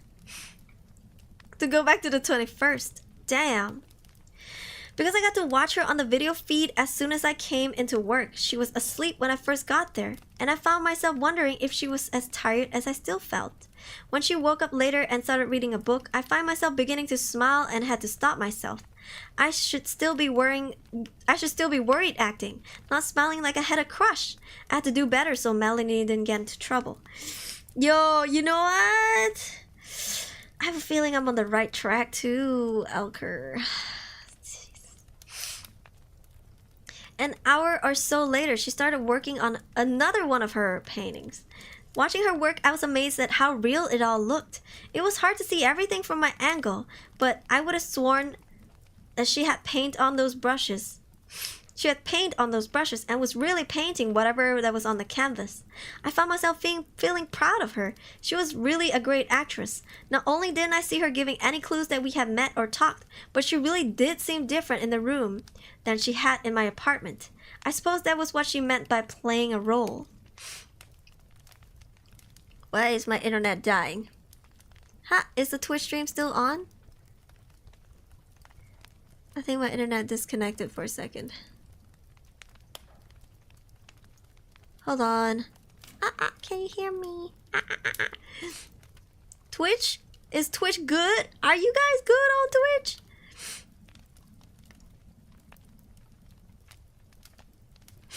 We good? Okay. Cause it was refreshing. YouTube's still on. Okay. Cause I saw like chat refreshing and I was like, oh god. Alright, this story is juicy. Okay. I was almost at the end of my shift, and while I hated to leave her, I had to admit that I was ready for some more sleep. Trying to guard my reactions all day had been exhausting, and I was dreading the next few weeks. But then I realized she was done painting. I expected her to just go and do something else, but instead she picked up the canvas at its edges and carefully walked it over to the sofa. Her body was blocking it at first, but then she stepped aside. It was a painting of a massive tree. The bark was dark red, with a huge twisting trunk that broke off into a dozen branches. Those branches were covered in leaves that were so deep green they almost reminded me of storm clouds more than the top of the tree. Like all the paintings, I felt touched by it, even now Melanie had told me she didn't paint them. Even though, I guess, the images themselves combined with the colors and the small details, they were really amazing. Just like this one, if you look close enough, you could see that there was several small black birds on the branches of the tree. It was funny, but it almost looked like they were made out of words. Again? We don't know, Colt. I felt my heart start to hammer, and I forced myself to stay calm. No point in being silly. I knew it was all a game now, and I just had to play my part a little while longer. Still, the worried me would want to know what the words said, so I might as well try to read them. I squinted, following the birds left to right, top to bottom. That girl isn't me! I fucking got goosebumps. I kind of expected it, but I also got goosebumps. That girl isn't me. I looked away from the painting to see Rachel staring up at me. She looked terrified. Oh no. Part 4! Jesus! Louisa! He kissed her! Well, whoever that he kissed must have been good regardless. Okay. Wait. I'm gonna leave you on a cliffhanger. Let me go pee. Can I go pee? I'm gonna go pee, guys. I'm gonna go pee and get some more water. Oh my god. Government paid kiss. Ayo. If only government paid me to kiss. What? What? Alright. We'll be back 3 to 5 minutes. I'm gonna take a quick toilet break. We will be back. Actually, I'm gonna see if I can grab a quick snack. Actually, no. Because I'll be reading. So I can't snack. Sadly. I need my mouth to read. Alright. Anyways, we'll be right back. Maybe 5 minutes. Let's see. I'm gonna get some water too. Alright. Be right back.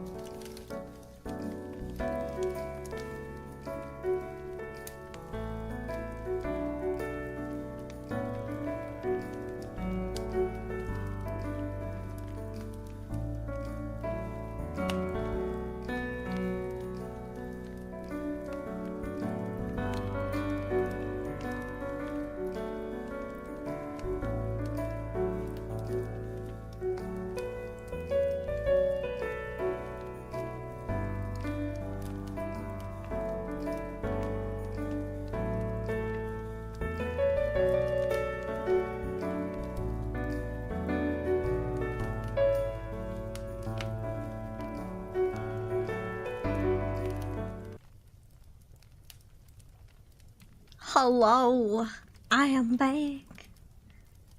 Hold on.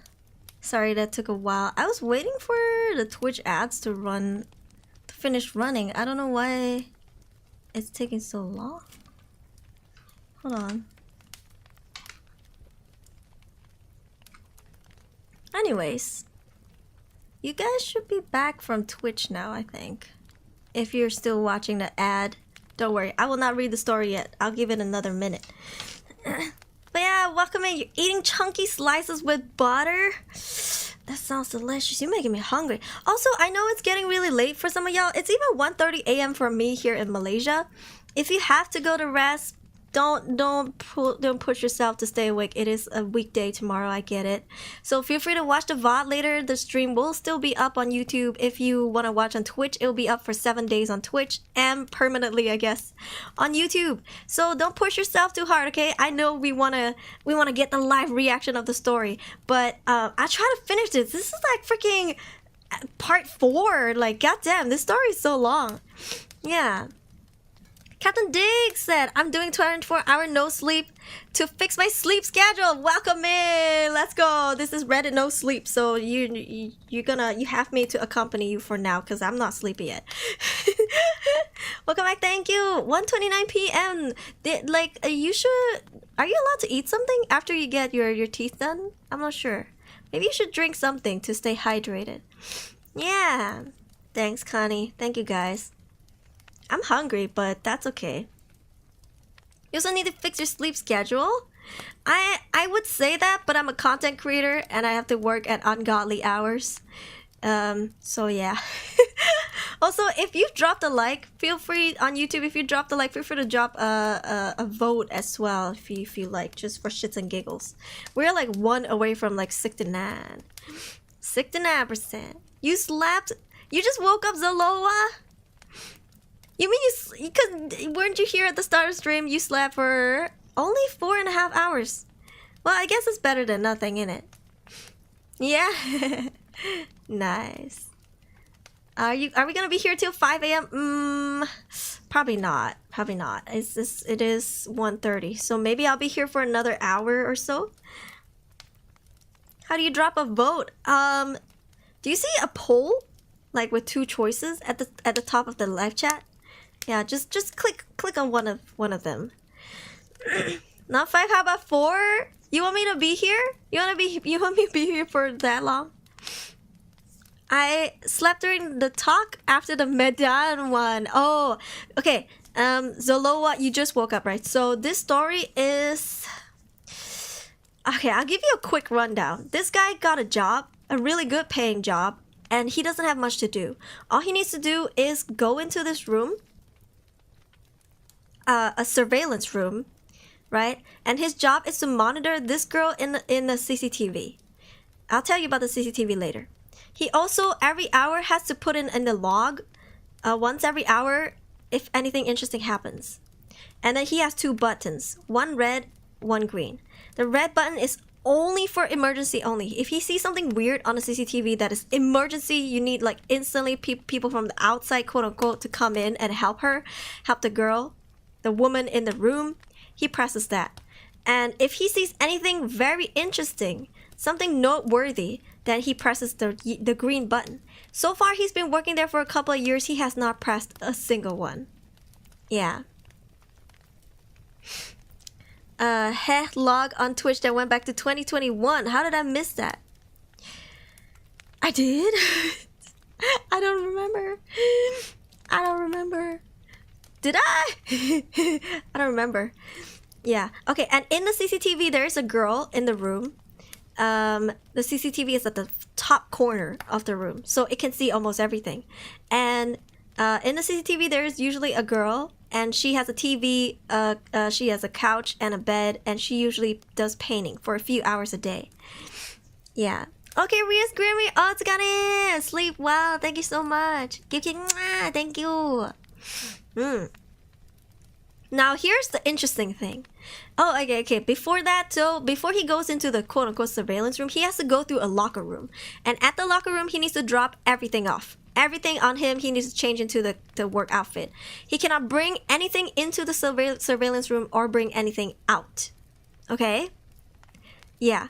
So now the weird part is, the episode before this, the part 3, before the one that we're gonna read, in part 3, she held out a painting to the camera that says, "Help me, please help me, Thomas." His name is Thomas, and at this point, he didn't know that she knew his name. He didn't even know that she knew his existence. So the fact that she was like, "Help me, please help me, Thomas," in the paintings, and showed it to the camera, that was big red flag for him, right? So when he tried to confront another worker, he said, "Don't ask no questions, go home right now." And the other worker just said bye and left. And this guy was like, "Okay, well, fuck that shit." He went home, and this girl was at his door, the one that he was spying on. And she was like, "Hey, baby boy, can I go inside? Let's have a talk." Obviously, in a more respectful manner. Thank you for all the hearts. No, you didn't miss it. I'm just giving a quick rundown. And she went into his apartment, and he was like, "She's so beautiful." And she told him, "Actually, I'm a paid actress. And you are a psychological experiment." By who, we don't know. Maybe it's government or something. Whatever it is, they pay really well. And I was paid to act like I was in danger. Like I was paid to act like, I didn't want to be trapped in that room, just to see if you would react and see if you would do what they asked you to do. And he was ready to like call the police or anything before that. Like as he was asking the other guy about the job, and the guy was like, "Go home." He was going to go call the police, and he was going to record the whole thing. But then the girl came into his house, right? And she was like, why don't we do this? You work for another couple of weeks, another couple of months, save up money. I'll keep working too. Let's milk their money dry. You know that I'm not in danger, and I know that you're not gonna do anything stupid. And then let's leave after we're done saving up. And he was like, "Okay, sounds cool." Now, here's the very interesting thing. Right before we ended part 3, this girl held up, when he was in the surveillance room, this girl held up a painting that says, "She is not me." That girl is not me. So, here we are. Base Kaiser, welcome in. So here we are wondering, what the Yep. Alright, now let's read. "I had to do something, and I had to do it right now. If Melanie was somehow a fake, that means they must have sent her. And if they sent her, that means they knew. They knew about the messages in her painting, they knew about me asking questions, and they knew I didn't hit a button during any of it. I felt panic and fear crawling up my chest, making it harder to breathe. Standing up, I started pacing, periodically glancing back at the monitor to see if Rachel could help me, tell me what I needed to do next. But she had laid down on her bed. It was hard to tell for sure with her back to the camera, but I think she was crying. What if she was forced to do that? You know what I mean? No, I needed to fix this. Get her out of there. Oh, Jesus. Who ready to meet? Machit Simmer! Hello, gorgeous. Thank you so much for the raid. Machit raid. Hey, welcome raiders. What were you doing? What were you streaming? Let me give you a shout out. You were playing Persona 3 Reload. Was it fun? Hello, welcome in, everybody. My name is Aruri. I'm a wind-up doll VTuber, and today I'm reading horror stories. Yes, Reddit horror stories. We're currently in a long one, but I think it's coming to an end soon. I'm not sure. It's a series right now that we're reading. But if you like creepy stuff, if you like chilling stuff, feel free to stay tuned while I read from the Reddit subreddit No Sleep. Hey, hello, hydrate. Thank you. I would drink my tea. Delicioso. Hey, thank you so much. How was your stream? Thank you for the follow, guys.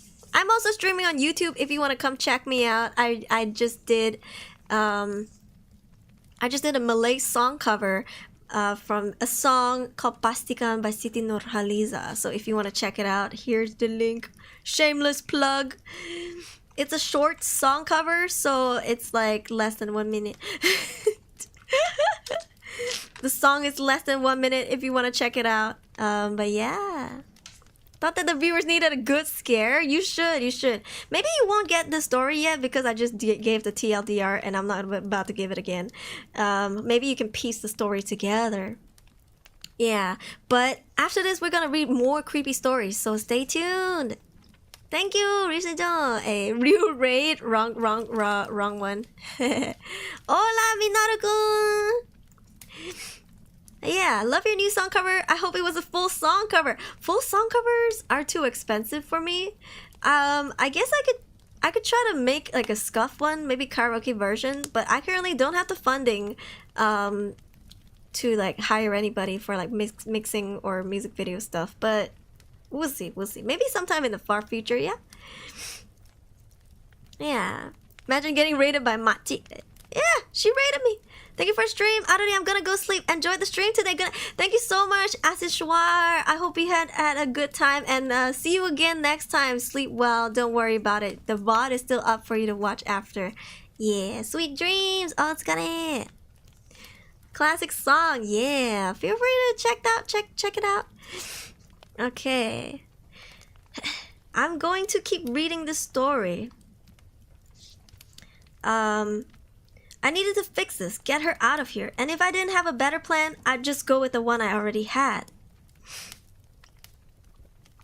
Feeling the hard eye of the ceiling camera on me, I went to the door and stepped back into the locker room. My phone was in my locker, and after messing up the combination the first time, I got the door to open and got it out. Gripping it tightly, I tried to hold it by my side casually, but I knew there was a little point. Oh, Jesus Christ.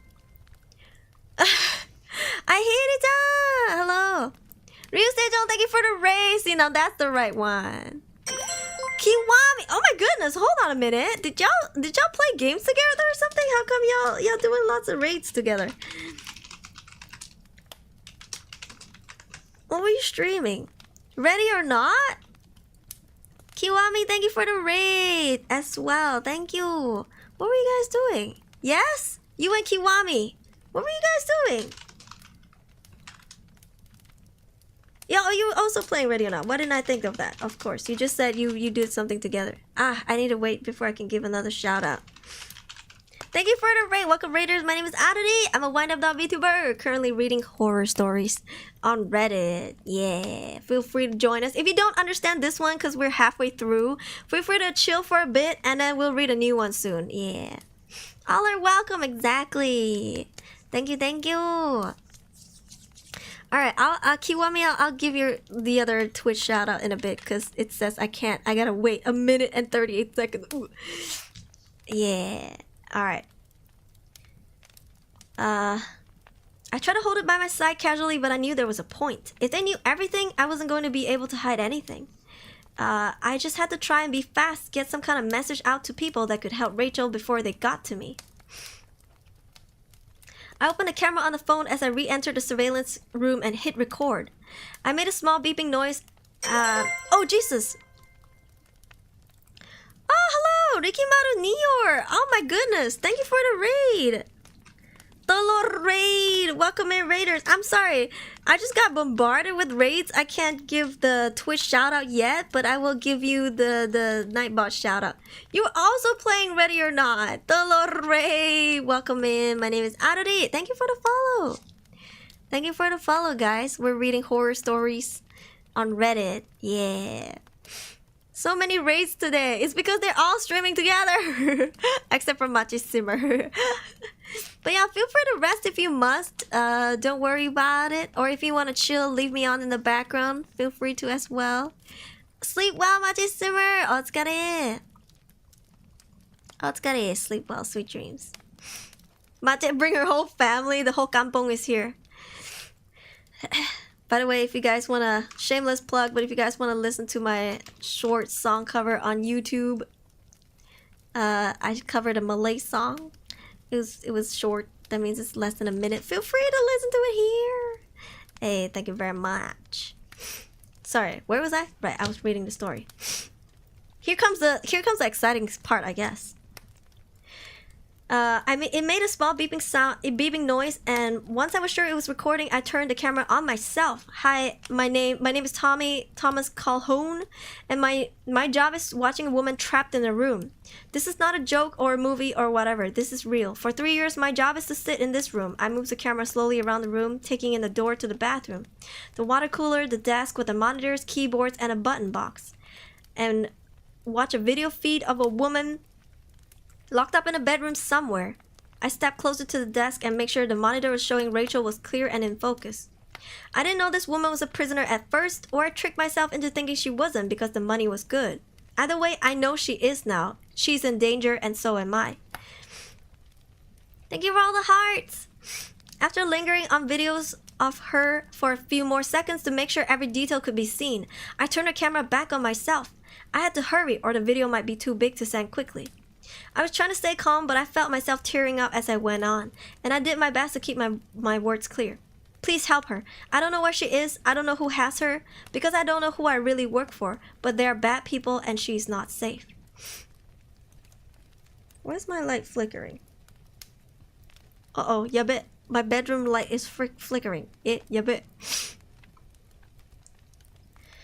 All I know is that I work at a building at Redacted right outside of San Antonio. Per no sleep rules, to be clear, this address is not real.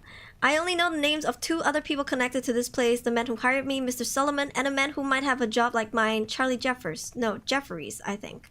I don't know if they are real people. I don't know if there's their real names. Please, I'm not crazy. I know how this sounds. Just come here, see the room, figure out where she is, and help her. And I heard the muffled sound of the outer door opening into the locker room, and I frantically fumbled with the phone to stop the recording. How do I send? Oh no. How do I? There it is. I hit the button to share and felt a new panic rising. Who do I send it to? I only had a handful of contacts and I just selected them all. Maybe at least one of them would take it seriously and get some help. As I heard the door to the surveillance room opening behind me, I hit send. Mr. Ghost, shut up! Captain Diggs, they're on to you. Oh my god. Are we gonna stop this stream? Well, bitch, I'ma sue them because this is my channel.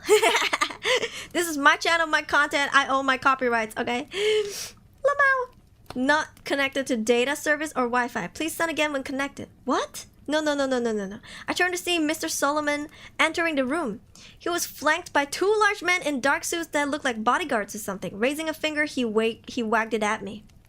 No service in here, Thomas. But then you should never need service in here. So as long as you follow the rules. He's not wrong. They took me easily. I tried to make it to the bathroom and close the door, but the 2 guards stopped me and pulled me down. They put the, what do you call them, zip ties on my hands and feet and put a black bag over my head. Then I was being carried out of the room and felt like they must have put me in the back of the van that was pulled right up to the building. I was laying on what felt like thin, weird-smelling carpet that covered a hard metal layer underneath. I heard someone get into the van with me, and I asked where we're going, if they would just take me and let Rachel go. There was a short laugh overhead, and then Mr. Solomon's voice as he told me that he would explain everything when we got where we were going. For now, he said, I needed to relax. It was a long drive, and I would need the rest. What is going on? I went to say more, but then I felt a sharp pain on my neck. They had stabbed me. No, they injected me with something. I was feeling so strange now, but I had to stay awake. I had to try and get away. I had to... Hello again, Thomas. Thomas. I blinked as I began looking around. My mouth was dry and my head hurt, but otherwise I felt okay. I wasn't tied up anymore. Instead, I was laying back on a padded table like I seen when I went to the doctor. But this wasn't a doctor's office. This room was large, and aside from the padded table, it had a small bed, a desk with a computer monitor on it, and a couple of chairs. Sitting on one of those chairs was Mr. Solomon. I raised up slowly, blinking at him. Where is she? Is Rachel okay? Isn't her name like Melanie? The man smiled. You really are something, Thomas. Trying to be the hero, even if you don't quite know how. I respect that. Licking his lips, he leaned forward slightly. In fact, I respect that so much that I've decided to start our new relationship with as much honesty as I'm allowed. Some of my colleagues disagree with this approach, but you know what? Fuck him. This is my project, and I think you deserve to know what's going on. Looking more serious, he stood up, lifting the gun that he had been holding casually in his lap. But before we get into the details, would you like to see Rachel? What? They rated because Aruri-sama is the best, but oh, thank you. SCP? We don't know, but lots of people did say that at the start. The actor was Melanie. Oh, we're not supposed to know that she was Melanie, right? But then she said that... I don't know. You'll be back later? Oh, okay. I slid off the table and nodded as I caught myself from falling. My legs were still wobbly from whatever they had given me, but I barely noticed. Yes, please let me see her. The real her. Mr. Solomon gave a small laugh and gestured towards a nearby door. Yes, reality is always best. She's just there in the next room. I stumbled my way forward, my legs still getting better as I walked, and when I grabbed the doorknob, it turned easily. I expected the door to lead to her bedroom, but instead it opened onto another room, and a lot like the one I had been in. Though the stuff in it was different. Strange machines filled the walls, and in the back of the room was a large aquarium? I don't know. It was a big cylinder taller than I was, and it was filled with some kind of gray liquid. There was a shape in that liquid. Go ahead, Thomas. Feel free to have a good look. You've earned it. I found my stomach clenching tighter at Mr. Solomon's words and the meanness in them. My legs felt heavy again now, but it wasn't from the drugs this time. Shuffling forward, I could see the shape of a person. Oh no.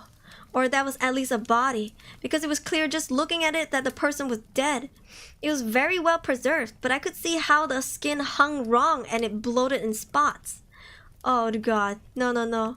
Its hair, which had been floating like seaweed in front of its face, drifted away as I reached the glass, and I could see Rachel staring out at me. What the fuck?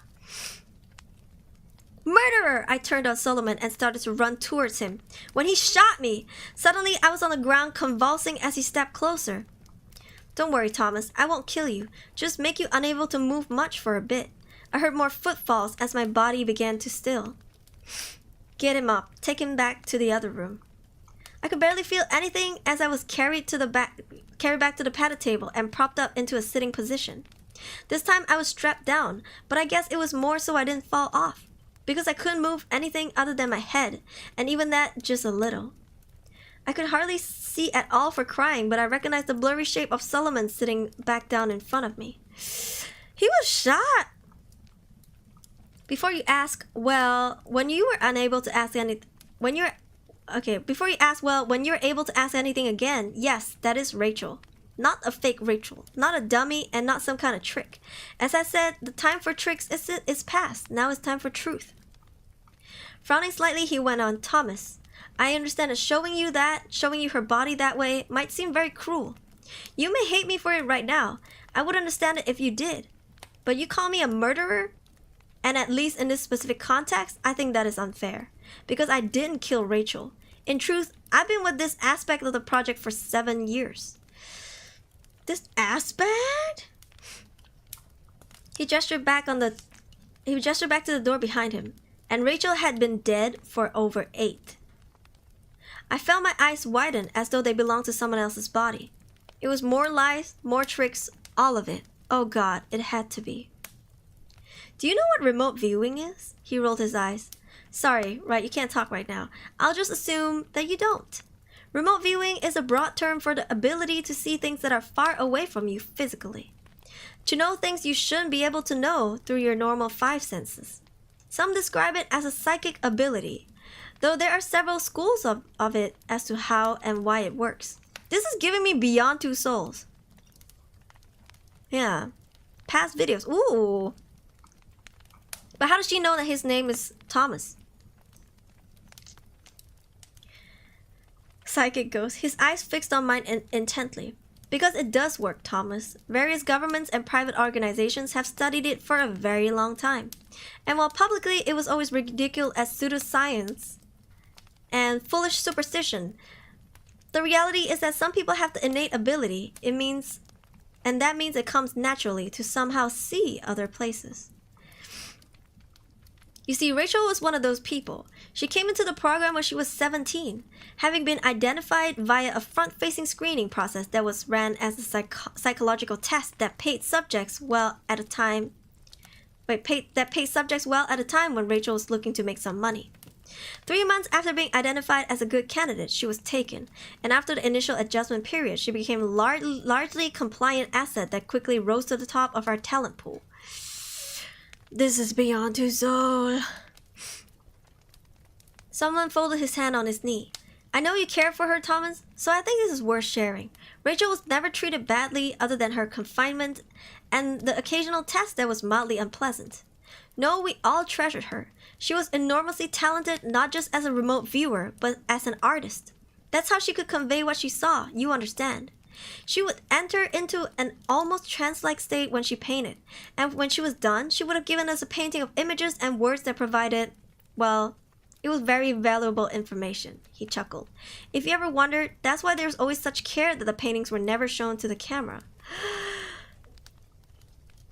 Picking at his pants, he went on. Rachel was so talented that she was selected for a new program that we thought might greatly enhance or alter her ability.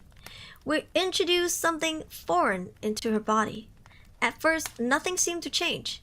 If anything, the accuracy of her remote viewing was declining, which was a problem for us and for her.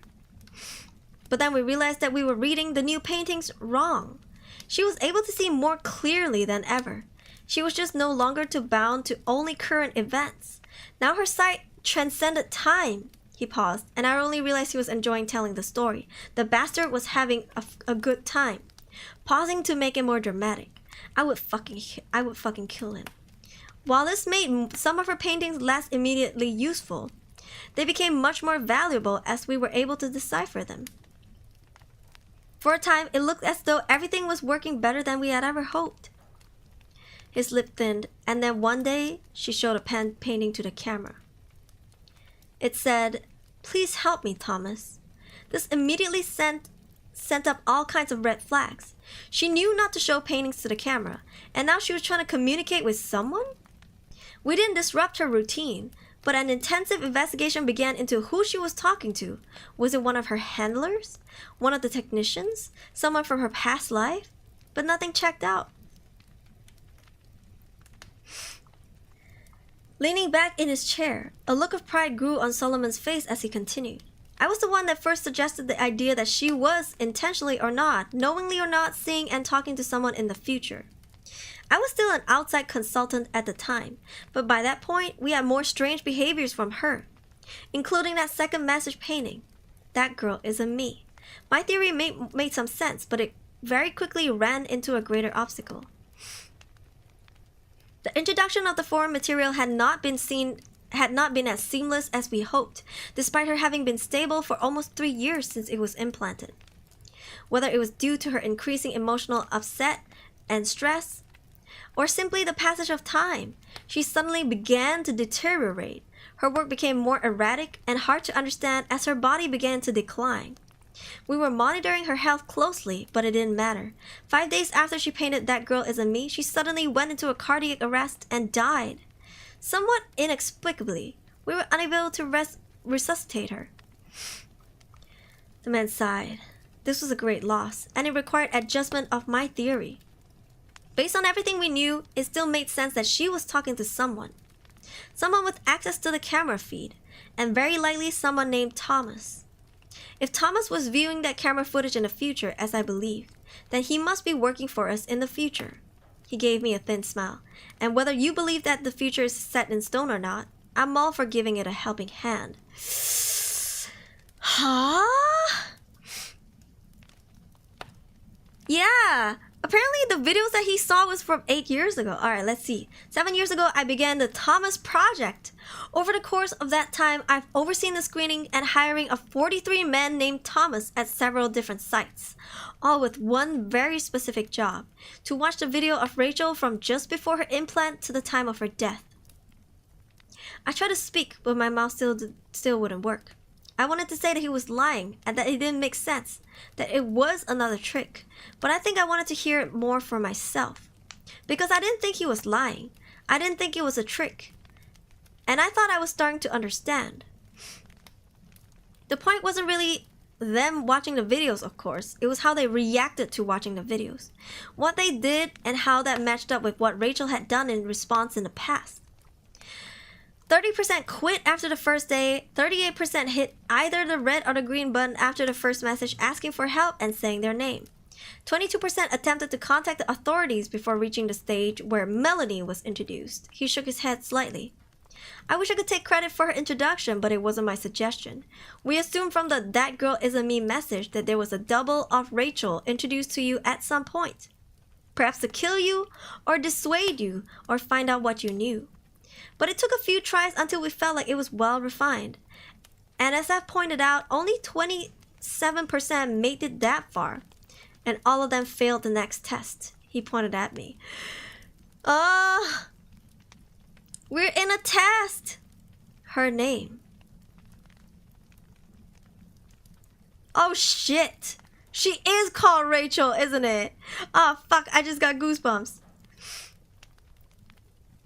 You see the girl you've been watching, that talented, wonderful girl whose body is preserved in the next room?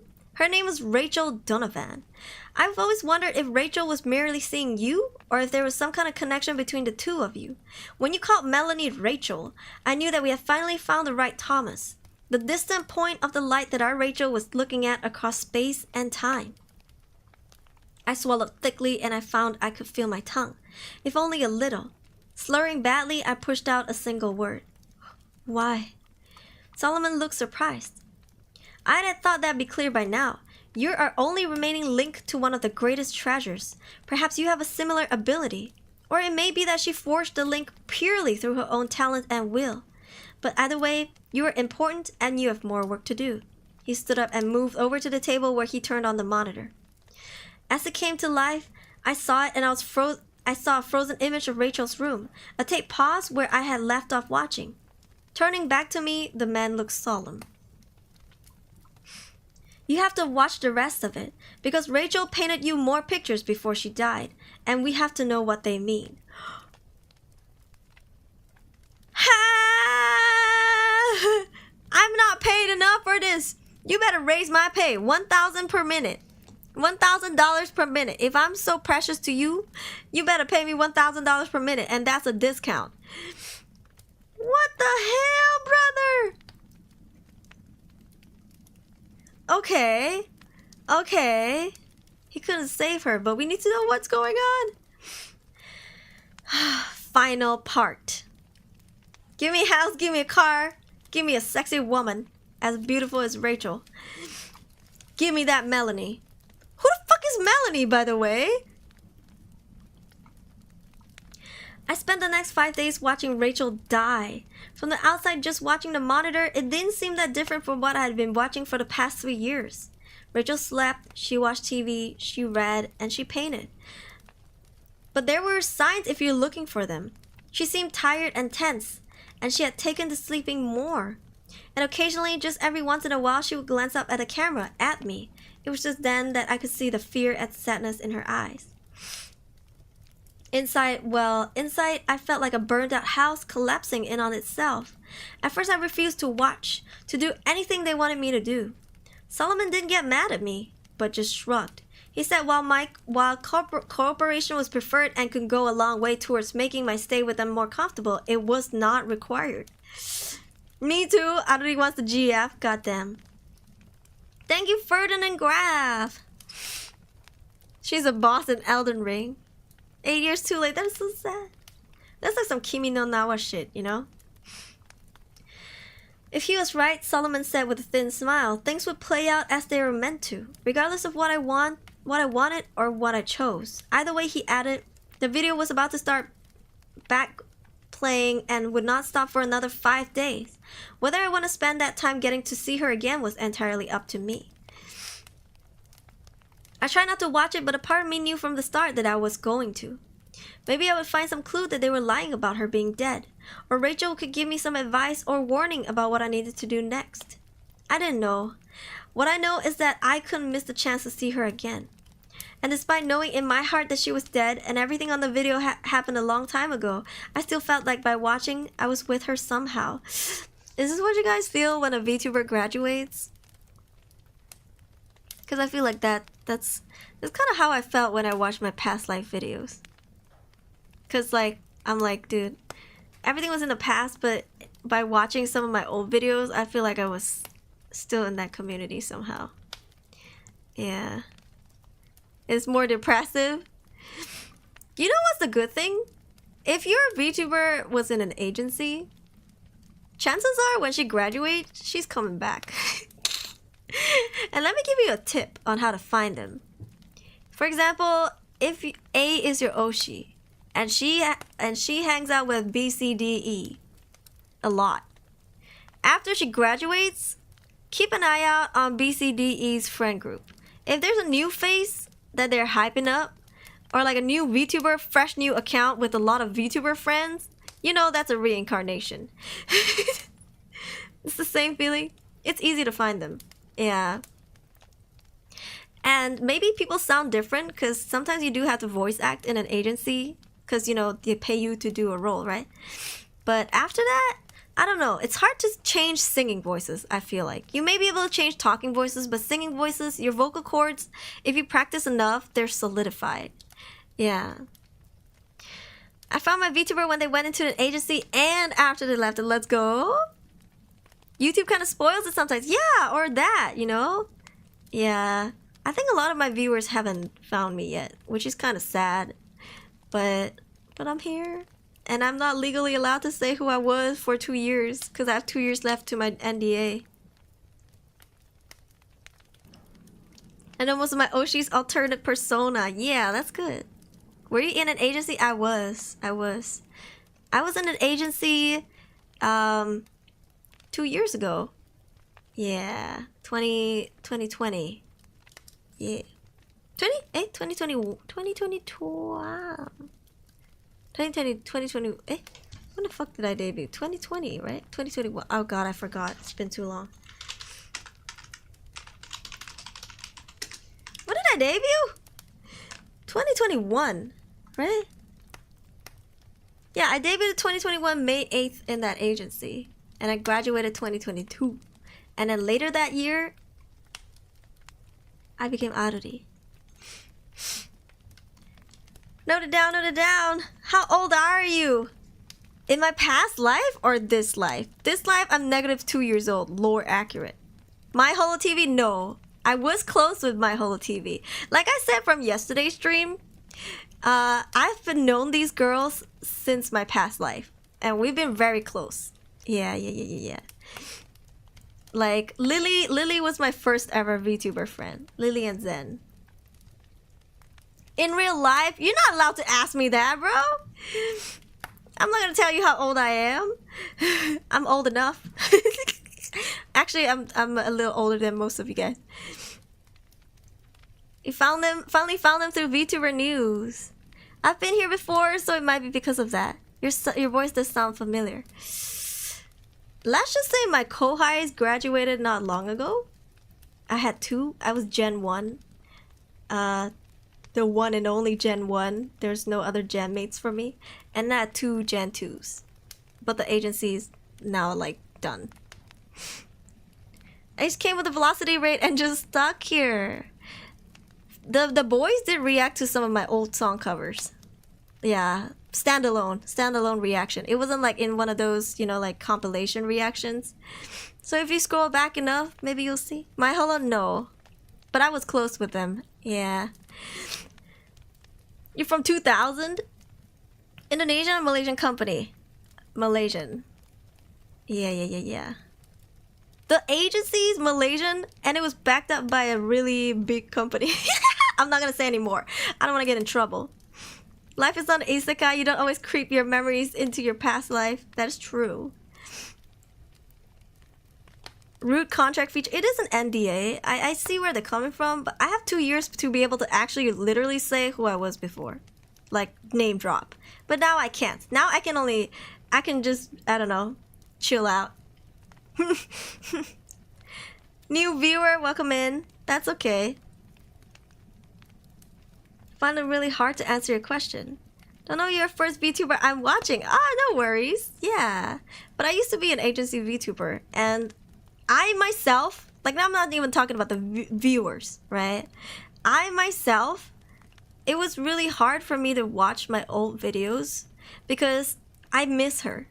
even though like she was from a company, like she wasn't my baby, but in a way she was my baby because I worked so hard for her, right? I gave my all, and I didn't even have a manager, so I did everything myself. And as much as I grew was really all of my hard work, and to let her go killed me, but I had to. Yeah.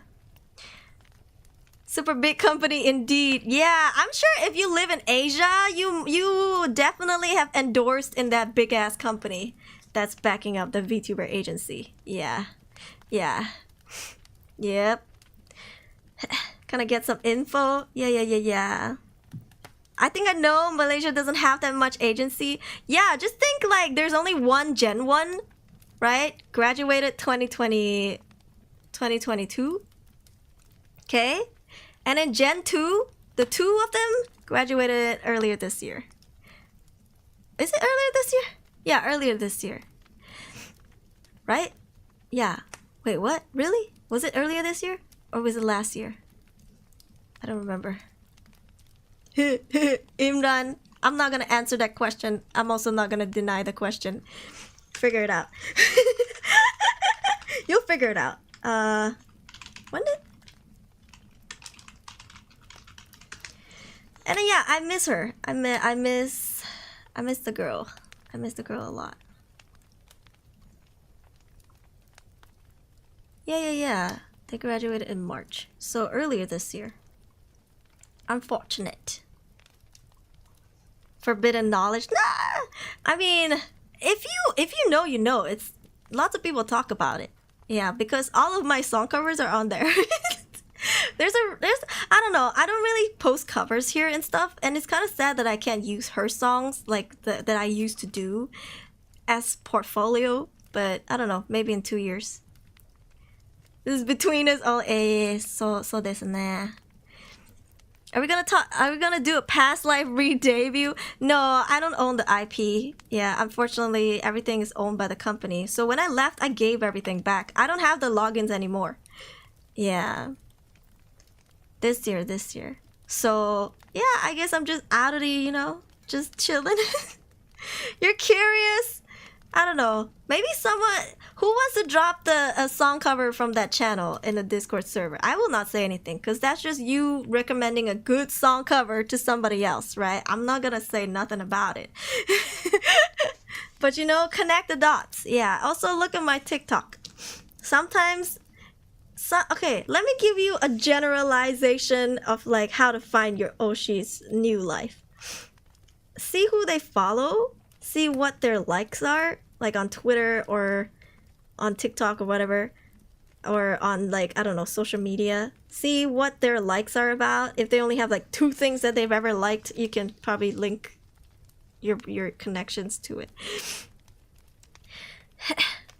1 hour long video, 2 years. VTuber exposes everything. I'm pretty, I don't know, I'm pretty open to talking about like agency experiences, but not everything because I do have an NDA. Yeah. It's not that hard to find out. She already gave a huge hint. I did. You just asking us to stalk our Oshis? Yes. And I'm sure they'll appreciate it because nobody wants to say goodbye to their family and be like, never find me ever again. Don't look for me. I don't want to talk to you ever again. That is no VTuber thinks like that. If you find them in their new life, chances are they're tearing up. Like for me, every time I saw like an old viewer come find me, I'm like, you about to make me cry. Why does this big person follow this person that is friends with N? Yeah, you will connect the dots because they leave breadcrumbs. Would you go back if you could? Not as her, no, but I would love to take that channel. I would love to somehow, if they want to sell me the channel, if they're interested, I would be interested in buying the channel because that's where my community was, And I don't want to keep her IP or anything because honestly, she looks a lot like the mother company that owns the agency. She looks their poster child, because the whole thing was designed by them. I never got to design the VTuber character. So like all of it looked exactly like the big company. Yeah, so I don't really want the IP. I just want the YouTube channel. Like, if they would sell me the YouTube channel, I would take it. Along with all the contents and the song covers. Found it, good for you. Yeah, send in Discord. As I said before, I'm well connected with some people. A lot follow me just to keep up with a few ex-corporal friends. Yeah. Info is enough to find out. Yeah. I saw the achievements of the channel as I looked into the details. It was 8 years too late to find you. No, Atlas! I'm going to cry. Actually, I would cry if someone that used to watch me all the time only find me like 8 years later. I'm going to cry. I'm like, have you gotten married at the time that you have not found me? You must have gotten married and have kids by now. It's been 8 years. Yeah. It's a Discord username. You just joined my Discord server. You probably see it. Let me see. Did somebody post it already? Nobody yet. Nobody yet. But like if you do. Anyways, I'm not encouraging anything or anything. What? Me? I would never. What? Alright, anyway, let's keep reading. Insider tea. That's the thing about my streams. It could be about horror storytelling streams, but you get some insider tea. Yeah. You had kids and you didn't name your firstborn after me? You didn't name your child Rudy? Wow. You think you found it already? Good for you. Yeah, maybe my talking voice would sound a little different, but my singing voice is definitely the same as always. New info woke me up. Content, farting, and vibing. Still wondering what happened to Rachel. Just say in Minecraft, of course. Yeah. Alright. By the way, you won't get in trouble for saying anything. I would. Because I'm the one who signed the contract, okay? Okay, anyways. In 2 years, you will hear me name drop. In 2 years, okay? She had been taken away from everything she knew when she was barely grown, trapped for years just for being special, experimented on, treated like property, kept from ever having friends or family or a life. And yet, through all of that, she was still beautiful, not just on the outside, but on the inside too. I had spent years watching her, getting to know her in 1,000 tiny ways so that a few people would ever truly get to know each other. I had seen her kindness and grace in her actions, even when she was fighting against the people holding her. I had watched her strength when she woke up day after day in her prison and never gave up. Thank you for the hearts. I saw the beauty of her soul in her paintings, full of swirling colors and, what was the word? Wonder. She was able to paint these things she saw with such care and love, despite living in a world that had abandoned her so completely. Where are her freaking parents? Maybe on Discord with a Rickroll link, ayo? Well, I was not abandoning her. I would watch every bit of the video I could manage, try to burn into my memory every frame of her I saw. Not for them and their stupid project, but for me and for her. Do it for her! I may not have much to do in my life before they lock me away somewhere or kill me, but I could do this one last thing. Rachel wouldn't die alone. Ah. I watched nearly all of it, stopping only to eat quickly and use the bathroom until the last 2 days. I would ask the guards to pause it, but they would only shake their heads and say Solomon said it had to play normally until it was finally finished. By the 4th day, I was in a stupor. I have already dozed some of the first 3 days, but when I woke up on the 4th day, I could tell a few hours had passed. There were 2 trays of food on the bed, 1 breakfast, another lunch. I looked back at the screen in panic, worrying that I had missed something. But Rachel seemed to be waking up too. I noticed her putting her hand to her stomach as she got out of bed and felt my own stomach twist. She was already hurting. Rachel glanced at the camera and tried to smile before moving to set up a new canvas for a painting. Oh my god, she's trying to tell us something. Welcome back. I'm curious about Aruri's story. You'll find out. You find out. Yeah, you'll find out. You know, look up Malaysian agencies that are mid-sized. Actually, quite big. Like, there's only a few really big not really big, but like a few big Malaysian agencies. We don't have that many successful one, unfortunately. Yep. Yep. And you know, my birthday is my birthday. September 18th is my actual legitimate birthday where my mom popped me out of her vagine. So, you know, connect some dots. Yep. Get why companies might not want VTubers to stay in past life. That's a lot of advertisement power, and what they consider they pay for will not go to them. I think it's more like what the VTubers do outside of their contract is they can't control, right? So for example, as Aruri, I could potentially say or do something and it could be detrimental to the past lives, I guess, IP, if they still want to monetize it somehow. Yeah. But I think I see why they don't want people to connect the dots, at least publicly, is because they probably don't want to, yeah, let it be like, oh, but well, you're not under my contract now. You don't work for us anymore, so we can't tell you what to do or what to say. They can only control you while you're their talent. Yeah. In 2 years' time, but you know, right, Zaloa? Happy birthday. Whose birthday? Gonna get the cool down. That goes over this already cuckoo. Her past life have a cat too? Yes. My cat is still the same cat. The name is a little different, but you know.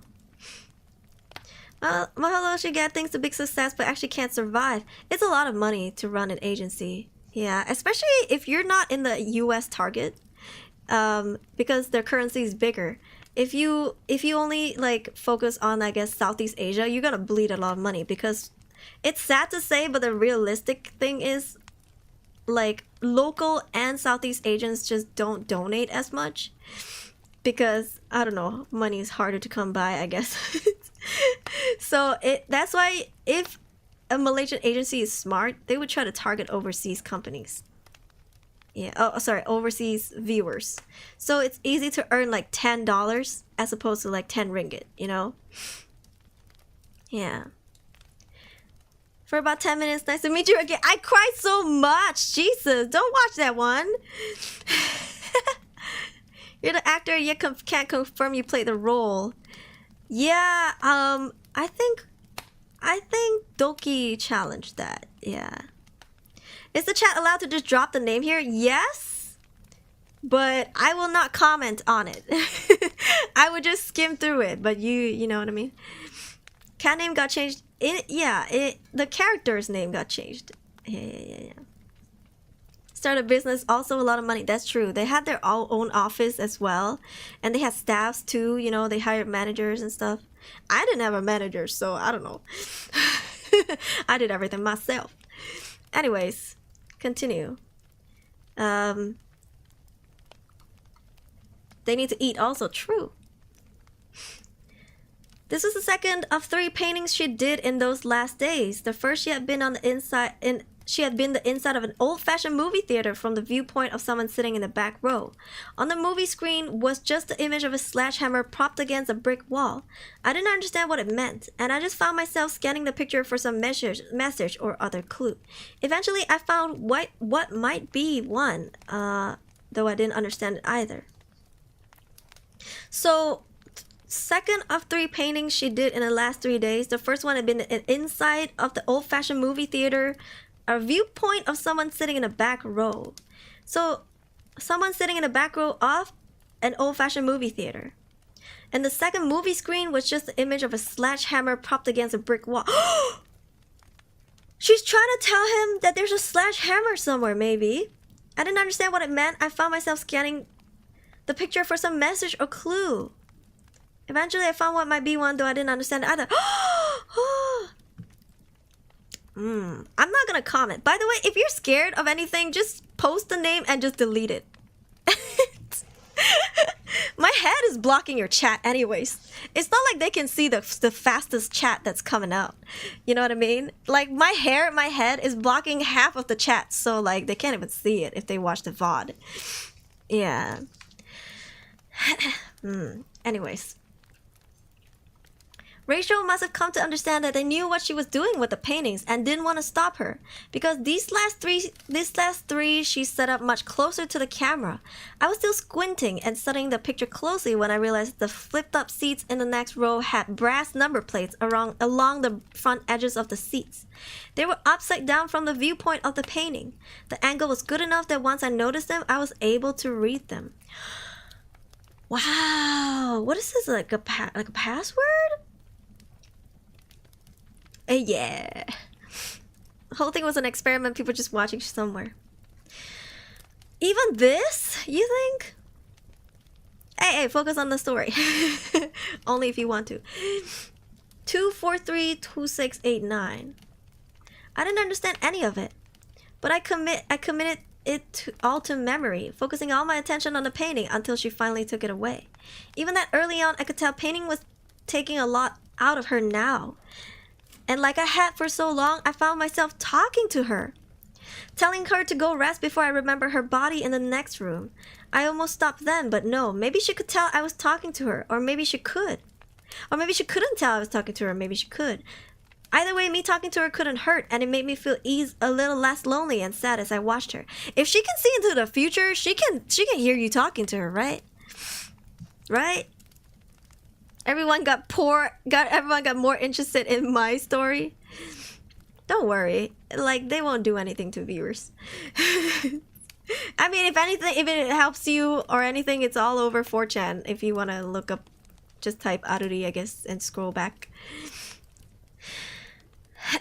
Yeah. Who needs the past life of Rachel? We need the past life of Aruri. By the way, you're safe. Don't worry. You're fine. Okay. The second painting, the one which she started after I woke up from falling asleep for a few hours, was stranger than the rest. It looked like it was in a room with curved walls made of tree roots. And in the center of the room was a little table made out of the same stuff. Some of the roots around the room were a deep red, but other parts, including the table thing, looked burnt and black. I looked closer and I could see a person's shadow over the table, hands holding some long oval-shaped bundle.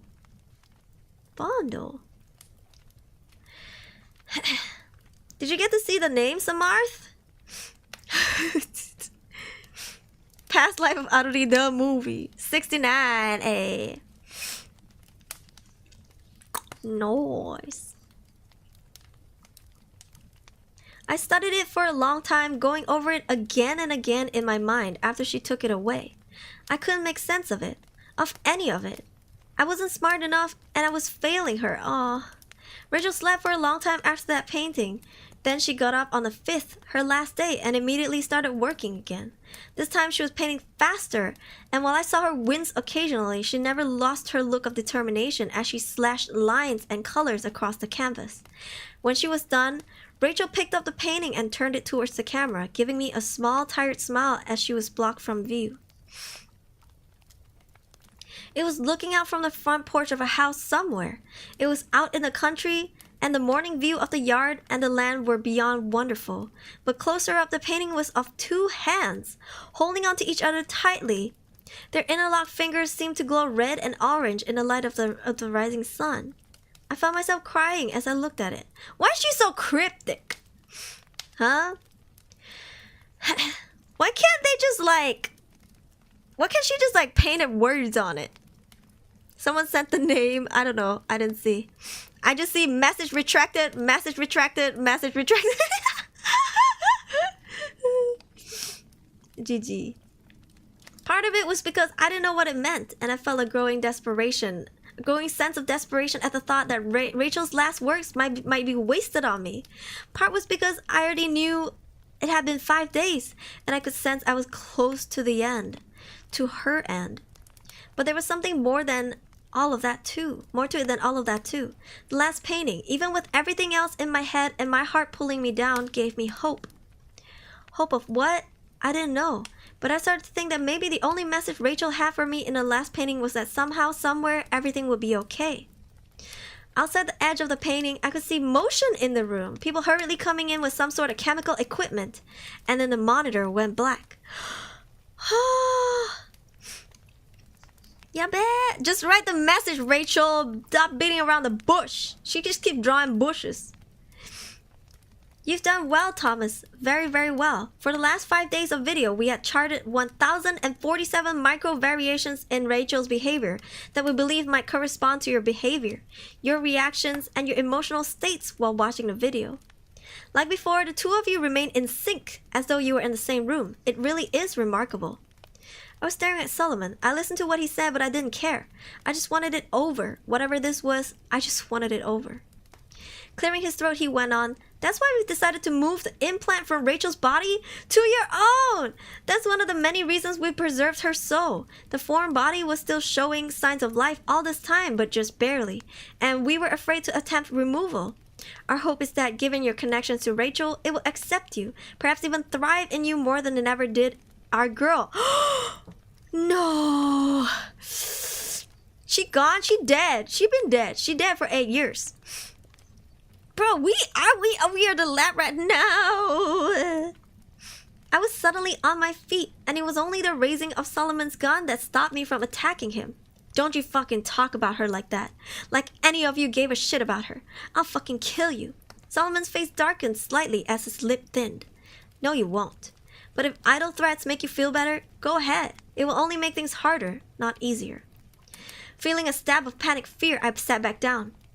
What is this thing that you're gonna put in me? My dick? Sorry. The man looked at me for several seconds before responding. I'm tempted not to yell. I'm tempted not to tell you after your stupid and frankly hurtful outburst, but I'll be the bigger person. Letting out a small sigh, he went on, Thomas, somewhere there is a tree. A very special tree. We suspect it is the same tree that Rachel painted for you that time, though we cannot say for sure, as we have never been able to find it.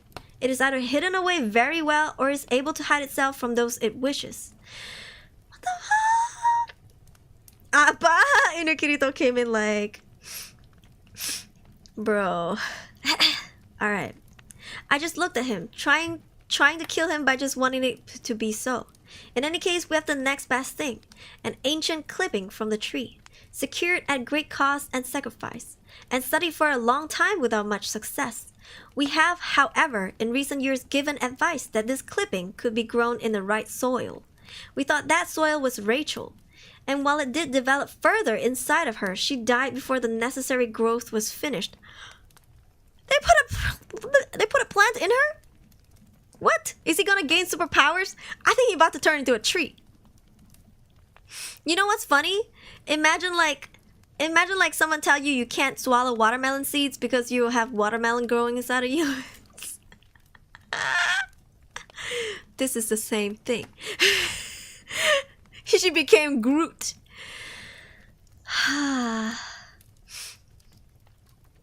Bro. Leaning forward, he smiled at me. We have it on fairly good authority, however, that you might succeed where she failed. I fought them when they came, but it didn't matter. I woke up sometime later with a dull ache in my chest and a small, already healing scar on my upper stomach. I didn't really feel that different, other than a little bit of pain, but I knew that would change with time. Maybe if I had more time than Rachel.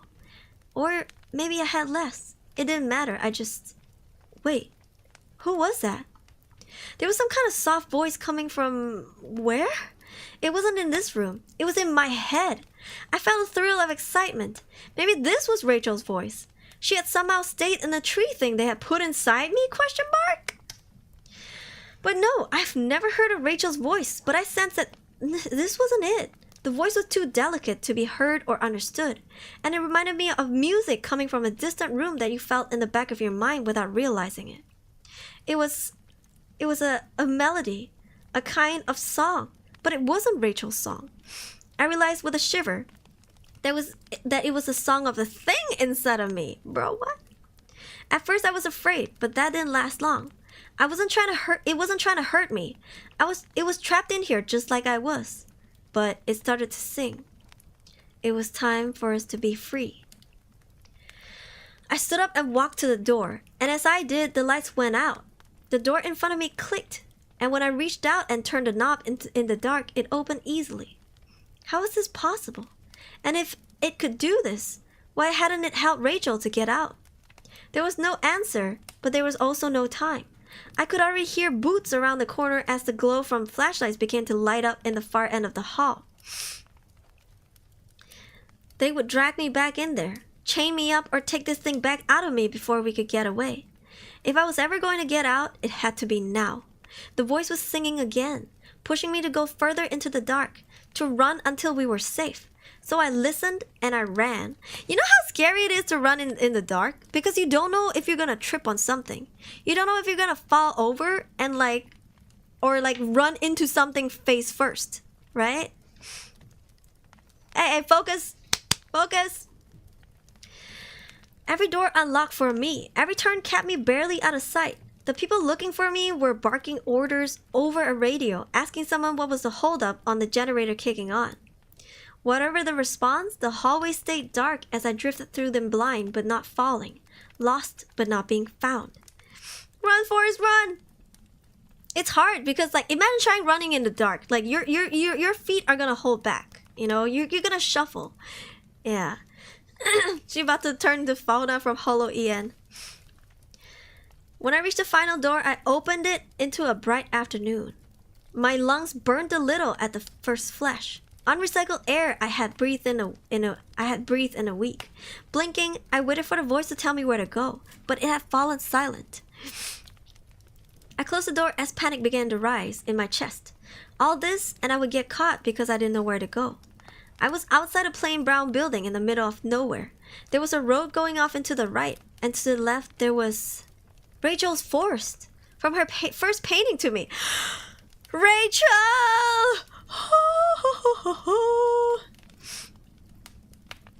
I knew it was the same forest immediately, and not just because it matched the painting so closely.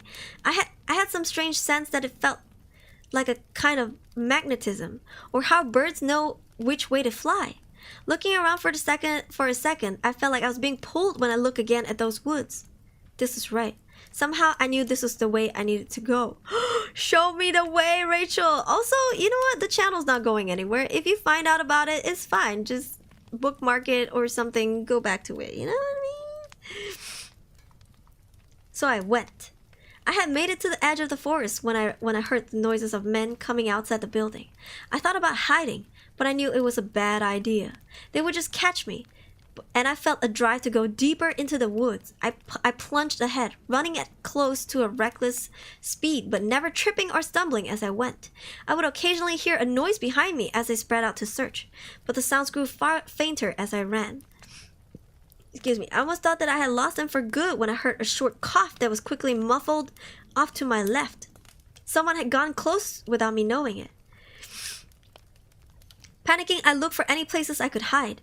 There were only bushes and trees. And over there, a well. Not just a well, but Rachel's well, with the same worn gray stone walls capped with a weathered wooden lid. I felt a moment of happy recognition, but then it faded away. How did that help?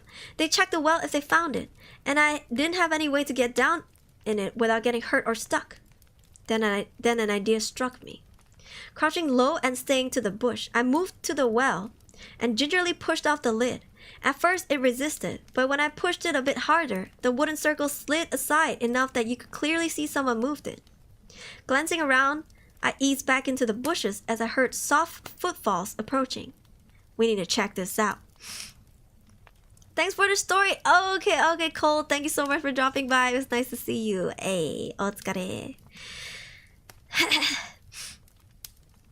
You think he went down the well? Better hope not. He probably broke his neck if he did. Then it's our asses. I could see the two men approaching. Both of them were wearing dark body armor and carried assault rifles. The older of the two shrugged back at the other one. Better that than he was hiding in there and we didn't check. Looking irritated, the younger man nodded. I'll look. He went over to the well and shoved the wooden lid aside, causing it to clatter to the ground, hitting a button on his rifle. A flashlight sprang to life on the barrel. He started to shine it down in the well as the other continued to look in every direction. I was worried he would see me if I moved, but I couldn't wait. I just had to stay calm. Think slow and move fast. I kept expecting to hear them yell, or feel something, or someone strike me in the back, but nothing came. As the afternoon light began to dim, I saw the trees thinning ahead. I was approaching a road. It looked like a normal public road too, with several cars passing one way or the other as I walked out of the forest and up the hill to the asphalt. The idea of hitchhiking, especially this close to where they held me, was frightening, but then I saw little choice. I was wearing sweatpants and a t-shirt they had given me and my own shoes. I had no money or ID or phone. My only chance was to get far away enough that I could try and get help. I jumped slightly at the hiss of hydraulic brakes as a large semi rolled to a stop next to me. The passenger window rolled down and an older man with white hair and a graying mustache leaned over and peered down at me. "You look lost, son. You need a ride." I looked down at the door of the truck. It had a logo that said Martinez and Sons Construction and Hauling. Below it was a cartoon of a man hitting a wall with a sledgehammer. Looking back up, I smiled at him. "Yes, I do. Oh my god." Hey, focus on the story. She's been helping him the whole way. Oh my god. I woke up 5 hours later as we pulled into a truck stop somewhere in Nevada. I had planned on staying awake the entire trip, but that had only lasted a few minutes before exhaustion overtook me. I glanced over at Oliver Martinez and he gave me a toothy grin. "I'm tired, but you're plumb tuckered up. I gotta fuel up, shower and get some grub. I'm going on to California after that. If you want to ride further, just be back here in an hour. Sound good?"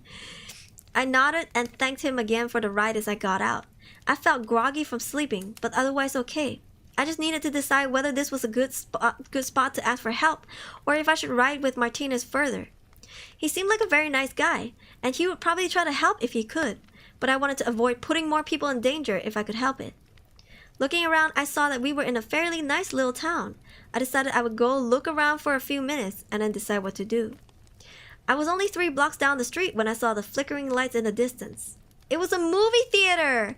As I got closer, I felt my chest tightening. It was the one from Rachel's painting! Ha ha ha! She saw more than Thomas. Yes, and she painted it out, guiding him where to go. Like, I'm going to cry. She's such a hero. She may have died, but she wanted him to live, and that is so sweet. Oh my god. I'm getting emotional, dude. Also, you know what's interesting? Where the hell are his family? Like, does he not have parents? He doesn't have siblings? He doesn't have cousins? You know, when something happens to me, I guess I would want to contact my family, right? But like it's like he doesn't think about calling someone who would care for him, like after he disappeared for so long, right? Future painting, yeah. You know, he disappeared for like, I don't know, let's say like a few weeks at this point, and then nobody gives a shit about him. Because of her to start with, that is true. That is true. But he needed a job, so I think he was there because he was broke to start with. No Sleep horror story. It's not all of the No Sleep stories are supernatural and spooky. Yeah, I think they were like, I don't know. Yeah, could have been a foster kid. That's true. That's true. Hey there, welcome to the Phoenix. The guy standing at the candy counter of the theater looked a little younger than me, and while he seemed friendly enough, he also looked slightly concerned. If you're here for the horror double feature, I'm afraid the second movie is about 30 minutes in. I can give you a half rate if you want to see it through. Ah, how nice. I shook my head and tried not to look as strange and crazy as I felt.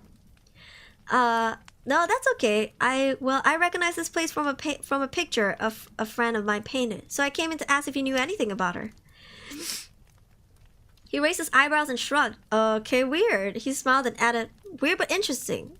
Who is she? I swallowed. Her name is, well, it was Rachel Donovan. I expected him to look surprised or excited or angry, but I could see right away the name meant nothing to him. Shaking his head, he shrugged again. Sorry, that doesn't ring a bell. I'd say you could ask the owner, but he's on vacation this week. Nodded, I searched my mind for something else to ask. Some way to make this place matter the way her paintings had. Is there anything unique about this place then? Its history or something? The man grinned. Buddy, you're clearly not from around here. This place is super boring. Not just the theater, but the whole town. Frowning in thought, he added, the only thing I know about the history of this place is that there used to be a house here that burned down. This was like in the 1920s or 30s, when this wasn't even a part of town. Couldn't tell you the first thing about it beyond that, but I bet it's still the most interesting thing that's ever happened here. Bro. I let out a disappointed sigh. Okay, well, thanks. I turned to leave when the guy called out again. Hey man, sorry I couldn't help more. If you come back, I'll give you a discount on a movie. Half off. If I'm not working, tell them Marshall said it was okay. I waved and tried to smile as I headed for the door with a heavy heart.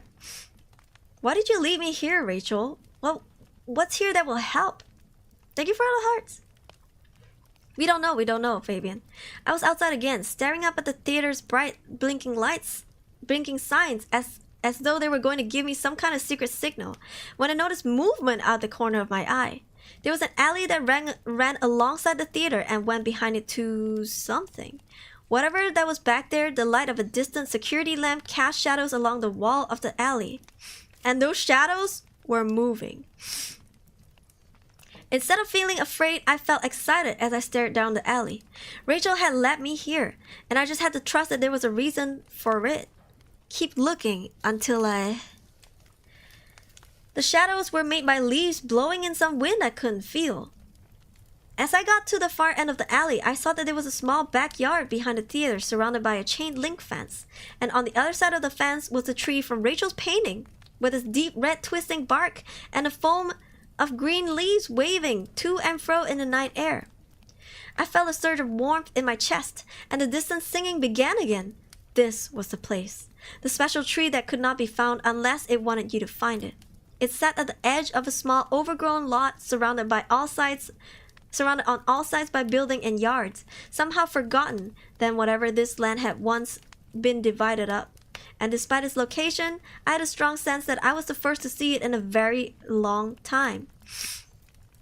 Climbing the fence, I felt a jagged wire dig into my leg and rip my pants as I fell over the top. I was bleeding a little, but I hardly noticed. I could smell the tree now. It was a rich, good smell, unlike any I'd smelled before. Reaching out to it, I felt the singing grow louder as I touched it. I felt stronger and less afraid then, and when I saw the light opening up at its roots, I didn't tremble, I smiled. What the heck? In case of an abduction in this case, we don't know if it's government. We don't know. It could be private, right? There was a hidden tunnel under the tree. A tunnel filled with sweet-smelling air that was like the tree smell, but also different. And the tunnel wasn't dark. No, not at all. It glowed with its own golden light that called to me, urged me forward. Rain was beginning to fall as I looked around the dark lot. I had the thought that I was leaving this world behind. And I found that I didn't mind that much at all. The tunnel had continued to grow, slanting down gently, and tall enough that I had walked in without stooping. The roots of the tree went on, woven through the dirt walls as I went deeper. I looked back and saw the tunnel had closed behind me, but I wasn't surprised. The way forward was the only way that mattered. Was this Alice in Wonderland? I walked for what might have been hours, but I never felt tired or hungry, and I was never worried I was lost, though I had no idea where I was or where I was going. Still, I felt an urge of happiness and excitement when I turned a corner and saw something in the tunnel ahead. As I got closer, I realized it was a brick wall, and just as I began to think I found a dead end, oh, Jesus. Oh my goodness. Ah! Oh my god, the timing of it all. My lights, everything went off and then came on again. What the hell? That jump scared me. Oh my god. Is the stream okay? There was a blackout for a split second. Did you see me jump? What the hell? Rachel, stay dead, bitch. Ain't nobody got time for you. Okay. Is your place haunted? Well, in my last horror storytelling stream, I was touched by something on stream. Something touched my leg, and I screamed. But we don't talk about that today, okay? Hopefully that's not the same thing. Short summer, you should call an electrician. I don't know. I might. But it is 2:47 a.m., so we'll see. We'll see. Yeah. Anyways, continuing on. I saw something in a tunnel. As I got closer, I realized it was a brick wall. But just as I began to think that I found a dead end, the wall faded away, revealing a dark room. I paused at the edge of the tunnel, looking out at the floor of what looked like a basement. It was empty, but in the light from the tree, I could make out something scratched into the floor. It was the number 2. I felt my pulse quicken as I thought back to Rachel's painting with the theater seats, and then I stepped out into the room. It was the empty basement of a house, and as I went up the stairs and opened the door, I saw that the rest of the house was empty as well. No lights were on, but bright sunlight poured into every window, and in the distance I could hear what sounded like small waves crashing on the beach. I wanted to go out and see where I was, but I forced myself to check the house first for any people or clues, but there were none. The house was utterly bare of any sign of people other than the numbers scratched into the floor below. A brownout is when the lights go up for a minimum period of time. Oh, it was a brownout then, I suppose. Yeah, it's fine as long as the stream is okay, because you know I'm a content creator and I prioritize my content. Scary stories are the realistic ones. I have talked about my paranormal experience in my past couple of streams about horror stories, so yeah. Anyways, moving on. We don't want to talk about it now.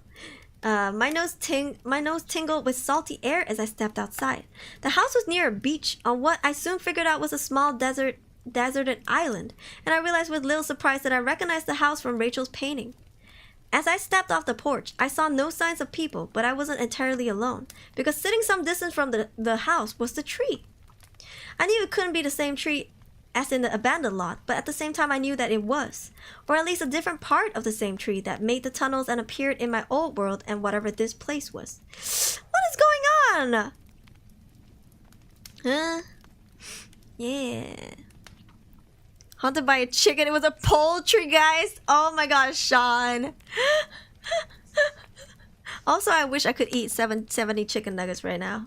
That sounds good. Go brown, yo. Because I had started having that thought as soon as I stepped out of the house, I didn't think this was my world, not exactly. I could see a larger island some distance away, and it might have some people on it. Hotels and cars and planes. Or it might not, as those things might not exist here. Either way, my newfound intuition was growing stronger, and I could tell that the texture of things was different somehow, if only a little. Not bad or scary, just different. Still, after a couple of hours exploring the island and checking out the house, I began to feel terribly lonely, even with the tree nearby. I decided to go back into the tunnel and keep going. The basement wall faded away as I walked up to it, and I entered the tunnels again. It was only a short time later that I found my second version of the house. Very much like the first, the wall faded away into a basement, but this one was far from being empty. It was a workshop of some kind, full of tools I was not familiar with. I glanced down and saw 43 scratched onto the floor. Who was doing that and why? I was going to explore the house more carefully this time, as it looked like there were people here, but then I froze. Propped against a brick wall next to a small stack of boards was a sledgehammer! Trying to be quiet, I crept over and picked it up before heading back into the tunnel. She did draw the sledgehammer thing. Talk about courage. Yeah, I mean... OCD for sure. When I was little, before Daddy died, he had loved to hunt. I never went with him and didn't remember much of what he hunted, but I do know that he had an old hound he'd had since before I was born. The dog had only loved him, him and being on the trail of something. When Rocker, his name was Rockefeller, got a scent, it was like he was in a trance. He would go and go this way and that, and to look at him, it looked like he was having a fit, both lost and certain at the same time.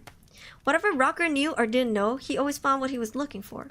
I felt like Rocker now. I was moving faster and faster as I went down this turn and that. Felt like I was on the trail of something, or traveling on memories that I didn't have.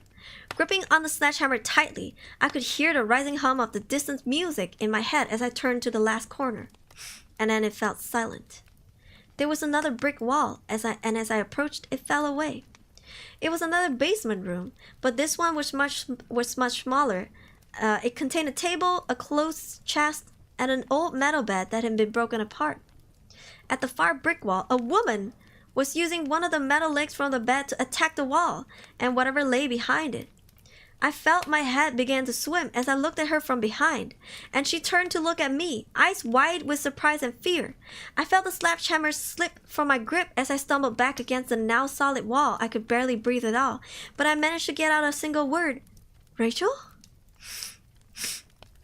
The woman looked at me, her expression less fearful but still guarded. She had the bed leg partially raised in warning. Yeah? Do I know you? Don't know if it's an insult or not. Ah, okay, Lee to me. Oh, it is late. Thank you for dropping by. Hey, rest well. How many Rachels are there? Are we traveling between like multiverses? It was her, but it wasn't much. Much like the tree on the island, this Rachel looked a few years older, and while she looked stressed and confused, at the moment, her eyes didn't seem weighed down by the same quiet sadness I had come to realize watching the other Rachel for all that time. So I don't know how to answer her question and not sound creepy or crazy. I stared at her for a second, floundering, when she asked another, "You came out of the tree tunnel, right?" I nodded, grateful for something I could answer easily. Studying me, she said, "Where did you come from? Before the tunnel, I mean." I flushed as I tried to think of the right words. Well, I came from Texas, originally, I mean. She grinned at me for a second, before catching herself and trying to look serious again. Yeah, okay, but like, do you know how the tree works? Like, how did you find out about the tunnel? How did you get here? Sighing, I rubbed my head and just started into it. Look, I know this will sound crazy, but I had a job watching a woman trapped in a room. And that woman was you. Or another version of you, and she asked me for help, and I couldn't help her, and they took me. And when I found that she's been dead for a long time, but could see me in the future, then they put something from the tree in me that had been in her that killed her. And then I escaped, and I figured out where to go to find the tree from things that she had painted. And I somehow knew how to go into the tunnels to find different spots. And I'm pretty sure the tunnels lead to different worlds, and I got this sledgehammer, and then I... Hold up, goddamn, take a breath, you're gonna pass out. She was smiling again, and this time she didn't try to hide it. She looked over what was left of the bed to where the sledgehammer was laying on the floor. And did you say sledgehammer? What is this, a quest? This gotta be a game, bro. Whack. So yeah, I believe you. Whack. I've been in those tunnels too. My ex-boyfriend tricked me into moving here so he could tie me to the tree in his place. What? Whack. Well, not tie me to the tree literally. Take his place as what? The tree's buddy or something? I don't really know. It's all pretty fucked up and I don't understand all of it. Whack. But what I do understand is that the fucker walled me up in here. At first I thought I could just pry loose some bricks over time, but nope. He put a layer of concrete on the outside this time. Good old Phil. Or Justin. Or whatever. I mainly think of him as fuckface now. Whack. This is taking forever. I step up and put my hand on the sledgehammer. Let me do it for a bit. We can take turns. We had cleared away even more brick than she had already managed, but the concrete wall was only starting to show small cracks. I just wanted to keep looking at her, have her talk to me, but I knew she was tired. She nodded reluctantly and let go of the hammer. Before I swung, I looked back at her. How long have you been in here like this? Whack. Rachel scowled. It's hard to say for sure, but I think about 8 months. What the fuck? I let the hammer drop down again as my eyes widened. How did you survive all the time? Yeah, girl, what food did you eat? First and foremost, second of all, fresh air? How do you get oxygen? Huh? What's going on? Her scowl deepened. It's the tree. It won't let me die. I just dip into the tunnel every day for a bit and I never get that hungry or thirsty. A thought occurred to me then. Why didn't you just escape through the tunnels? She quickly shook her head. No, thank you. I've had enough of seeing the other worlds. Some of them aren't so nice, and I don't want to be more tied here, and I don't want to be more tied to the tree than I already am. I just want out of here, into my own world. Then I can try and figure out how to free of my own connections to the tree for good. Rachel shrugged. I would have done it eventually with the stupid bed parts, but who knows how long it would have taken. She smiled again. I'm very happy you came. came to help and brought a sledgehammer with you. You mean, bitch, you couldn't go to another world to find a sledgehammer this whole time? Huh? What? Returning her smile, I nodded as I lifted the hammer again. Me too. Whack. We were both wringing with sweat when we crawled through the hole that we made in the outer wall. Rachel told me that she thought her ex-boyfriend was long gone, but she couldn't be sure, so we had to be careful. Grabbing the sledgehammer from the inside of the room, we made our way towards the stairs. The house was decorated but quiet. We saw no sign of anyone as we walked to the front door and opened it. Outside, the sun was coming up to a new day. And as we walked out onto the porch, I jumped a little as Rachel took my hand and gave it a squeeze. I looked over at her. I hadn't been able to help the other Rachel, but maybe that had never been the point at all, because I thought now she had been able to see more than just other places or the future.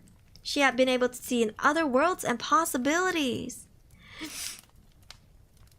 Still trying to figure out why this is on no sleep. It's okay, like, let's not dwell on that. Let's focus on the story. It's the immersion that counts, right?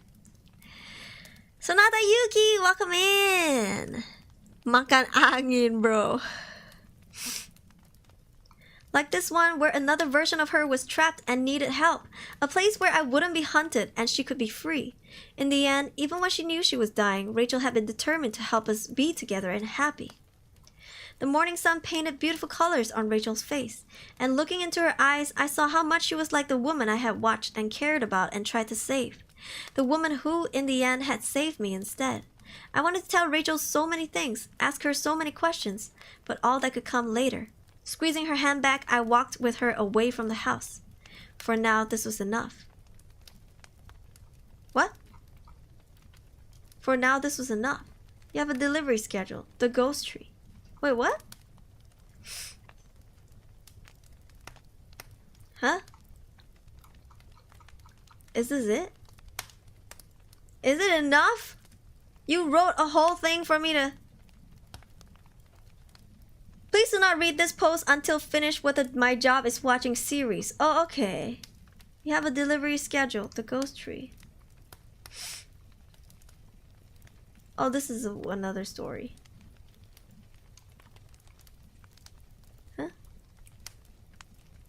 Wait, what? It's a whole trilogy? Are you fucking kidding me?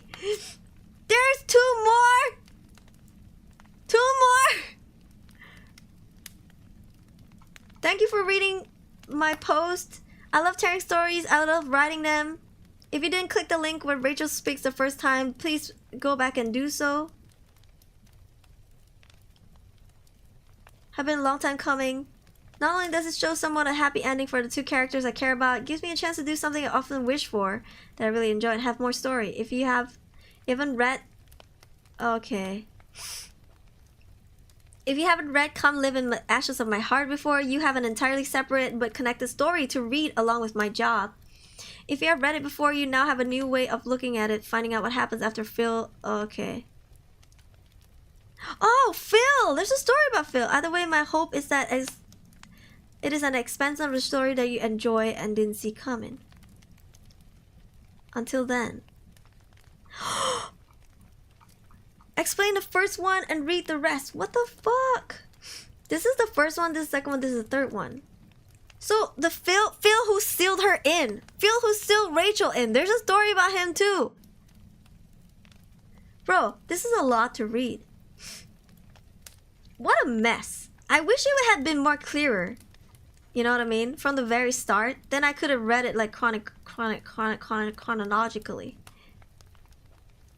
The Ghost Tree. Part 1 of 4. This is somebody else. You have a scheduled delivery. Part 1. What the fuck? So this is the first one. And then that was the second one. And this is not the third one? Which one is the third one? Come live in... Well, it just says like there's some kind of linkage. There's not the whole linkage.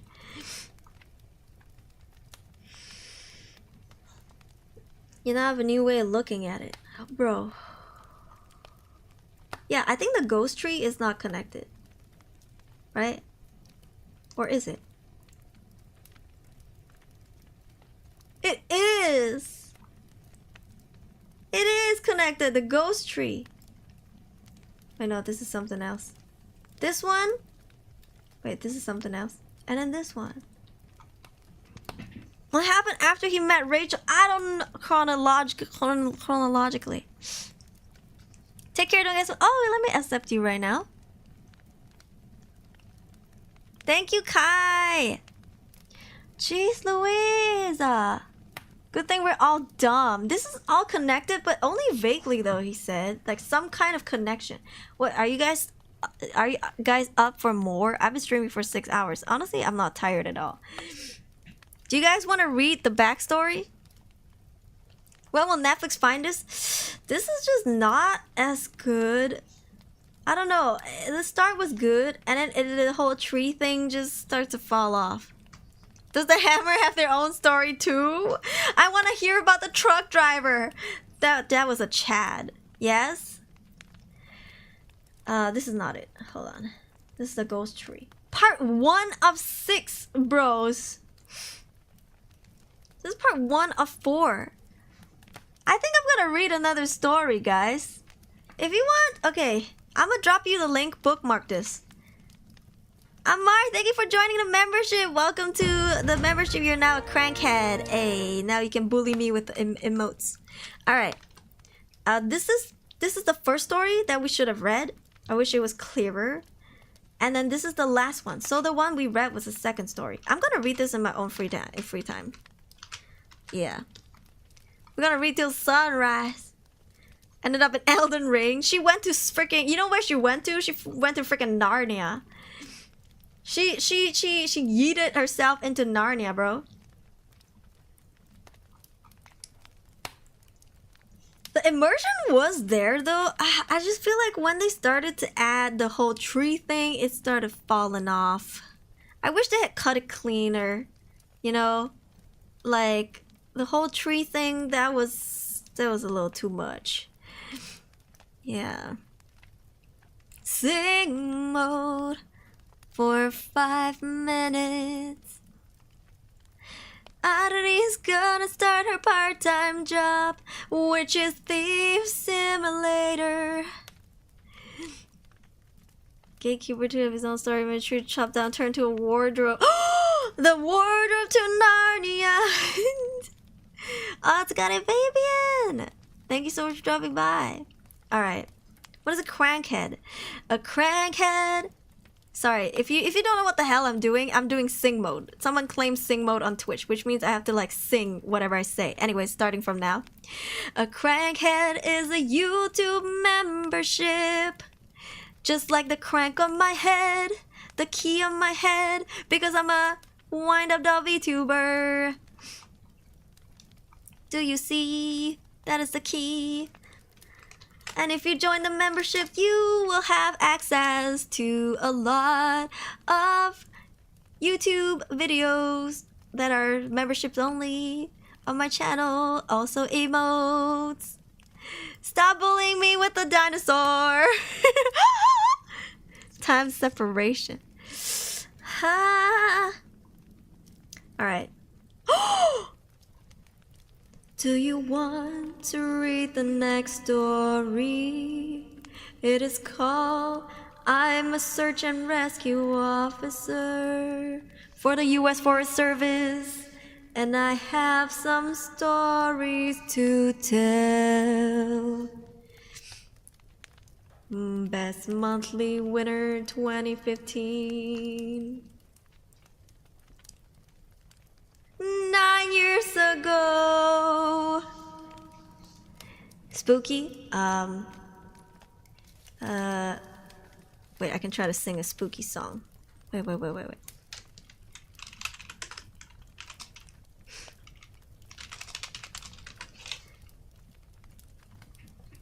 Okay. I didn't even warm up for this, but I'll try to sing this song. Okay, wait. Ha. Got a secret, can you keep it? Swear this one you'll say.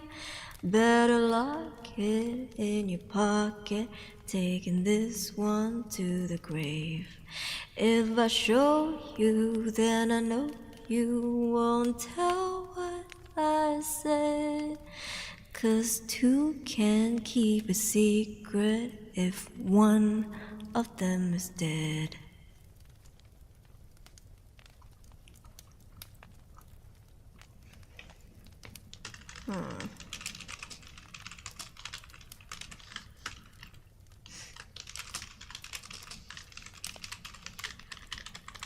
Okay, I will sing another one. This is not a creepy song, but I'll sing it in a creepy way. Ha ha. Dancing bears, painted wings, things I almost remember, and a song someone sings once upon a December.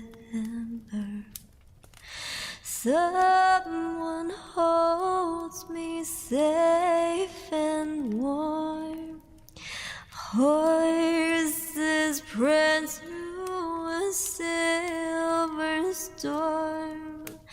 Figures dancing gracefully across my memories. Far away, long ago, glowing dim as an ember. Things my heart used to know, things it yearns to remember.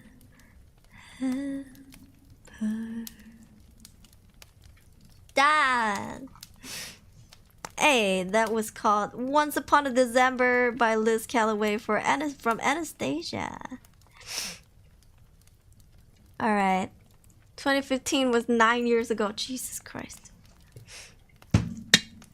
I love that song. I don't like singing without warming up, but that's like most of the time. Hey! Thank you. Thank you. Very wonderful. Okay. Next story.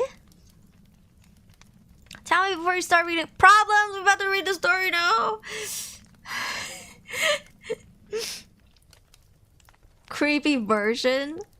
Claim it on Twitch. I'll sing it. I'm a blink and wake up 78. Alcor, that's like one of the stories that we read earlier that I freaking cried reading. Darius, welcome back for 16 months. I've always enjoyed my time here. This is the reason why you're one of my inspirations, my Oshi. I'm proud of you. Keep being amazing. You. Thank you. Thank you, Darius. Reminds me of Pirates of the Caribbean song. I think I can probably turn any song creepy if I wanted to. Yeah. But, I don't know. It's kind of fun because I like singing in a creepy mode. But I don't know. Maybe during Halloween I might start flipping pop songs into creepy songs. Please sing at least once in each stream, please. You know, I have a thing with singing and it's not a good one. Not that I'm not good at singing, but I have some trauma with singing because I used to be an idol trainee and they did bad things to me. Anyways, I'm trying to love singing again. So actually, singing is not an easy thing for me to do. Not because I think it's hard to sing, but because I'm traumatized. So like, that's hard for me like mentally, emotionally to sing. Not physically, I'm okay, but like, you know, but I'm trying. That's why I didn't have a cover for so long. Until my recent one. And I'm really appreciative of all the good responses that I got from it. So thank you. It motivates me to try to sing more. So if that cover gets 500 views, I'll sing another one and I'll upload another one. Maybe an English one. Yeah. Sing it to a child in the dark. Are you the child in the dark? Problems. Are you the child in the dark? Hocus Pocus have so much autumn and Halloween vibes. Yeah. But it's okay. I think my singing is like I think I'm slowly going back to singing again. So that's good. Thank you, Samarth. I'm doing my best. Yeah, I'm doing my best. Okay. Next story. Best monthly winner 2015. I wasn't sure where else to post these stories, so I figured I'll share them here. I've been an SAR officer for a few years now, and along the way, I've seen some things that I think you guys will be interested in. Search and rescue officer. So if somebody goes missing, you come and search for them? Is that how it is? Right? Or if someone's like, oh my god, we're stranded in the middle of the ocean. No, that's the Coast Guard. Search and rescue. Search and rescue is like if your kid gets kidnapped and then you want to organize a search. Is that, do we call these people? Like what do we call the search and rescue officers for? You sing so beautifully. I cried when I listened to one of your shorts covered. Ah, thank you. I'll do a karaoke when I hit 10k subs. Yeah, I'll do a karaoke. The first one in a long time. Forest, if it for the U.S. Forest Service. Oh, that's right. So if you're lost, you get search and rescue. It's not because you're injured. Lost hikers. Abang Bomba. I think Abang Bomba just not paid enough, but they have to do everything. You know what I mean? Mountain climbing gone wrong and people rescue. That's gotta be hard then. Imagine like searching. You know how easy you can get lost in the forest, and imagine trying to like find somebody and not get lost yourself. You know. All right, U.S. Forest Service. I'm gonna get like culture shock every time I read these stories. I get culture shock because in Asia we don't have shit like this. We have the fire brigade who does everything. Anything happens, just call the fire brigade. Unless it's something to do with the police, then you call the police. Emergency jetpacks, ayo. Alright, let's see. I have a pretty good track record for finding missing people. Most of the time they just wander off the path or slip down to a small cliff and they can't find a way back. The majority of them have heard the old stay where you are thing and they don't wander too far. But I've had 2 cases where that didn't happen. Both bother me a lot, and I use them as motivation to search even harder on the missing persons cases I get called on. The first was a little boy who was out berry picking with his parents. He and his sister were together and both of them went missing around the same time. Their parents lost sight of them for a few seconds, and in that time both the kids apparently wandered off. When their parents couldn't find them, they called us and we came out to search the area. We found the daughter pretty quickly, and when we asked where the brother was, she told us that he'd been taken away by the bear man. He said he gave her berries and told her to stay quiet and that he wanted to play with her brother for a while. The last she saw of her brother, he was riding on the shoulder of the bear man and seemed calm. Of course, our first thought was an abduction, but we never found a trace of another human being in that area. The little girl was also insistent that he wasn't like a normal man, but he was tall and covered in hair like a bear, and that he had a weird face. We searched that area for weeks. It was one of the longest calls I've ever been on, but we never found a single trace of that kid. The other was a young woman who was out hiking with her mom and grandpa. According to the mother, her daughter had climbed up a tree to get a better view of the forest, and she'd never come back down. They waited at the base of the tree for hours, calling her name before they called for help. Again, we have searched everywhere. We never found a trace of her.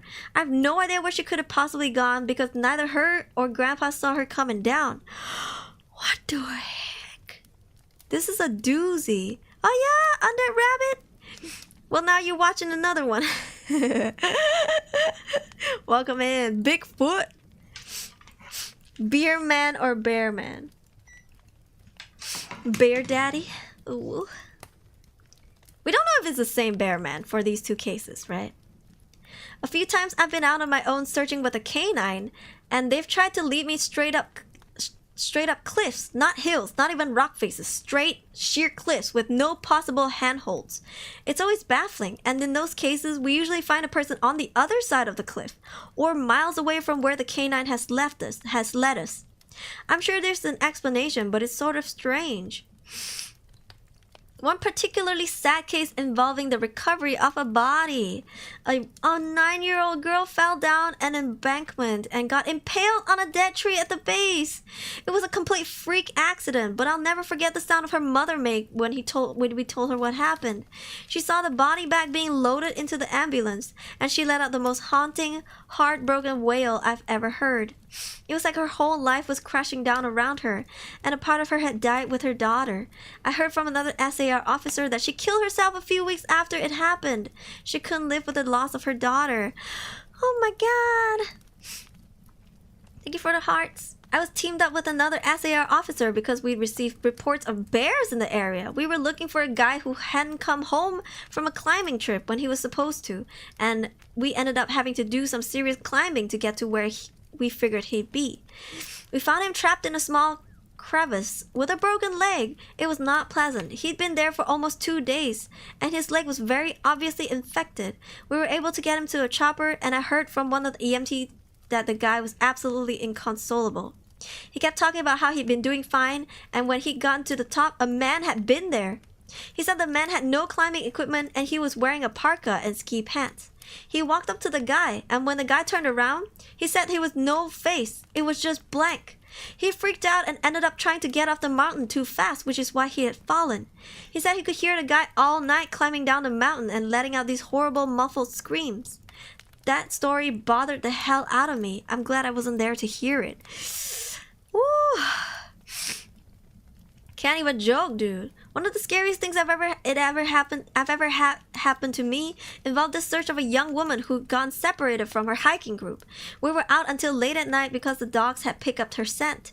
When we found her, she was curled up under a large rotted log. She was missing her shoes and pack, and she was clearly in shock. She didn't have any injuries, and we were able to get her to walk with us back to base ops. Along the way, she kept looking behind us and asking why that big man with black eyes was following us. We couldn't see anyone, so we just wrote it off as some weird symptom of shock. But the closer we got to base, the more agitated this woman got. She kept asking me to tell him to stop making faces at her.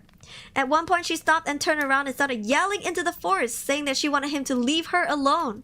She wasn't going to go with him, she said, and she wouldn't give us to him. We finally got her to keep moving, but we started hearing these weird noises coming from all around us. It was almost like coughing, but more rhythmic and deeper.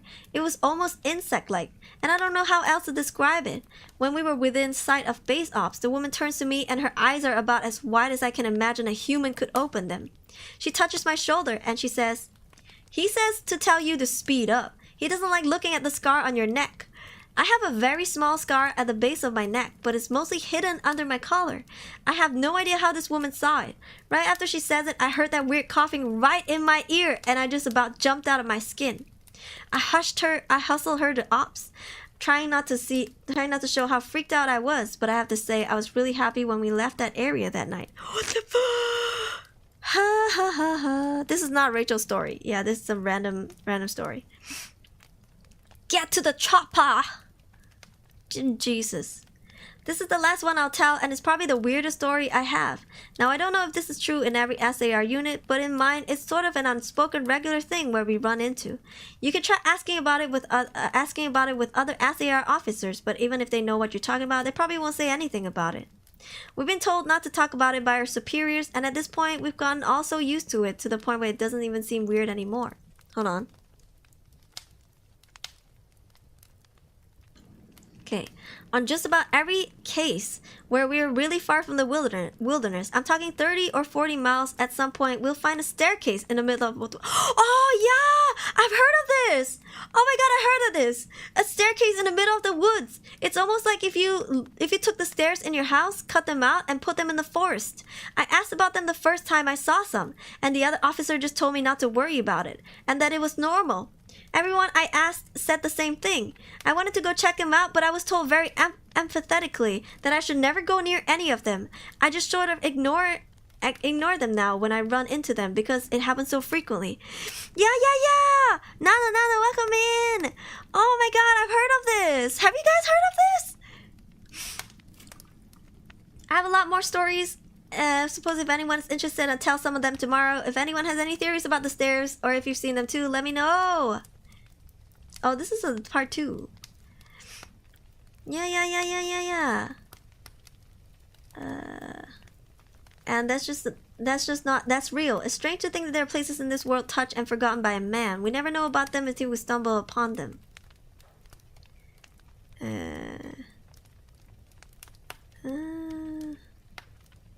I don't remember why though.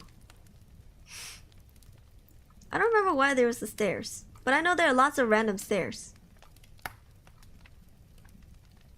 I saw a video about it. Part 2. Yeah, can I look this up? You haven't? Hold on.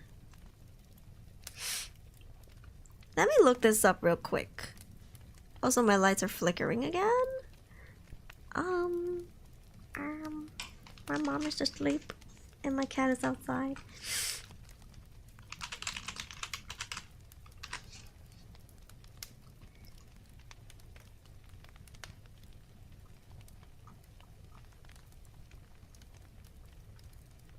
What does it mean if you find stairs in the woods? Gateways or portals between different realms. That is the myth. They propose a more supernatural explanations.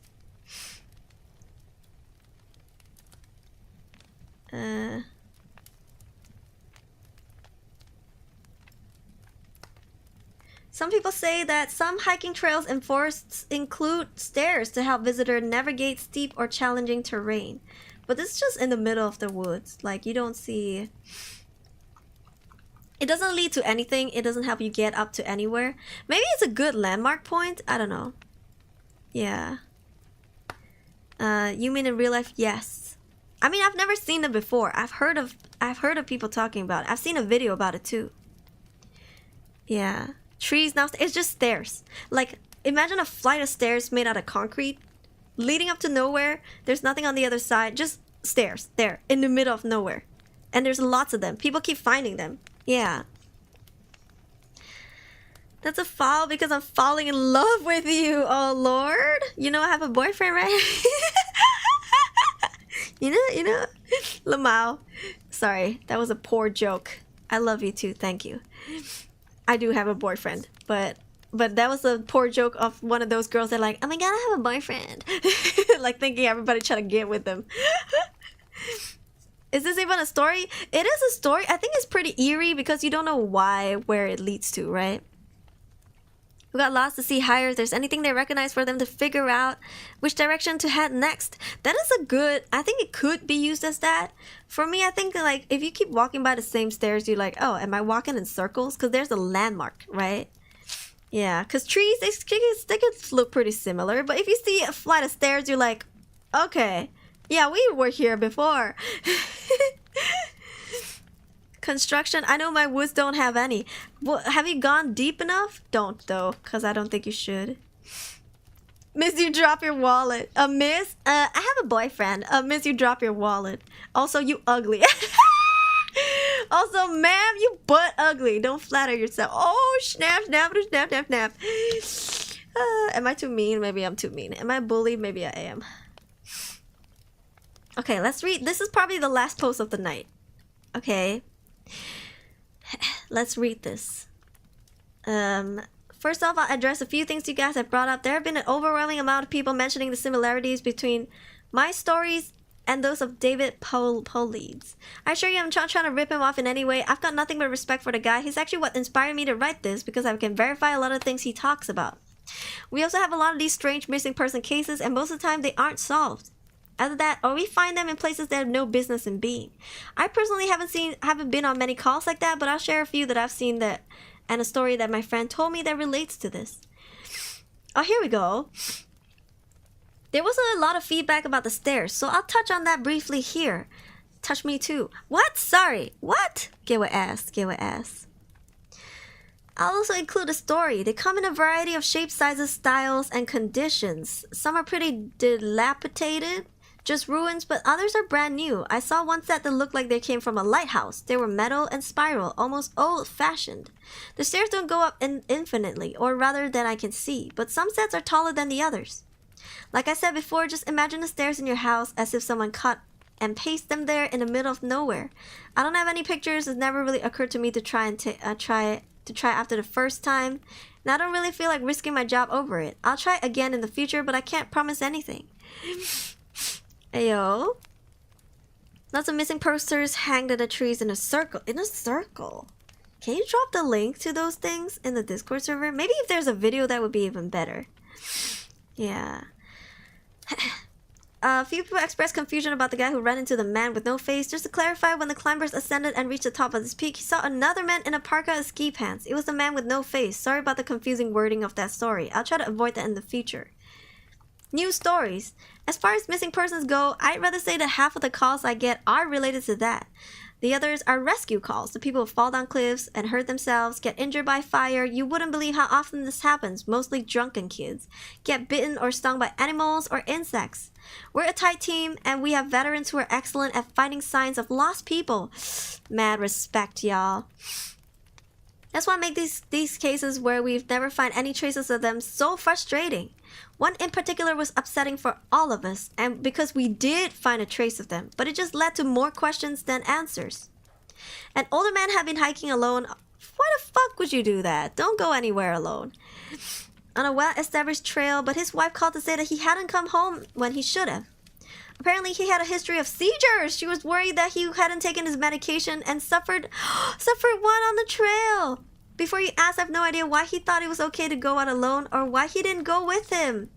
I don't ask about that kind of thing because past a certain point, it doesn't really matter.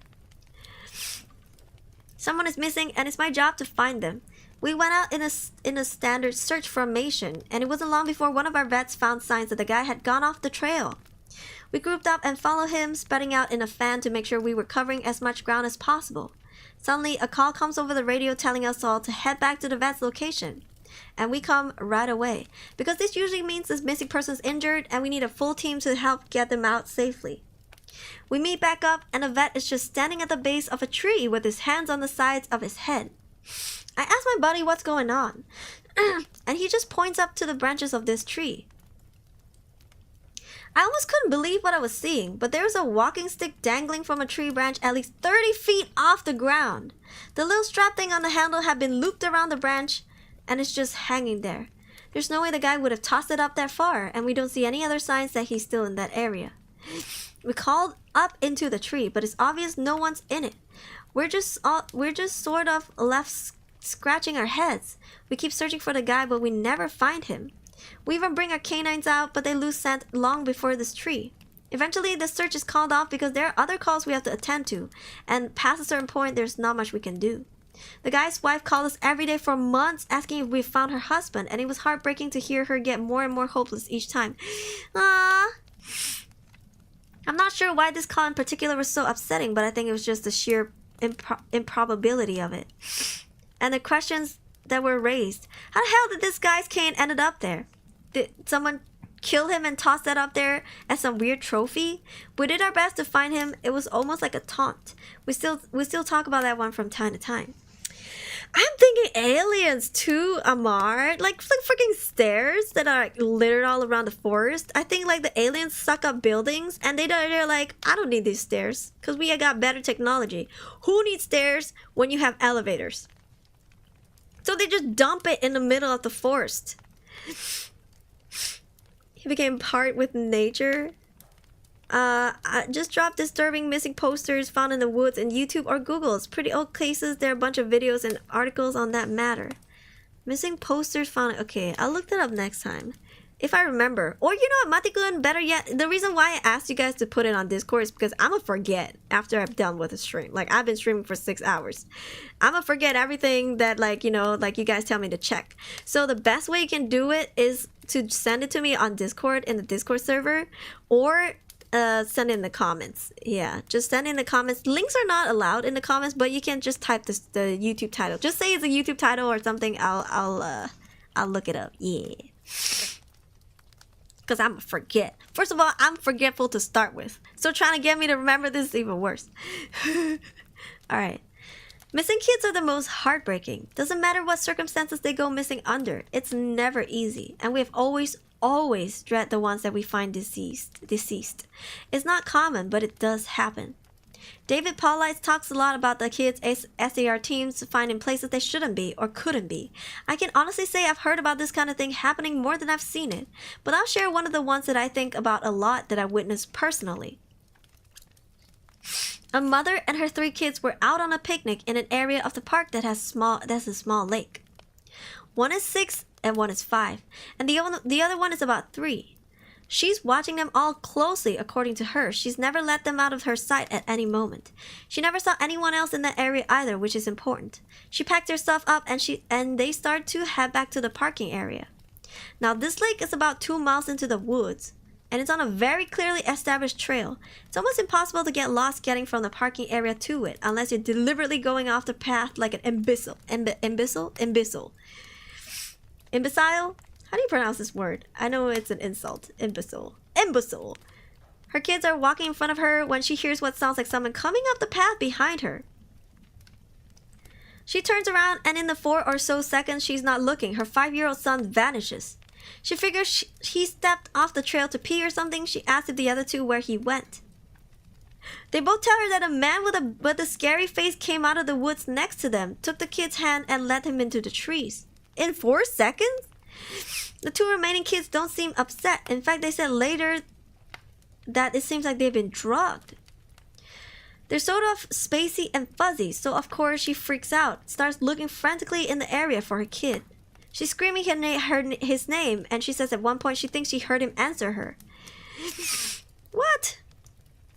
I prefer to keep my social media to the bare minimum. Oh, that's perfectly fine too. I wouldn't call Discord social media. I think it's more like a community platform. Yeah. Because in the server you can see when I'm going live, and like if the community shared anything, you guys can see anybody's birthday and stuff like that. Your birthday will announce as well. Anyways. Now, obviously, she can't go blindly running into the woods. She got the other 2 kids, so she called the police and sent us out immediately. We respond and we start searching for him. Over the course of this search, which spans miles, we never find a single trace of the kid. Canines can't pick up any scent. We don't find any clothing or broken bushes or literally anything that would signify a child being there. Of course, there's a suspicion about the mother for a while, but it's pretty clear that she's completely destroyed by the whole thing. We looked for this kid for weeks, with a lot of volunteer help, but eventually the search peters out. What is the search peters out? I always thought Peter was a name. And we have to move on. The volunteers keep searching though, and one day we get a call on the radio letting us know that a body had been found and needs to be recovered. They tell us the location, and none of us can believe it. We figure it has to be a different kid, but we go out there about 15 miles from the site he had vanished, and sure enough, we find the body of the kid we've been looking for. I've been trying to figure out how this kid got where he did ever since we found him, and I've never come up with an answer. A volunteer just happened to be in the area because he figured he might as well look in places no one else would think to, on the off chance the body had been dumped. He comes to the base of the tall, rocky slope, and halfway up he sees something.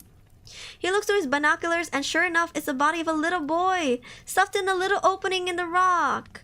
He recognizes the color of the kid's shirt, so he knows right away that it's a missing boy. That's when he calls it in, and we're dispatched. It took us almost an hour to get his body down, and none of us could believe what we're seeing. Not only was this kid 15 miles from where he started, there was no possible way he could have gotten up there on his own. The slope is treacherous, and it's even hard for us with our climbing gear. A 5-year-old boy had no way of getting up there, of that I'm certain. Not only that, but the kid doesn't have a scratch on him. His shoes are gone, but his feet aren't damaged or dirty, so it wasn't as if an animal dragged him up there, and from what we can tell, he hadn't been dead that long. He'd been out here for over a month by that point. And it looked like he'd only been dead for at most a day or 2. The whole thing was unbelievably strange, and one of the most disconcerting calls I've ever been on. We found out later that the coroner determined that the kid had died from exposure. He frozen to death probably late at night 2 days before we found him. There were no suspects, no answers to date. It's one of the weirdest things I've seen. What? Can I be honest with you? I plan to make a Discord account for 3 years now. You should just do it. Do it for me. Do it for her. But if you don't want to, that's okay. I don't want to force you. My server, because there are lots of bots that would go in your server to try and remove everyone from it. I have a verification thing on my server where if you want to join, you have to register your phone number with Discord. And I know not everybody's comfortable with it. It's kind of like, but don't worry, like, we can't see your phone number. It's between you and Discord. Kind of like you and Facebook, you know, if you make an account, or you and Twitter. If you want to turn on 2FA, whatever it is, it's between you guys. Yeah. Jin, you think so? Story is very interesting. Maybe I'll join you all. Yeah, come over. We have lots of stuff in the Discord server. We share our animal photos, we share our food pics, we share our favorite songs, share our funny videos. Yeah, we have a meme channel. We have a channel where we screenshot all the sussy things that anybody has ever said in chat out of context. Yeah, the Bunyan stuff. Yeah, I know. Wait for 8 years? Oh god. Yeah. That's so sad though. Like, stuffed. Imagine being stuffed. Like, it sounds like nothing, right? When we're talking about seeing a kid's body being stuffed. It's easy to just read and brush it through. But imagine trying to be there physically seeing a dead body, like a child's dead body. Like, limp, how it's lifeless, how it's stuffed. And it's so heartbreaking to me, bro. There's a gambling option, which I'm still trying to understand. There is a gambling place in the Discord server. For free, you have to get points and stuff. I hope I'm not in their Atlas? I don't remember. You might have to look. It's called Blackmail. Yeah, the channel's called Blackmail. It's in a cave. For me, I think it would be drowning. Yeah. Drowning. Like, you're trying to breathe, like you're letting out your last breath, but you can't inhale anything. And you just die a painful death. I guess burning sucks too, but still.